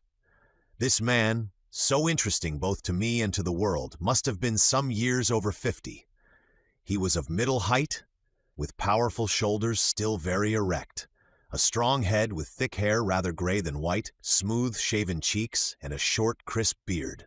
His chest was broad, his jaw prominent, and he had that characteristic sign of tremendous energy, bushy eyebrows drawn sharply together. Assuredly, he possessed a constitution of iron, splendid health, and warm red blood beneath his sun-burned skin. Like his companions, the captain was dressed in sea clothes covered by an oilskin coat, and with a woolen cap which could be pulled down to cover his head entirely, when he so desired. Need I add that the captain of the Terror was the other of the two men who had watched my house in Long Street? Moreover, if I recognized him, he also must recognize me as Chief Inspector Strock, to whom had been assigned the task of penetrating the Great Erie. I looked at him curiously. On his part, while he did not seek to avoid my eyes, he showed at least a singular indifference to the fact that he had a stranger on board. As I watched him, the idea came to me, a suggestion which I had not connected with the first view of him in Washington, that I had already seen this characteristic figure. Was it in one of the photographs held in the police department, or was it merely a picture in some shop window? But the remembrance was very vague. Perhaps I merely imagined it. Well, though his companions had not had the politeness to answer me, perhaps he would be more courteous. He spoke the same language as I, although I could not feel quite positive that he was of American birth. He might indeed have decided to pretend not to understand me, so as to avoid all discussion while he held me prisoner. In that case, what did he mean to do with me? Did he intend to dispose of me without further ceremony? Was he only waiting for night to throw me overboard? Did even the little which I knew of him make me a danger of which he must rid himself? But in that case, he might better have left me at the end of his anchor line. That would have saved him the necessity of drowning me over again. I turned, I walked to the stern, I stopped full in front of him. Then, at length, he fixed full upon me a glance that burned like a flame. "Are you the captain?" I asked. He was silent. "This boat, is it really the Terror?" To this question also there was no response. Then I reached toward him. I would have taken hold of his arm. He repelled me without violence, but with a movement that suggested tremendous restrained power. Planting myself again before him, I demanded in a louder tone, "What do you mean to do with me?" Words seemed almost ready to burst from his lips, which he compressed with visible irritation. As though to check his speech, he turned his head aside. His hand touched a regulator of some sort, and the machine rapidly increased its speed. Anger almost mastered me. I wanted to cry out, "So be it! Keep your silence! I know who you are, just as I know your machine, recognized at Madison, at Boston, at Lake Kurdall. Yes, it is you, who have rushed so recklessly over our roads, our seas, and our lakes. Your boat is the Terror, and you, her commander, wrote that letter to the government. It is you who fancy you can fight the entire world. You who call yourself the master of the world. And how could he have denied it? I saw at that moment the famous initials inscribed upon the helm. Fortunately, I restrained myself, and despairing of getting any response to my questions, I returned to my seat near the hatchway of my cabin. For long hours, I patiently watched the horizon in the hope that land would soon appear. Yes, I sat waiting, for I was reduced to that. Waiting. No doubt, before the day closed, the Terror must reach the end of Lake Erie, since she continued her course steadily to the northeast. Chapter 14, Niagara. The hours passed, and the situation did not change. The steersman returned on deck, and the captain, descending, watched the movement of the engines. Even when our speed increased, these engines continued working without noise and with remarkable smoothness. There was never one of those inevitable breaks with which in most motors the pistons sometimes miss a stroke. I concluded that the Terror in each of its transformations must be worked by rotary engines. But I could not assure myself of this. For the rest, our direction did not change. Always we headed toward the northeast end of the lake, and hence toward Buffalo. Why, I wondered, did the captain persist in following this route? He could not intend to stop at Buffalo in the midst of a crowd of boats and shipping of every kind. If he meant to leave the lake by water, there was only the Niagara River to follow, and its falls would be impassable, even to such a machine as this. The only escape was by the Detroit River, and the Terror was constantly leaving that farther behind. Then another idea occurred to me. Perhaps the captain was only waiting for night to return to the shore of the lake. There the boat, changed to an automobile, would quickly cross the neighboring states. If I did not succeed in making my escape during this passage across the land, all hope of regaining my liberty would be gone. True, I might learn where this master of the world hid himself. I might learn what no one had yet been able to discover, assuming always that he did not dispose of me at one time or another. And what I expected his disposal would be is easily comprehended. I knew the northeast end of Lake Erie well, having often visited that section of New York State which extends westward from Albany to Buffalo. 3 years before, a police mission had led me to explore carefully the shores of the Niagara River, both above and below the cataract and its suspension bridge. I had visited the 2 principal islands between Buffalo and the little city of Niagara Falls. I had explored Navy Island and also Goat Island, which separates the American Falls from those of the Canadian side. Thus, if an opportunity for flight presented itself, I should not find myself in an unknown district. But would this chance offer? And at heart, did I desire it, or would I seize upon it? What secret still remained in this affair in which good fortune, or was it evil fortune, had so closely entangled me? On the other hand, I saw no real reason to suppose that there was any chance of my reaching the shores of the Niagara River. The Terror would surely not venture into this trap which had no exit. Probably she would not even go to the extremity of the lake. Such were the thoughts that spun through my excited brain, while my eyes remained fixed upon the empty horizon. And always one persistent question remained insolvable. Why had the captain written to me personally that threatening letter? Why had he spied upon me in Washington? What bond attached him to the Great Erie? There might indeed be subterranean canals which gave him passage to Lake Kerdal, but could he pierce the impenetrable fortress of the Erie? No, that was beyond him. Toward 4 o'clock in the afternoon, reckoning by the speed of the Terror and her direction, I knew we must be approaching Buffalo, and indeed its outlines began to show some 15 miles ahead. During our passage, a few boats had been seen, but we had passed them at a long distance, a distance which our captain could easily keep as great as he pleased. Moreover, the Terror lay so low upon the water that at even a mile away it would have been difficult to discover her. Now, however, the hills encircling the end of Lake Erie came within vision beyond Buffalo, forming the sort of funnel by which Lake Erie pours its waters into the channel of the Niagara River. Some dunes rose on the right, groups of trees stood out here and there. In the distance, several freight steamers and fishing smacks appeared. The sky became spotted with trails of smoke, which were swept along by a light eastern breeze. What was our captain thinking of in still heading toward the port of Buffalo? Did not prudence forbid him to venture further? At each moment, I expected that he would give a sweep of the helm and turn away toward the western shore of the lake. Or else, I thought, he would prepare to plunge beneath the surface. But this persistence in holding our bow toward Buffalo was impossible to understand. At length, the helmsman, whose eyes were watching the northeastern shore, made a sign to his companion. The latter, leaving the bow, went to the central hatchway and descended into the engine room. Almost immediately, the captain came on deck and, joining the helmsman, spoke with him in a low voice. The latter, extending his hand toward Buffalo, pointed out 2 black spots, which showed 5 or 6 miles distant on the starboard side. The captain studied them attentively.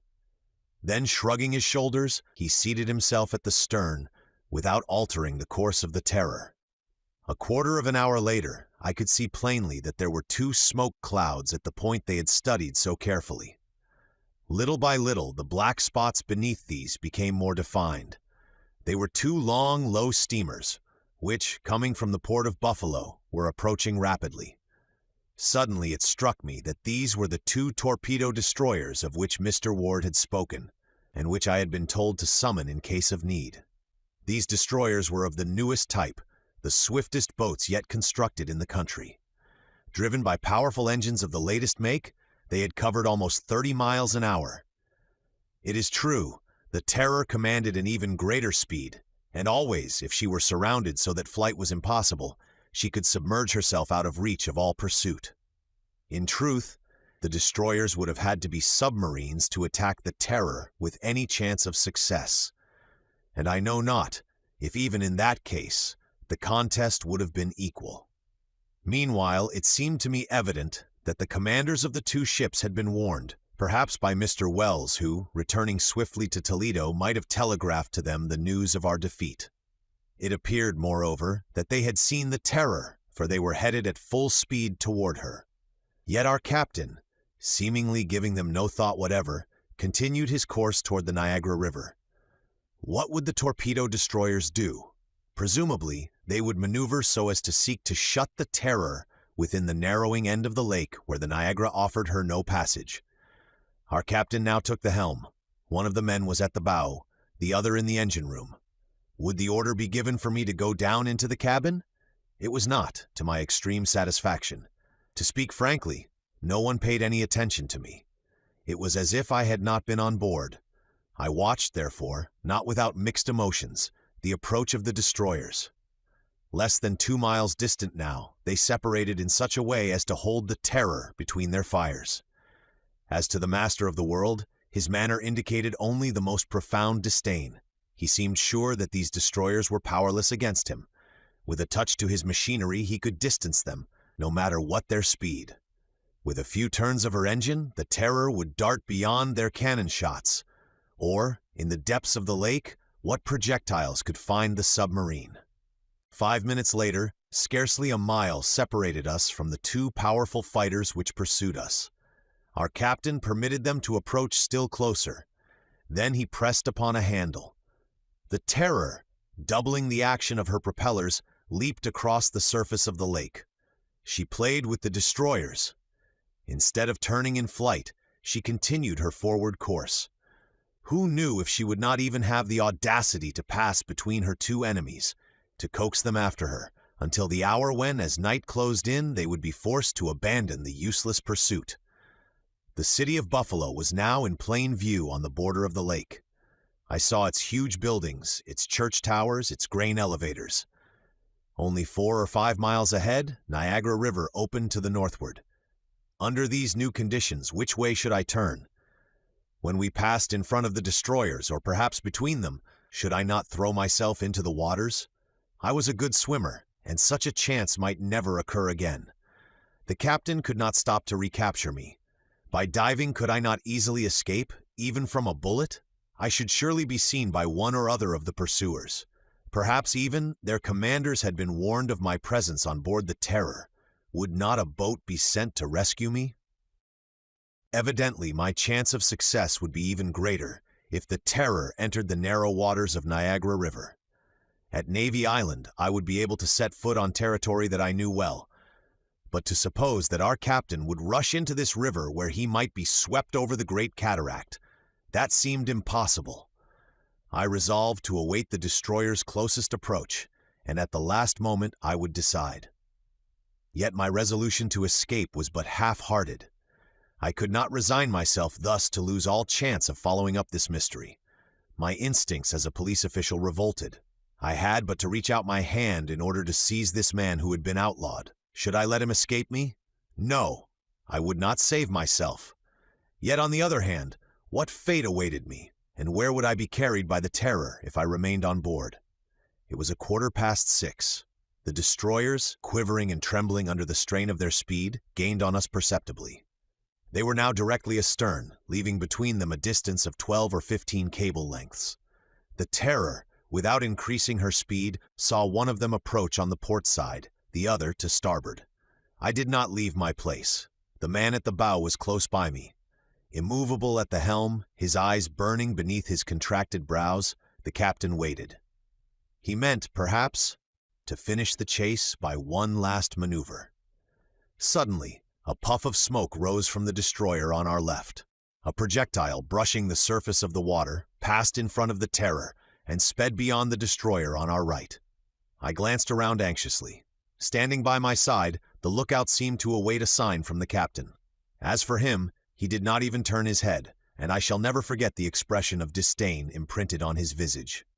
At this moment, I was pushed suddenly toward the hatchway of my cabin, which was fastened above me. At the same instant, the other hatchways were closed. The deck became watertight. I heard a single throb of the machinery, and the plunge was made. The submarine disappeared beneath the waters of the lake. Cannon shots still boomed above us. Their heavy echo reached my ear. Then everything was peace. Only a faint light penetrated through the porthole into my cabin. The submarine, without the least rolling or pitching, sped silently through the deeps. I had seen with what rapidity, and also with what ease, the transformation of the Terror had been made. No less easy and rapid, perhaps, would be her change to an automobile. And now what would this master of the world do? Presumably, he would change his course, unless, indeed, he preferred to speed to land, and there continue his route along the roads. It still seemed more probable, however, that he would turn back toward the west, and after distancing the destroyers, regain the Detroit River. Our submersion would probably only last long enough to escape out of cannon range, or until night forbade pursuit. Fate, however, had decreed a different ending to this exciting chase. Scarce 10 minutes had passed when there seemed some confusion on board. I heard rapid words exchanged in the engine room. The steadily moving machinery became noisy and irregular. At once, I suspected that some accident compelled the submarine to reascend. I was not mistaken. In a moment, the semi-obscurity of my cabin was pierced by sunshine. The Terror had risen above water. I heard steps on the deck, and the hatchways were reopened, including mine. I sprang up the ladder. The captain had resumed his place at the helm, while the two men were busy below. I looked to see if the destroyers were still in view. Yes, only a quarter of a mile away. The Terror had already been seen, and the powerful vessels which enforced the mandates of our government were swinging into position to give chase. Once more, the Terror sped in the direction of Niagara River. I must confess, I could make nothing of this maneuver. Plunging into a cul-de-sac, no longer able to seek the depths because of the accident, the Terror might indeed temporarily distance her pursuers, but she must find her path barred by them when she attempted to return. Did she intend to land, and if so, could she hope to outrun the telegrams which would warn every police agency of her approach? We were now not half a mile ahead. The destroyers pursued us at top speed, though being now directly behind, they were in poor position for using their guns. Our captain seemed content to keep this distance, though it would have been easy for him to increase it, and then at nightfall to dodge back behind the enemy. Already Buffalo had disappeared on our right, and a little after 7 o'clock the opening of the Niagara River appeared ahead. If he entered there, knowing that he could not return, our captain must have lost his mind. And in truth, was he not insane, this man who proclaimed himself, who believed himself master of the world? I watched him there, calm, impassive, not even turning his head to note the progress of the destroyers, and I wondered at him. This end of the lake was absolutely deserted. Freight steamers bound for the towns on the banks of the upper Niagara are not numerous, as its navigation is dangerous. Not one was in sight. Not even a fishing boat crossed the path of the Terror. Even the two destroyers would soon be obliged to pause in their pursuit if we continued our mad rush through these dangerous waters. I have said that the Niagara River flows between New York and Canada. Its width of about 3/4 of a mile narrows as it approaches the falls. Its length from Lake Erie to Lake Ontario is about 15 leagues. It flows in a northerly direction until it empties the waters of Lake Superior, Michigan, Huron, and Erie into Ontario, the last lake of this mighty chain. The celebrated falls, which occur in the midst of this great river, have a height of over 150 feet. They are called sometimes the Horseshoe Falls because they curve inward like the iron shoe. The Indians have given them the name of Thunder of Waters, and in truth, a mighty thunder roars from them without cessation and with a tumult which is heard for several miles away.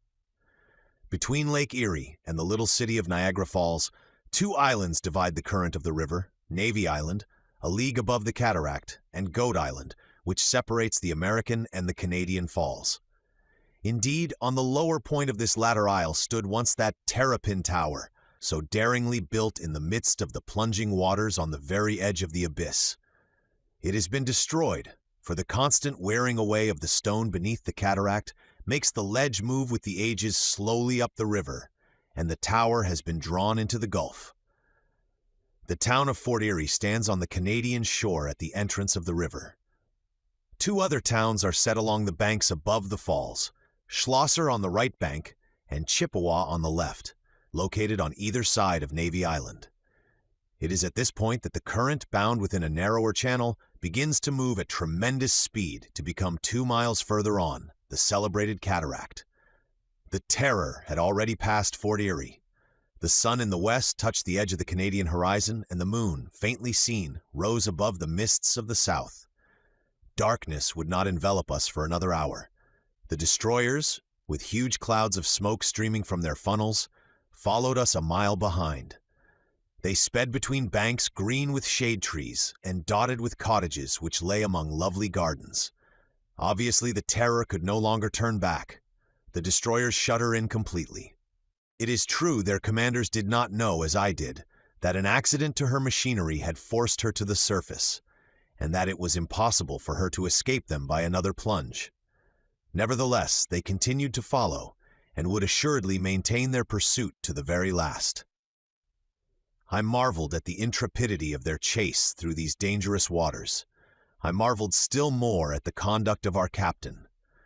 Within a half hour now, his course would be barred by the cataract. No matter how perfect his machine, it could not escape the power of the great falls. If the current once mastered our engines, we should inevitably disappear in the Gulf nearly 200 feet deep, which the waters have dug at the base of the falls. Perhaps, however, our captain had still power to turn to one of the shores and flee by the automobile routes. In the midst of this excitement, what action should I take personally? Should I attempt to gain the shores of Navy Island, if we indeed advanced that far? If I did not seize this chance, never, after what I had learned of his secrets, never would the master of the world restore me to liberty. I suspected, however, that my flight was no longer possible. If I was not confined within my cabin, I no longer remained unwatched. While the captain retained his place at the helm, his assistant by my side never removed his eyes from me. At the first movement, I should be seized and locked within my room. For the present, my fate was evidently bound up with that of the Terror. The distance which separated us from the two destroyers was now growing rapidly less. Soon they were but a few cable lengths away. Could the motor of the Terror, since the accident, no longer hold its speeds? Yet the captain showed not the least anxiety and made no effort to reach land. We could hear the hissing of the steam which escaped from the valves of the destroyers to mingle with the streamers of black smoke. But we heard even more plainly the roar of the cataract, now less than 3 miles away. The Terror took the left branch of the river in passing Navy Island. At this point, she was within easy reach of the shore, yet she shot ahead. 5 minutes later, we could see the first trees of Goat Island. The current became more and more irresistible. If the terror did not stop, the destroyers could not much longer follow her. If it pleased our accursed captain to plunge us into the vortex of the falls, surely they did not mean to follow into the abyss. Indeed, at this moment they signaled each other and stopped the pursuit. They were scarce more than 600 feet from the cataract. Then their thunders burst on the air and several cannon shots swept over the Terror without hitting its low-lying deck. The sun had set, and through the twilight, the moon's rays shone upon us from the south. The speed of our craft, doubled by the speed of the current, was prodigious. In another moment, we should plunge into that black hollow which forms the very center of the Canadian Falls. With an eye of horror, I saw the shores of Goat Island flashed by. Then came the Isles of the Three Sisters, drowned in the spray from the abyss. I sprang up. I started to throw myself into the water, in the desperate hope of gaining this last refuge. One of the men seized me from behind. Suddenly, a sharp noise was heard from the mechanism, which throbbed within our craft. The long gangways folded back on the sides of the machine, spread out like wings, and at the moment when the Terror reached the very edge of the falls, she arose into space, escaping from the thundering cataract in the center of a lunar rainbow. Chapter 15. The Eagle's Nest. On the morrow, when I awoke after a sound sleep, our vehicle seemed motionless. It seemed to me evident that we were not running upon land, yet neither were we rushing through or beneath the waters, nor yet soaring across the sky. Had the inventor regained that mysterious hiding place of his, where no human being had ever set foot before him? And now, since he had not disembarrassed himself of my presence, was his secret about to be revealed to me? It seemed astonishing that I had slept so profoundly during most of our voyage through the air. It puzzled me, and I asked if this sleep had not been caused by some drug, mixed with my last meal, the captain of the Terror having wished thus to prevent me from knowing the place where we landed. All that I can recall of the previous night is the terrible impression made upon me by that moment when the machine, instead of being caught in the vortex of the cataract, rose under the impulse of its machinery like a bird with its huge wings beating with tremendous power. So this machine actually fulfilled a fourfold use. It was at the same time automobile, boat, submarine, and airship. Earth, sea, and air, it could move through all three elements. And with what power, with what speed? A few instants sufficed to complete its marvelous transformations. The same engine drove it along all its courses, and I had been a witness of its metamorphoses. But that of which I was still ignorant, and which I could perhaps discover, was the source of the energy which drove the machine, and above all, who was the inspired inventor who, after having created it, in every detail, guided it with so much ability and audacity. At the moment when the Terror rose above the Canadian Falls, I was held down against the hatchway of my cabin. The clear, moonlit evening had permitted me to note the direction taken by the airship. It followed the course of the river and passed the suspension bridge 3 miles below the falls. It is here that the irresistible rapids of the Niagara River begin, where the river bends sharply to descend toward Lake Ontario. On leaving this point, I was sure that we had turned toward the east. The captain continued at the helm. I had not addressed a word to him. What good would it do? He would not have answered. I noted that the Terror seemed to be guided in its course through the air with surprising ease. Assuredly, the roads of the air were as familiar to it as those of the seas and of the lands. In the presence of such results, could one not understand the enormous pride of this man who proclaimed himself master of the world? Was he not in control of a machine infinitely superior to any that had ever sprung from the hand of man, and against which men were powerless? In truth, why should he sell this marvel? Why should he accept the millions offered him? Yes, I comprehended now that absolute confidence in himself which was expressed in his every attitude. And where might not his ambition carry him, if by its own excess it mounted some day into madness? A half hour after the Terror soared into the air, I had sunk into complete unconsciousness, without realizing its approach. I repeat, it must have been caused by some drug. Without doubt, our commander did not wish me to know the road he followed. Hence I cannot say whether the aviator continued his flight through space, or whether the mariner sailed the surface of some sea or lake, or the chauffeur sped across the American roads.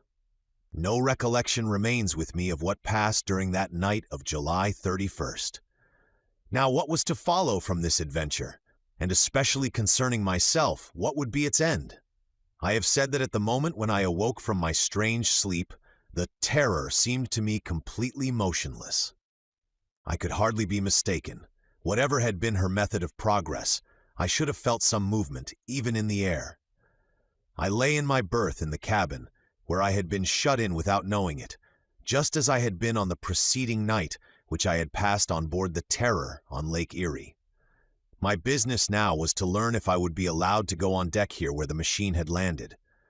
I attempted to raise the hatchway. It was fastened. "Ah," said I, "am I to be kept here until the Terror recommences its travels?" Was not that indeed the only time when escape was hopeless? My impatience and anxiety may be appreciated. I knew not how long this halt might continue. I had not a quarter of an hour to wait. A noise of bars being removed came to my ear. The hatchway was raised from above. A wave of light and air penetrated my cabin. With one bound I reached the deck. My eyes in an instant swept round the horizon. The Terror, as I had thought, rested quiet on the ground. She was in the midst of a rocky hollow measuring from 1,500 to 1,800 feet in circumference. A floor of yellow gravel carpeted its entire extent, unrelieved by a single tuft of herbage. This hollow formed an almost regular oval with its longer diameter extending north and south. As to the surrounding wall, what was its height, what the character of its crest, I could not judge.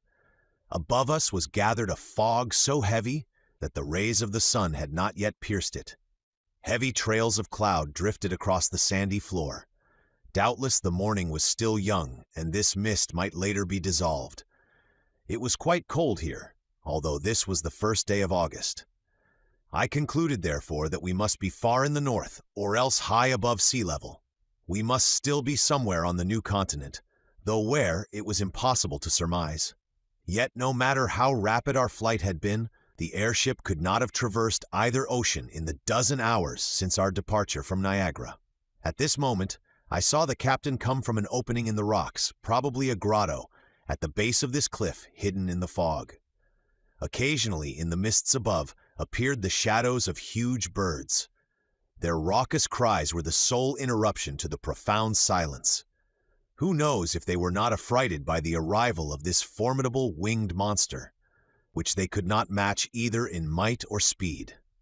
Everything led me to believe that it was here that the master of the world withdrew in the intervals between his prodigious journeys. Here was the garage of his automobile, the harbor of his boat, the hangar of his airship. And now the Terror stood motionless at the bottom of this hollow. At last I could examine her, and it looked as if her owners had no intention of preventing me. The truth is that the commander seemed to take no more notice of my presence than before. His two companions joined him, and the three did not hesitate to enter together into the grotto I had seen. What a chance to study the machine, at least its exterior.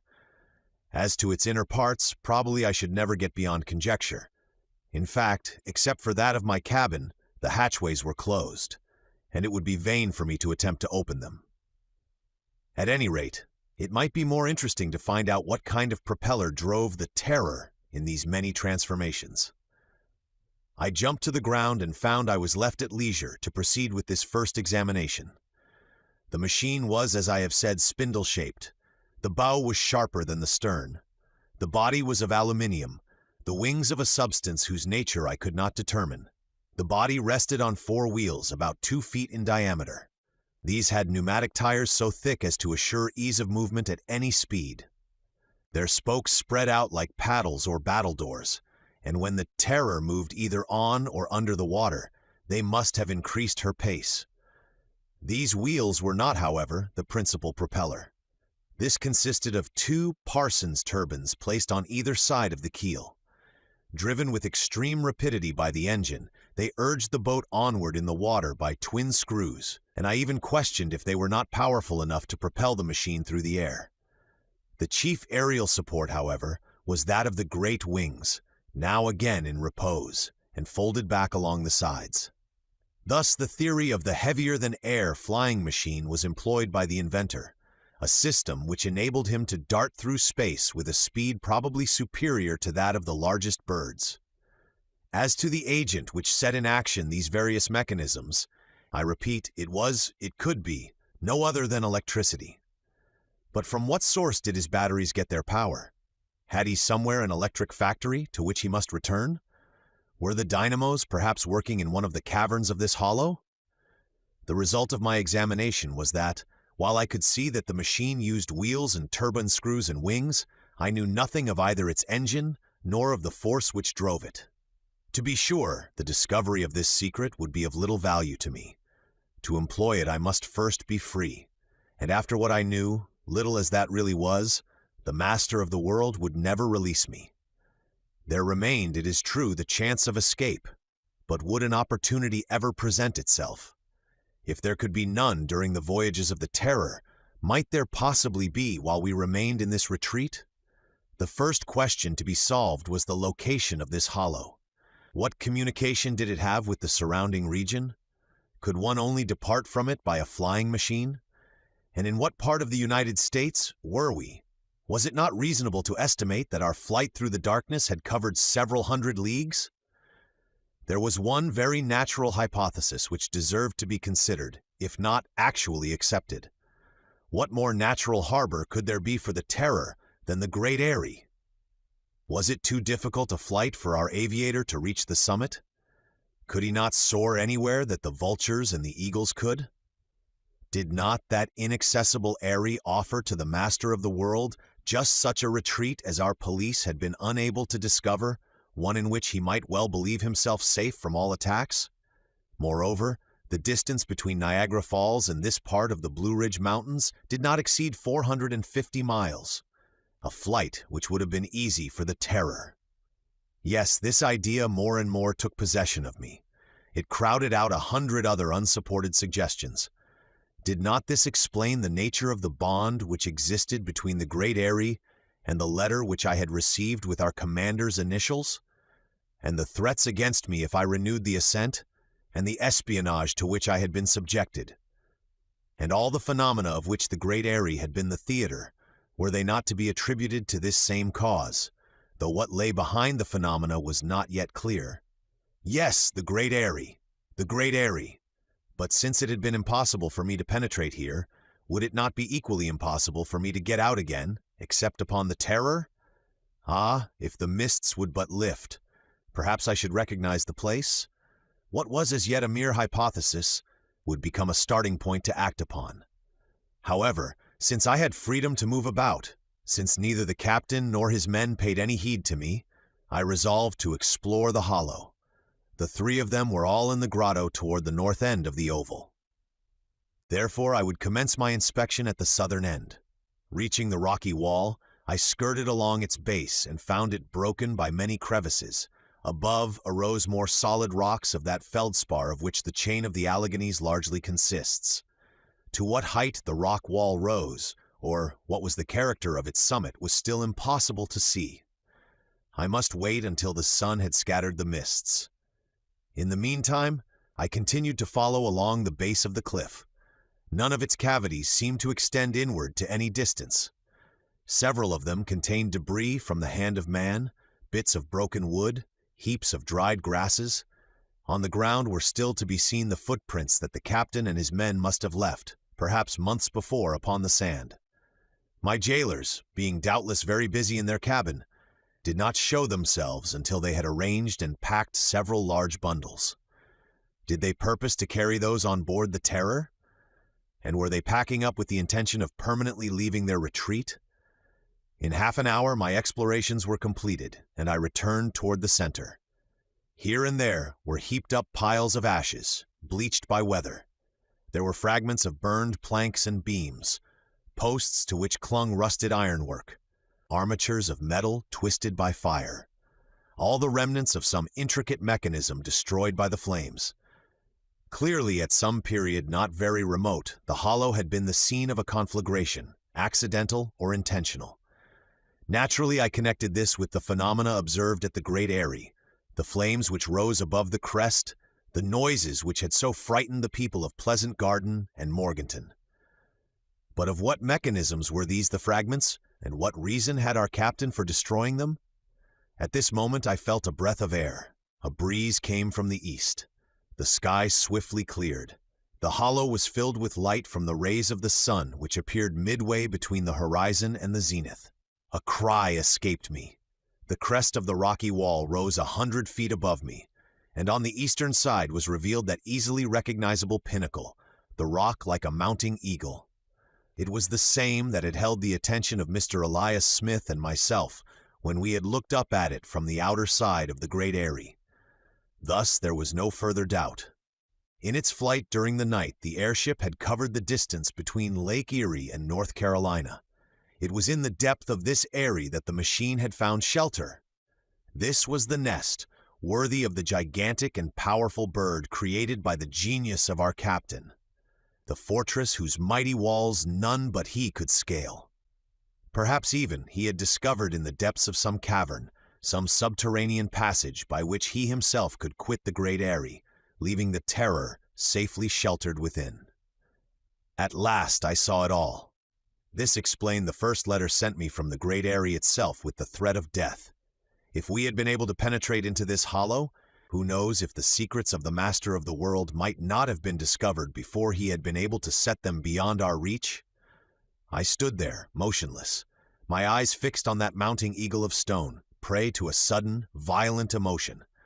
Whatsoever might be the consequences to myself, was it not my duty to destroy this machine, here and now, before it could resume its menacing flight of mastery across the world? Steps approached behind me. I turned. The inventor stood by my side and, pausing, looked me in the face. I was unable to restrain myself. The words burst forth. "The Great Eyrie! The Great Eyrie! Yes, Inspector Strock! And you are the master of the world? Of that world to which I have already proved myself to be the most powerful of men." "You!" I reiterated, stupefied with amazement. Prosody. "I," responded he, drawing himself up in all his pride. "I, Rober the Conqueror." Chapter 16. Rober, the Conqueror. This, then, was the likeness I had vaguely recalled. Some years before the portrait of this extraordinary man had been printed in all the American newspapers, under date of the 13th of June, the day after this personage had made his sensational appearance at the meeting of the Weldon Institute at Philadelphia. I had noted the striking character of the portrait at the time. The square shoulders, the back like a regular trapezoid, its longer side formed by that geometrical shoulder line, the robust neck, the enormous spheroidal head. The eyes at the least emotion burned with fire, while above them were the heavy, permanently contracted brows, which signified such energy. The hair was short and crisp, with a glitter as of metal in its lights. The huge breast rose and fell like a blacksmith's forge, and the thighs, the arms and hands were worthy of the mighty body. The narrow beard was the same also, with the smooth, shaven cheeks which showed the powerful muscles of the jaw. And this was Rober the Conqueror, who now stood before me, who revealed himself to me, hurling forth his name like a threat within his own impenetrable fortress. Let me recall briefly the facts which had previously drawn upon Rober the Conqueror the attention of the entire world. The Weldon Institute was a club devoted to aeronautics under the presidency of one of the chief personages of Philadelphia, commonly called Uncle Prudent. Its secretary was Mr. Philip Evans. The members of the Institute were devoted to the theory of the lighter-than-air machine, and under their two leaders were constructing an enormous dirigible balloon, the Go-Ahead. At a meeting in which they were discussing the details of the construction of their balloon, this unknown Rober had suddenly appeared, and ridiculing all their plans, had insisted that the only true solution of flight lay with the heavier-than-air machines, and that he had proven this by constructing one. He was in this turn doubted and ridiculed by the members of the club, who called him in mockery Rober the Conqueror. In the tumult that followed, revolver shots were fired, and the intruder disappeared. That same night he had by force abducted the president and the secretary of the club, and had taken them, much against their will, upon a voyage in the wonderful airship, the Albatross, which he had constructed. He meant thus to prove to them beyond argument the correctness of his assertions. This ship, 100 feet long, was upheld in the air by a large number of horizontal screws and was driven forward by vertical screws at its bow and stern. It was managed by a crew of at least half a dozen men who seemed absolutely devoted to their leader, Rober. After a voyage almost completely around the world, Mr. Prudent and Mr. Evans managed to escape from the Albatross after a desperate struggle. They even managed to cause an explosion on the airship, destroying it and involving the inventor and all his crew in a terrific fall from the sky into the Pacific Ocean. Mr. Prudent and Mr. Evans then returned to Philadelphia. They had learned that the Albatross had been constructed on an unknown isle of the Pacific called Island X, but since the location of this hiding place was wholly unknown, its discovery lay scarcely within the bounds of possibility. Moreover, the search seemed entirely unnecessary, as the vengeful prisoners were quite certain that they had destroyed their jailers. Hence the two millionaires, restored to their homes, went calmly on with the construction of their own machine, the Go-Ahead.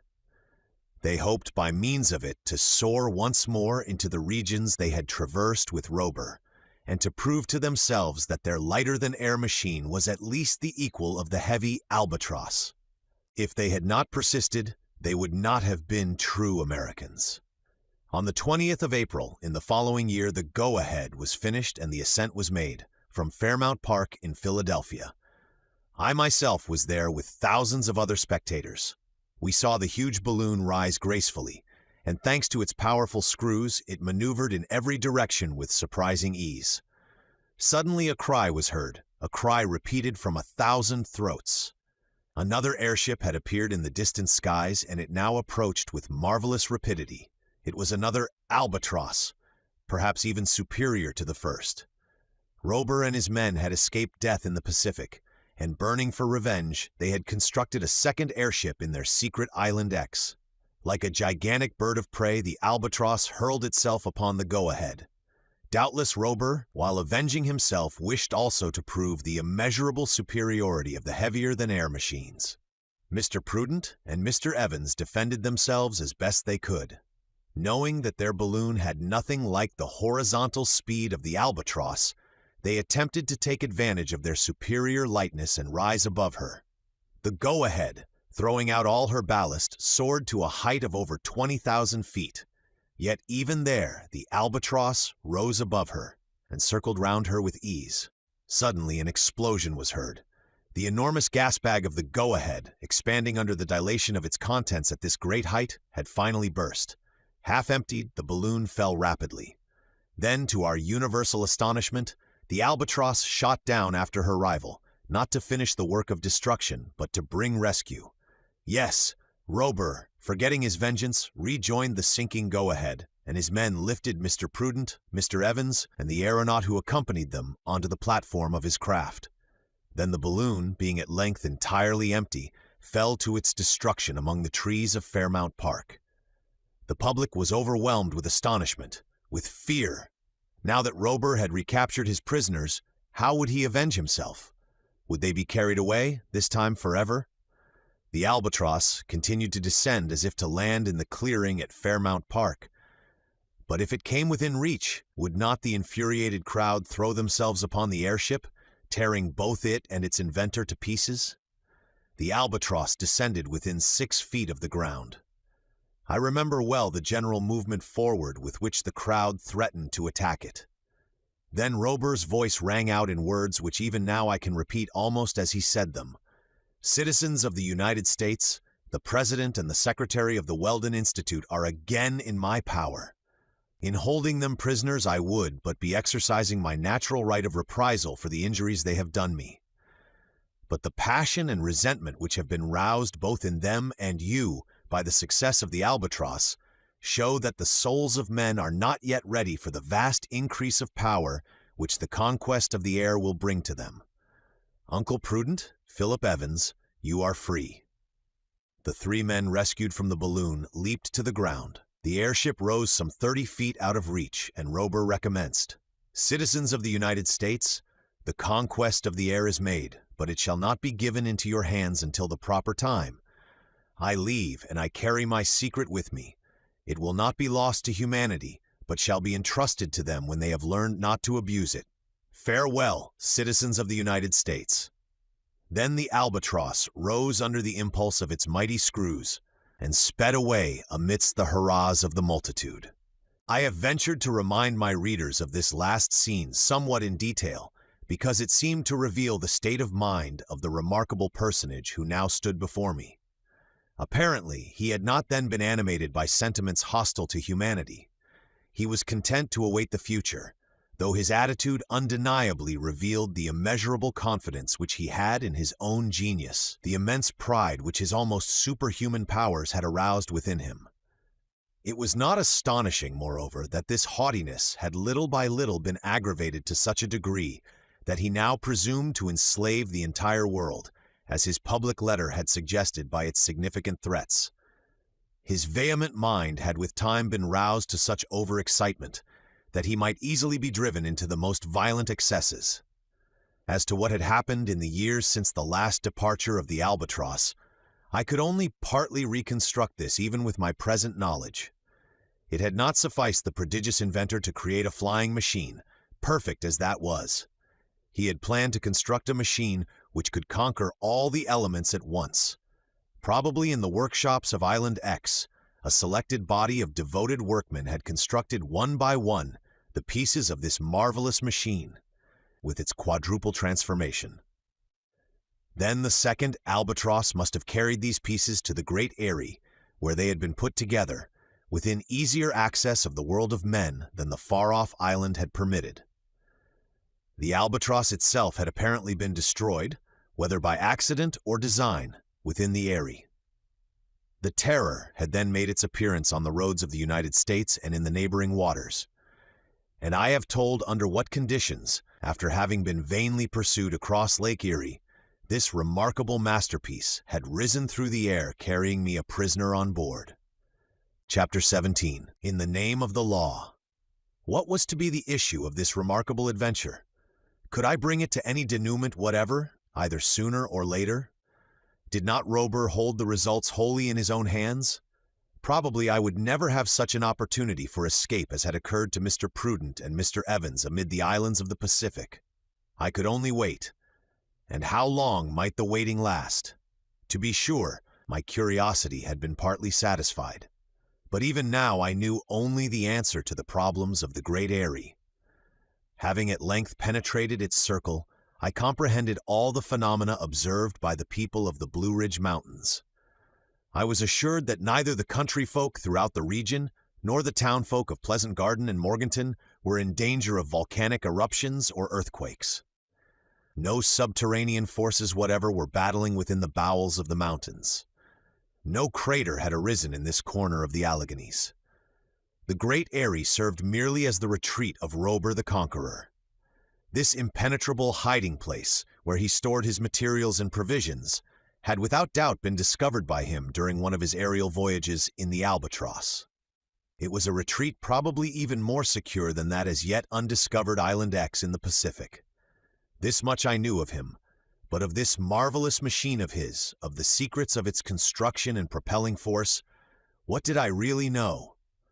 Admitting that this multiple mechanism was driven by electricity, and that this electricity was, as we knew it had been in the Albatross, extracted directly from the surrounding air by some new process, what were the details of its mechanism? I had not been permitted to see the engine. Doubtless I should never see it. On the question of my liberty, I argued thus: Rober evidently intends to remain unknown. As to what he intends to do with his machine, I fear, recalling his letter, that the world must expect from it more of evil than of good. At any rate, the incognito which he has so carefully guarded in the past, he must mean to preserve in the future. Now only one man can establish the identity of the master of the world with Rober the Conqueror. This man is I, his prisoner, I who have the right to arrest him, I who ought to put my hand on his shoulder, saying, "In the name of the law." On the other hand, could I hope for a rescue from without? Evidently not. The police authorities must know everything that had happened at Black Rock Creek. Mr. Ward, advised of all the incidents, would have reasoned on the matter as follows. When the Terror quitted the creek dragging me at the end of her hawser, I had either been drowned, or since my body had not been recovered, I had been taken on board the Terror, and was in the hands of its commander. In the first case, there was nothing more to do than to write "deceased" after the name of John Strock, Chief Inspector of the Federal Police in Washington. In the second case, could my confreres hope ever to see me again? The two destroyers which had pursued the Terror into the Niagara River had stopped, perforce, when the current threatened to drag them over the falls.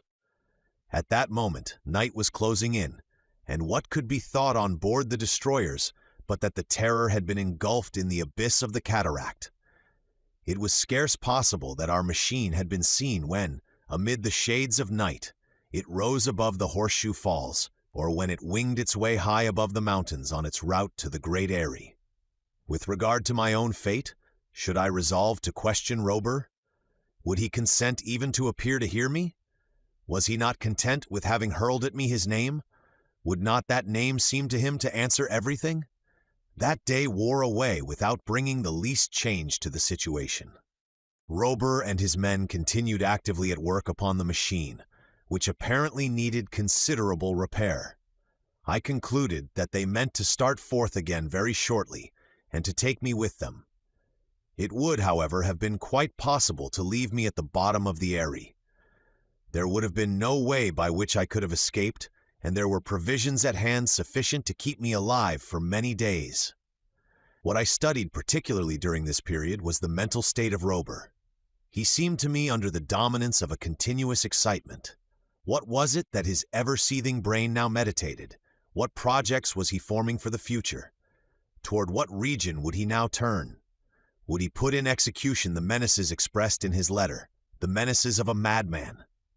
The night of that first day, I slept on a couch of dry grass in one of the grottos of the Great Eyrie. Food was set for me in this grotto each succeeding day. On the 2nd and 3rd of August, the three men continued at their work scarcely once, however, exchanging any words, even in the midst of their labors. When the engines were all repaired to Rober's satisfaction, the men began putting stores aboard their craft, as if expecting a long absence. Perhaps the Terror was about to traverse immense distances. Perhaps even the captain intended to regain his Island X in the midst of the Pacific. Sometimes I saw him wander about the Erie buried in thought, or he would stop and raise his arm toward heaven as if in defiance of that God with whom he assumed to divide the empire of the world. Was not his overweening pride leading him toward insanity? An insanity which his two companions, hardly less excited than he, could do nothing to subdue. Had he not come to regard himself as mightier than the elements which he had so audaciously defied, even when he possessed only an airship, the Albatross? And now how much more powerful had he become, when earth, air, and water combined to offer him an infinite field where none might follow him. Hence I had much to fear from the future, even the most dread catastrophes. It was impossible for me to escape from the Great Eyrie before being dragged into a new voyage. After that, how could I possibly get away while the Terror sped through the air or the ocean? My only chance must be when she crossed the land and did so at some moderate speed. Surely a distant and feeble hope to cling to. It will be recalled that after our arrival at the Great Eyrie, I had attempted to obtain some response from Rober as to his purpose with me, but I had failed. On this last day I made another attempt. In the afternoon I walked up and down before the large grotto where my captors were at work. Rober, standing at the entrance, followed me steadily with his eyes. Did he mean to address me? I went up to him. "Captain," said I have already asked you a question which you have not answered. I ask it again. What do you intend to do with me?" We stood face to face, scarce 2 steps apart. With arms folded, he glared at me, and I was terrified by his glance. Terrified, that is the word. The glance was not that of a sane man. Indeed, it seemed to reflect nothing whatever of humanity within. I repeated my question in a more challenging tone. For an instant I thought that Rober would break his silence and burst forth. "What do you intend to do with me? Will you set me free?" Evidently, my captor's mind was obsessed by some other thought, from which I had only distracted him for a moment. He made again that gesture which I had already observed. He raised one defiant arm toward the zenith. It seemed to me as if some irresistible force drew him toward those upper zones of the sky, that he belonged no more to the earth, that he was destined to live in space, a perpetual dweller in the clouds. Without answering me, without seeming to have understood me, Rober re-entered the grotto. How long this sojourn, or rather relaxation, of the terror in the great eyrie was to last, I did not know. I saw, however, on the afternoon of this 3rd of August, that the repairs and the embarkation of stores were completed. The hold and lockers of our craft must have been completely crowded with the provisions taken from the grottos of the eyrie. Then the chief of the 2 assistants, a man whom I now recognized as that John Turner who had been mate of the Albatross, began another labor. With the help of his companion, he dragged to the center of the hollow all that remained of their materials: empty cases, fragments of carpentry, peculiar pieces of wood which clearly must have belonged to the Albatross, which had been sacrificed to this new and mightier engine of locomotion. Beneath this mass there lay a great quantity of dried grasses. The thought came to me that Rober was preparing to leave this retreat forever. In fact, he could not be ignorant that the attention of the public was now keenly fixed upon the great eyrie, and that some further attempt was likely to be made to penetrate it. Must he not fear that some day or other the effort would be successful, and that men would end by invading his hiding place? Did he not wish that they should find there no single evidence of his occupation? The sun disappeared behind the crests of the Blue Ridge. His rays now lighted only the very summit of Black Dome towering in the northwest. Probably the Terror awaited only the night in order to begin her flight. The world did not yet know that the automobile and boat could also transform itself into a flying machine. Until now, it had never been seen in the air. And would not this 4th transformation be carefully concealed until the day when the master of the world chose to put into execution his insensate menaces? Toward 9 o'clock, profound obscurity enwrapped the hollow. Not a star looked down on us. Heavy clouds, driven by a keen eastern wind, covered the entire sky. The passage of the Terror would be invisible, not only in our immediate neighborhood, but probably across all the American territory and even the adjoining seas. At this moment, Turner, approaching the huge stack in the middle of the eyrie, set fire to the grass beneath. The whole mass flared up at once. From the midst of a dense smoke, the roaring flames rose to a height which towered above the walls of the great eyrie. Once more the good folk of Morganton and Pleasant Garden would believe that the crater had reopened. These flames would announce to them another volcanic upheaval. I watched the conflagration. I heard the roarings and cracklings which filled the air. From the deck of the Terror, Rober watched it also. Turner and his companion pushed back into the fire the fragments which the violence of the flames cast forth. Little by little, the huge bonfire grew less. The flames sank down into a mere mass of burnt-out ashes, and once more all was silence and blackest night.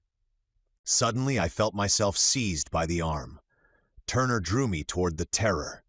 Resistance would have been useless.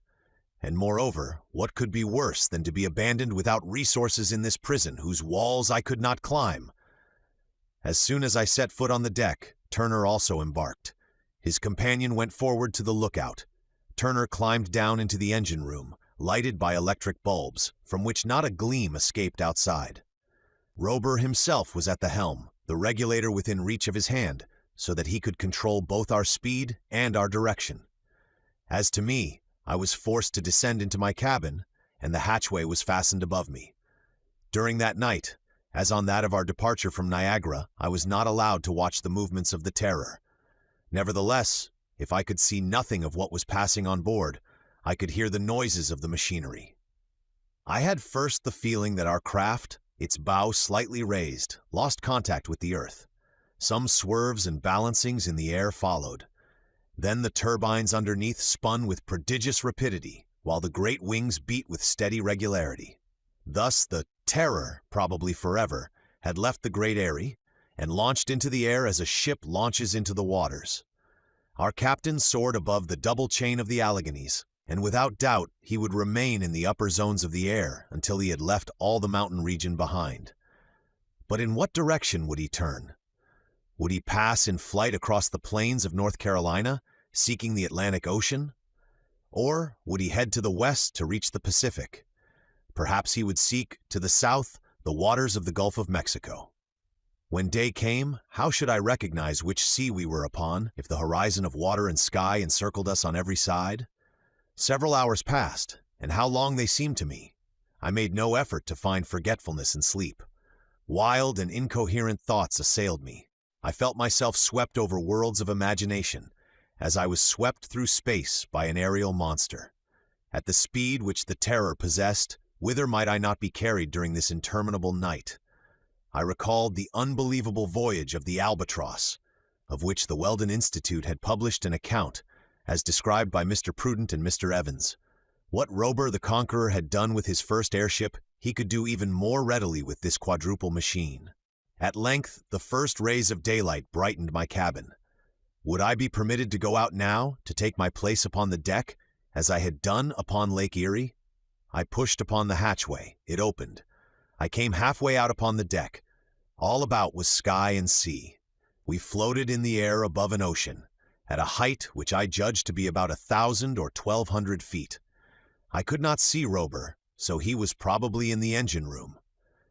Turner was at the helm, his companion on the lookout.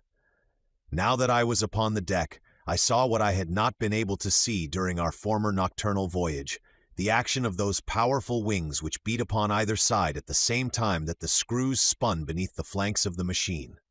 By the position of the sun, as it slowly mounted from the horizon, I realized that we were advancing toward the south. Hence, if this direction had not been changed during the night, this was the Gulf of Mexico which lay beneath us. A hot day was announced by the heavy livid clouds which clung to the horizon. These warnings of a coming storm did not escape the eye of Rober when toward 8 o'clock he came on deck and took Turner's place at the helm. Perhaps the cloud bank recalled to him the waterspout in which the Albatross had so nearly been destroyed, or the mighty cyclone from which he had escaped only as if by a miracle above the Antarctic Sea. It is true that the forces of nature, which had been too strong for the Albatross, might easily be evaded by this lighter and more versatile machine. It could abandon the sky where the elements were in battle and descend to the surface of the sea, and if the waves beat against it there too heavily, it could always find calm in the tranquil depths. Doubtless, however, there were some signs by which Rober, who must be experienced in judging, decided that the storm would not burst until the next day. He continued his flight, and in the afternoon, when we settled down upon the surface of the sea, there was not a sign of bad weather. The Terror is a seabird, an albatross or frigate bird, which can rest at will upon the waves. Only we have this advantage, that fatigue has never any hold upon this metal organism driven by the inexhaustible electricity. The whole vast ocean around us was empty. Not a sail nor a trail of smoke was visible even on the limits of the horizon. Hence our passage through the clouds had not been seen and signaled ahead. The afternoon was not marked by any incident. The Terror advanced at easy speed. What her captain intended to do, I could not guess. If he continued in this direction, we should reach some one of the West Indies, or beyond that at the end of the Gulf, the shore of Venezuela or Colombia. But when night came, perhaps we would again rise in the air to clear the mountainous barrier of Guatemala and Nicaragua and take flight toward Island X, somewhere in the unknown regions of the Pacific. Evening came. The sun sank in a horizon red as blood. The sea glistened around the Terror, which seemed to raise a shower of sparks in its passage. There was a storm at hand. Evidently, our captain thought so. Instead of being allowed to remain on deck, I was compelled to re-enter my cabin, and the hatchway was closed above me. In a few moments from the noises that followed, I knew that the machine was about to be submerged. In fact, 5 minutes later, we were moving peacefully forward through the ocean's depths.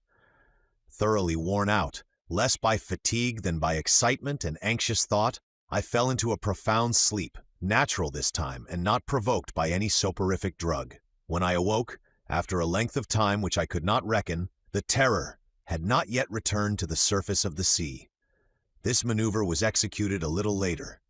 The daylight pierced my porthole, and at the same moment I felt the pitching and tossing to which we were subjected by a heavy sea. I was allowed to take my place once more outside the hatchway, where my first thought was for the weather. A storm was approaching from the northwest. Vivid lightning darted amid the dense black clouds. Already we could hear the rumbling of thunder echoing continuously through space. I was surprised, more than surprised, frightened, by the rapidity with which the storm rushed upward toward the zenith. Scarcely would a ship have had time to furl her sails to escape the shock of the blast before it was upon her. The advance was as swift as it was terrible. Suddenly the wind was unchained with unheard of violence, as if it had suddenly burst from this prison of cloud. In an instant a frightful sea uprose. The breaking waves, foaming along all their crests, swept with their full weight over the Terror. If I had not been wedged solidly against the rail, I should have been swept overboard. There was but one thing to do: to change our machine again into a submarine. It would find security and calm at a few dozen feet beneath the surface. To continue to brave the fury of this outrageous sea was impossible. Robur himself was on deck, and I awaited the order to return to my cabin, an order which was not given. There was not even any preparation for the plunge. With an eye more burning than ever, impassive before this frightful storm, the captain looked it full in the face, as if to defy it, knowing that he had nothing to fear. It was imperative that the Terror should plunge below without losing a moment. Yet Robur seemed to have no thought of doing so. No, he preserved his haughty attitude as of a man who in his immeasurable pride believed himself above or beyond humanity. Seeing him thus, I asked myself with almost superstitious awe if he were not indeed a demoniac being escaped from some supernatural world. A cry leaped from his mouth and was heard amid the shrieks of the tempest and the howlings of the thunder. "I, Robur, the master of the world." He made a gesture which Turner and his companions understood. It was a command, and without any hesitation these unhappy men, insane as their master, obeyed it. The great wings shot out, and the airship rose as it had risen above the Falls of Niagara. But if on that day it had escaped the might of the cataract, this time it was amidst the might of the hurricane that we attempted our insensate flight. The airship soared upward into the heart of the sky, amid 1,000 lightning flashes, surrounded and shaken by the bursts of thunder. It steered amid the blinding, darting lights, courting destruction at every instant. Robur's position and attitude did not change. With one hand on the helm, the other on the speed regulators, while the great wings beat furiously, he headed his machine toward the very center of the storm, where the electric flashes were leaping from cloud to cloud. I must throw myself upon this madman to prevent him from driving his machine into the very middle of this aerial furnace. I must compel him to descend, to seek beneath the waters a safety which was no longer possible either upon the surface of the sea or in the sky. Beneath, we could wait until this frightful outburst of the elements was at an end.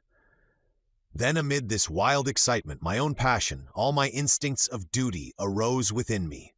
Yes, this was madness.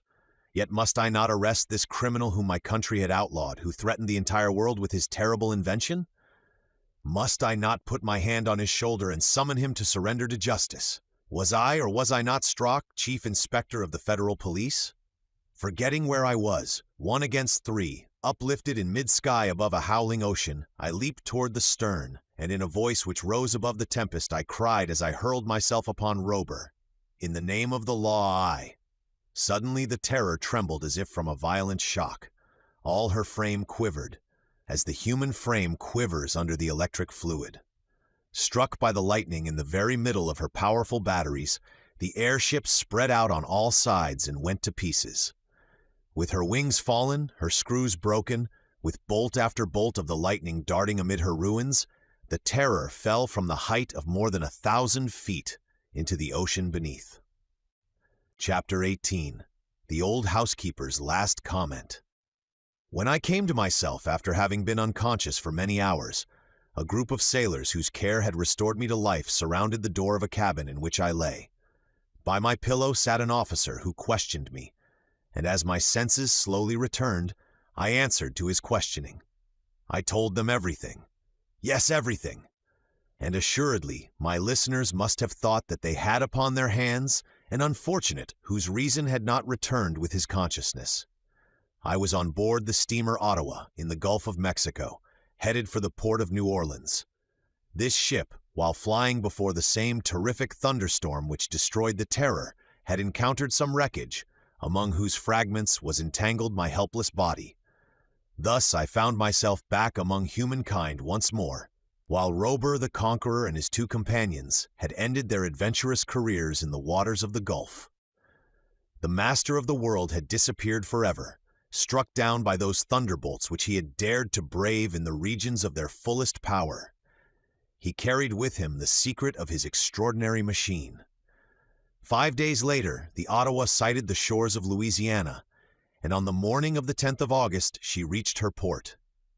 After taking a warm leave of my rescuers, I set out at once by train for Washington, which more than once I had despaired of ever seeing again. I went first of all to the Bureau of Police, meaning to make my earliest appearance before Mr. Ward. What was the surprise, the stupefaction, and also the joy of my chief when the door of his cabinet opened before me? Had he not every reason to believe, from the report of my companions, that I had perished in the waters of Lake Erie? I informed him of all my experiences since I had disappeared, the pursuit of the destroyers on the lake, the soaring of the Terror from amid Niagara Falls, the halt within the crater of the Great Eyrie, and the catastrophe during the storm above the Gulf of Mexico. He learned for the first time that the machine created by the genius of this Rober could traverse space as it did the earth and the sea. In truth, did not the possession of so complete and marvelous a machine justify the name of master of the world which Rober had taken to himself? Certain it is that the comfort and even the lives of the public must have been forever in danger from him, and that all methods of defense must have been feeble and ineffective. But the pride which I had seen rising bit by bit within the heart of this prodigious man had driven him to give equal battle to the most terrible of all the elements. It was a miracle that I had escaped safe and sound from that frightful catastrophe. Mr. Ward could scarcely believe my story. "Well, my dear Strock," said he at last, "you have come back, and that is the main thing. Next to this notorious Rober, you will be the man of the hour. I hope that your head will not be turned with vanity, like that of this crazy inventor." "No, Mr. Ward," I responded, "but you will agree with me that never was inquisitive man put to greater straits to satisfy his curiosity." "I agree, Strock, and the mysteries of the Great Eyrie, the transformations of the Terror, you have discovered them, but unfortunately, the still greater secrets of this master of the world have perished with him. The same evening, the newspapers published an account of my adventures, the truthfulness of which could not be doubted. Then, as Mr. Ward had prophesied, I was the man of the hour. One of the papers said, "Thanks to Inspector Strock, the American police still lead the world." While others have accomplished their work, with more or less success, by land and by sea, the American police hurl themselves in pursuit of criminals through the depths of lakes and oceans, and even through the sky. Yet in following, as I have told, in pursuit of the Terror, had I done anything more than by the close of the present century will have become the regular duty of my successors? It is easy to imagine what a welcome my old housekeeper gave me when I entered my house in Long Street. When my apparition, does not the word seem just, stood before her, I feared for a moment she would drop dead, poor woman. Then, after hearing my story, with eyes streaming with tears, she thanked Providence for having saved me from so many perils. "Now, sir," said she, "now was I wrong? Wrong? About what? In saying that the Great Eyrie was the home of the devil? Nonsense. This Rober was not the devil." "Ah, well," replied the old woman, "he was worthy of being so.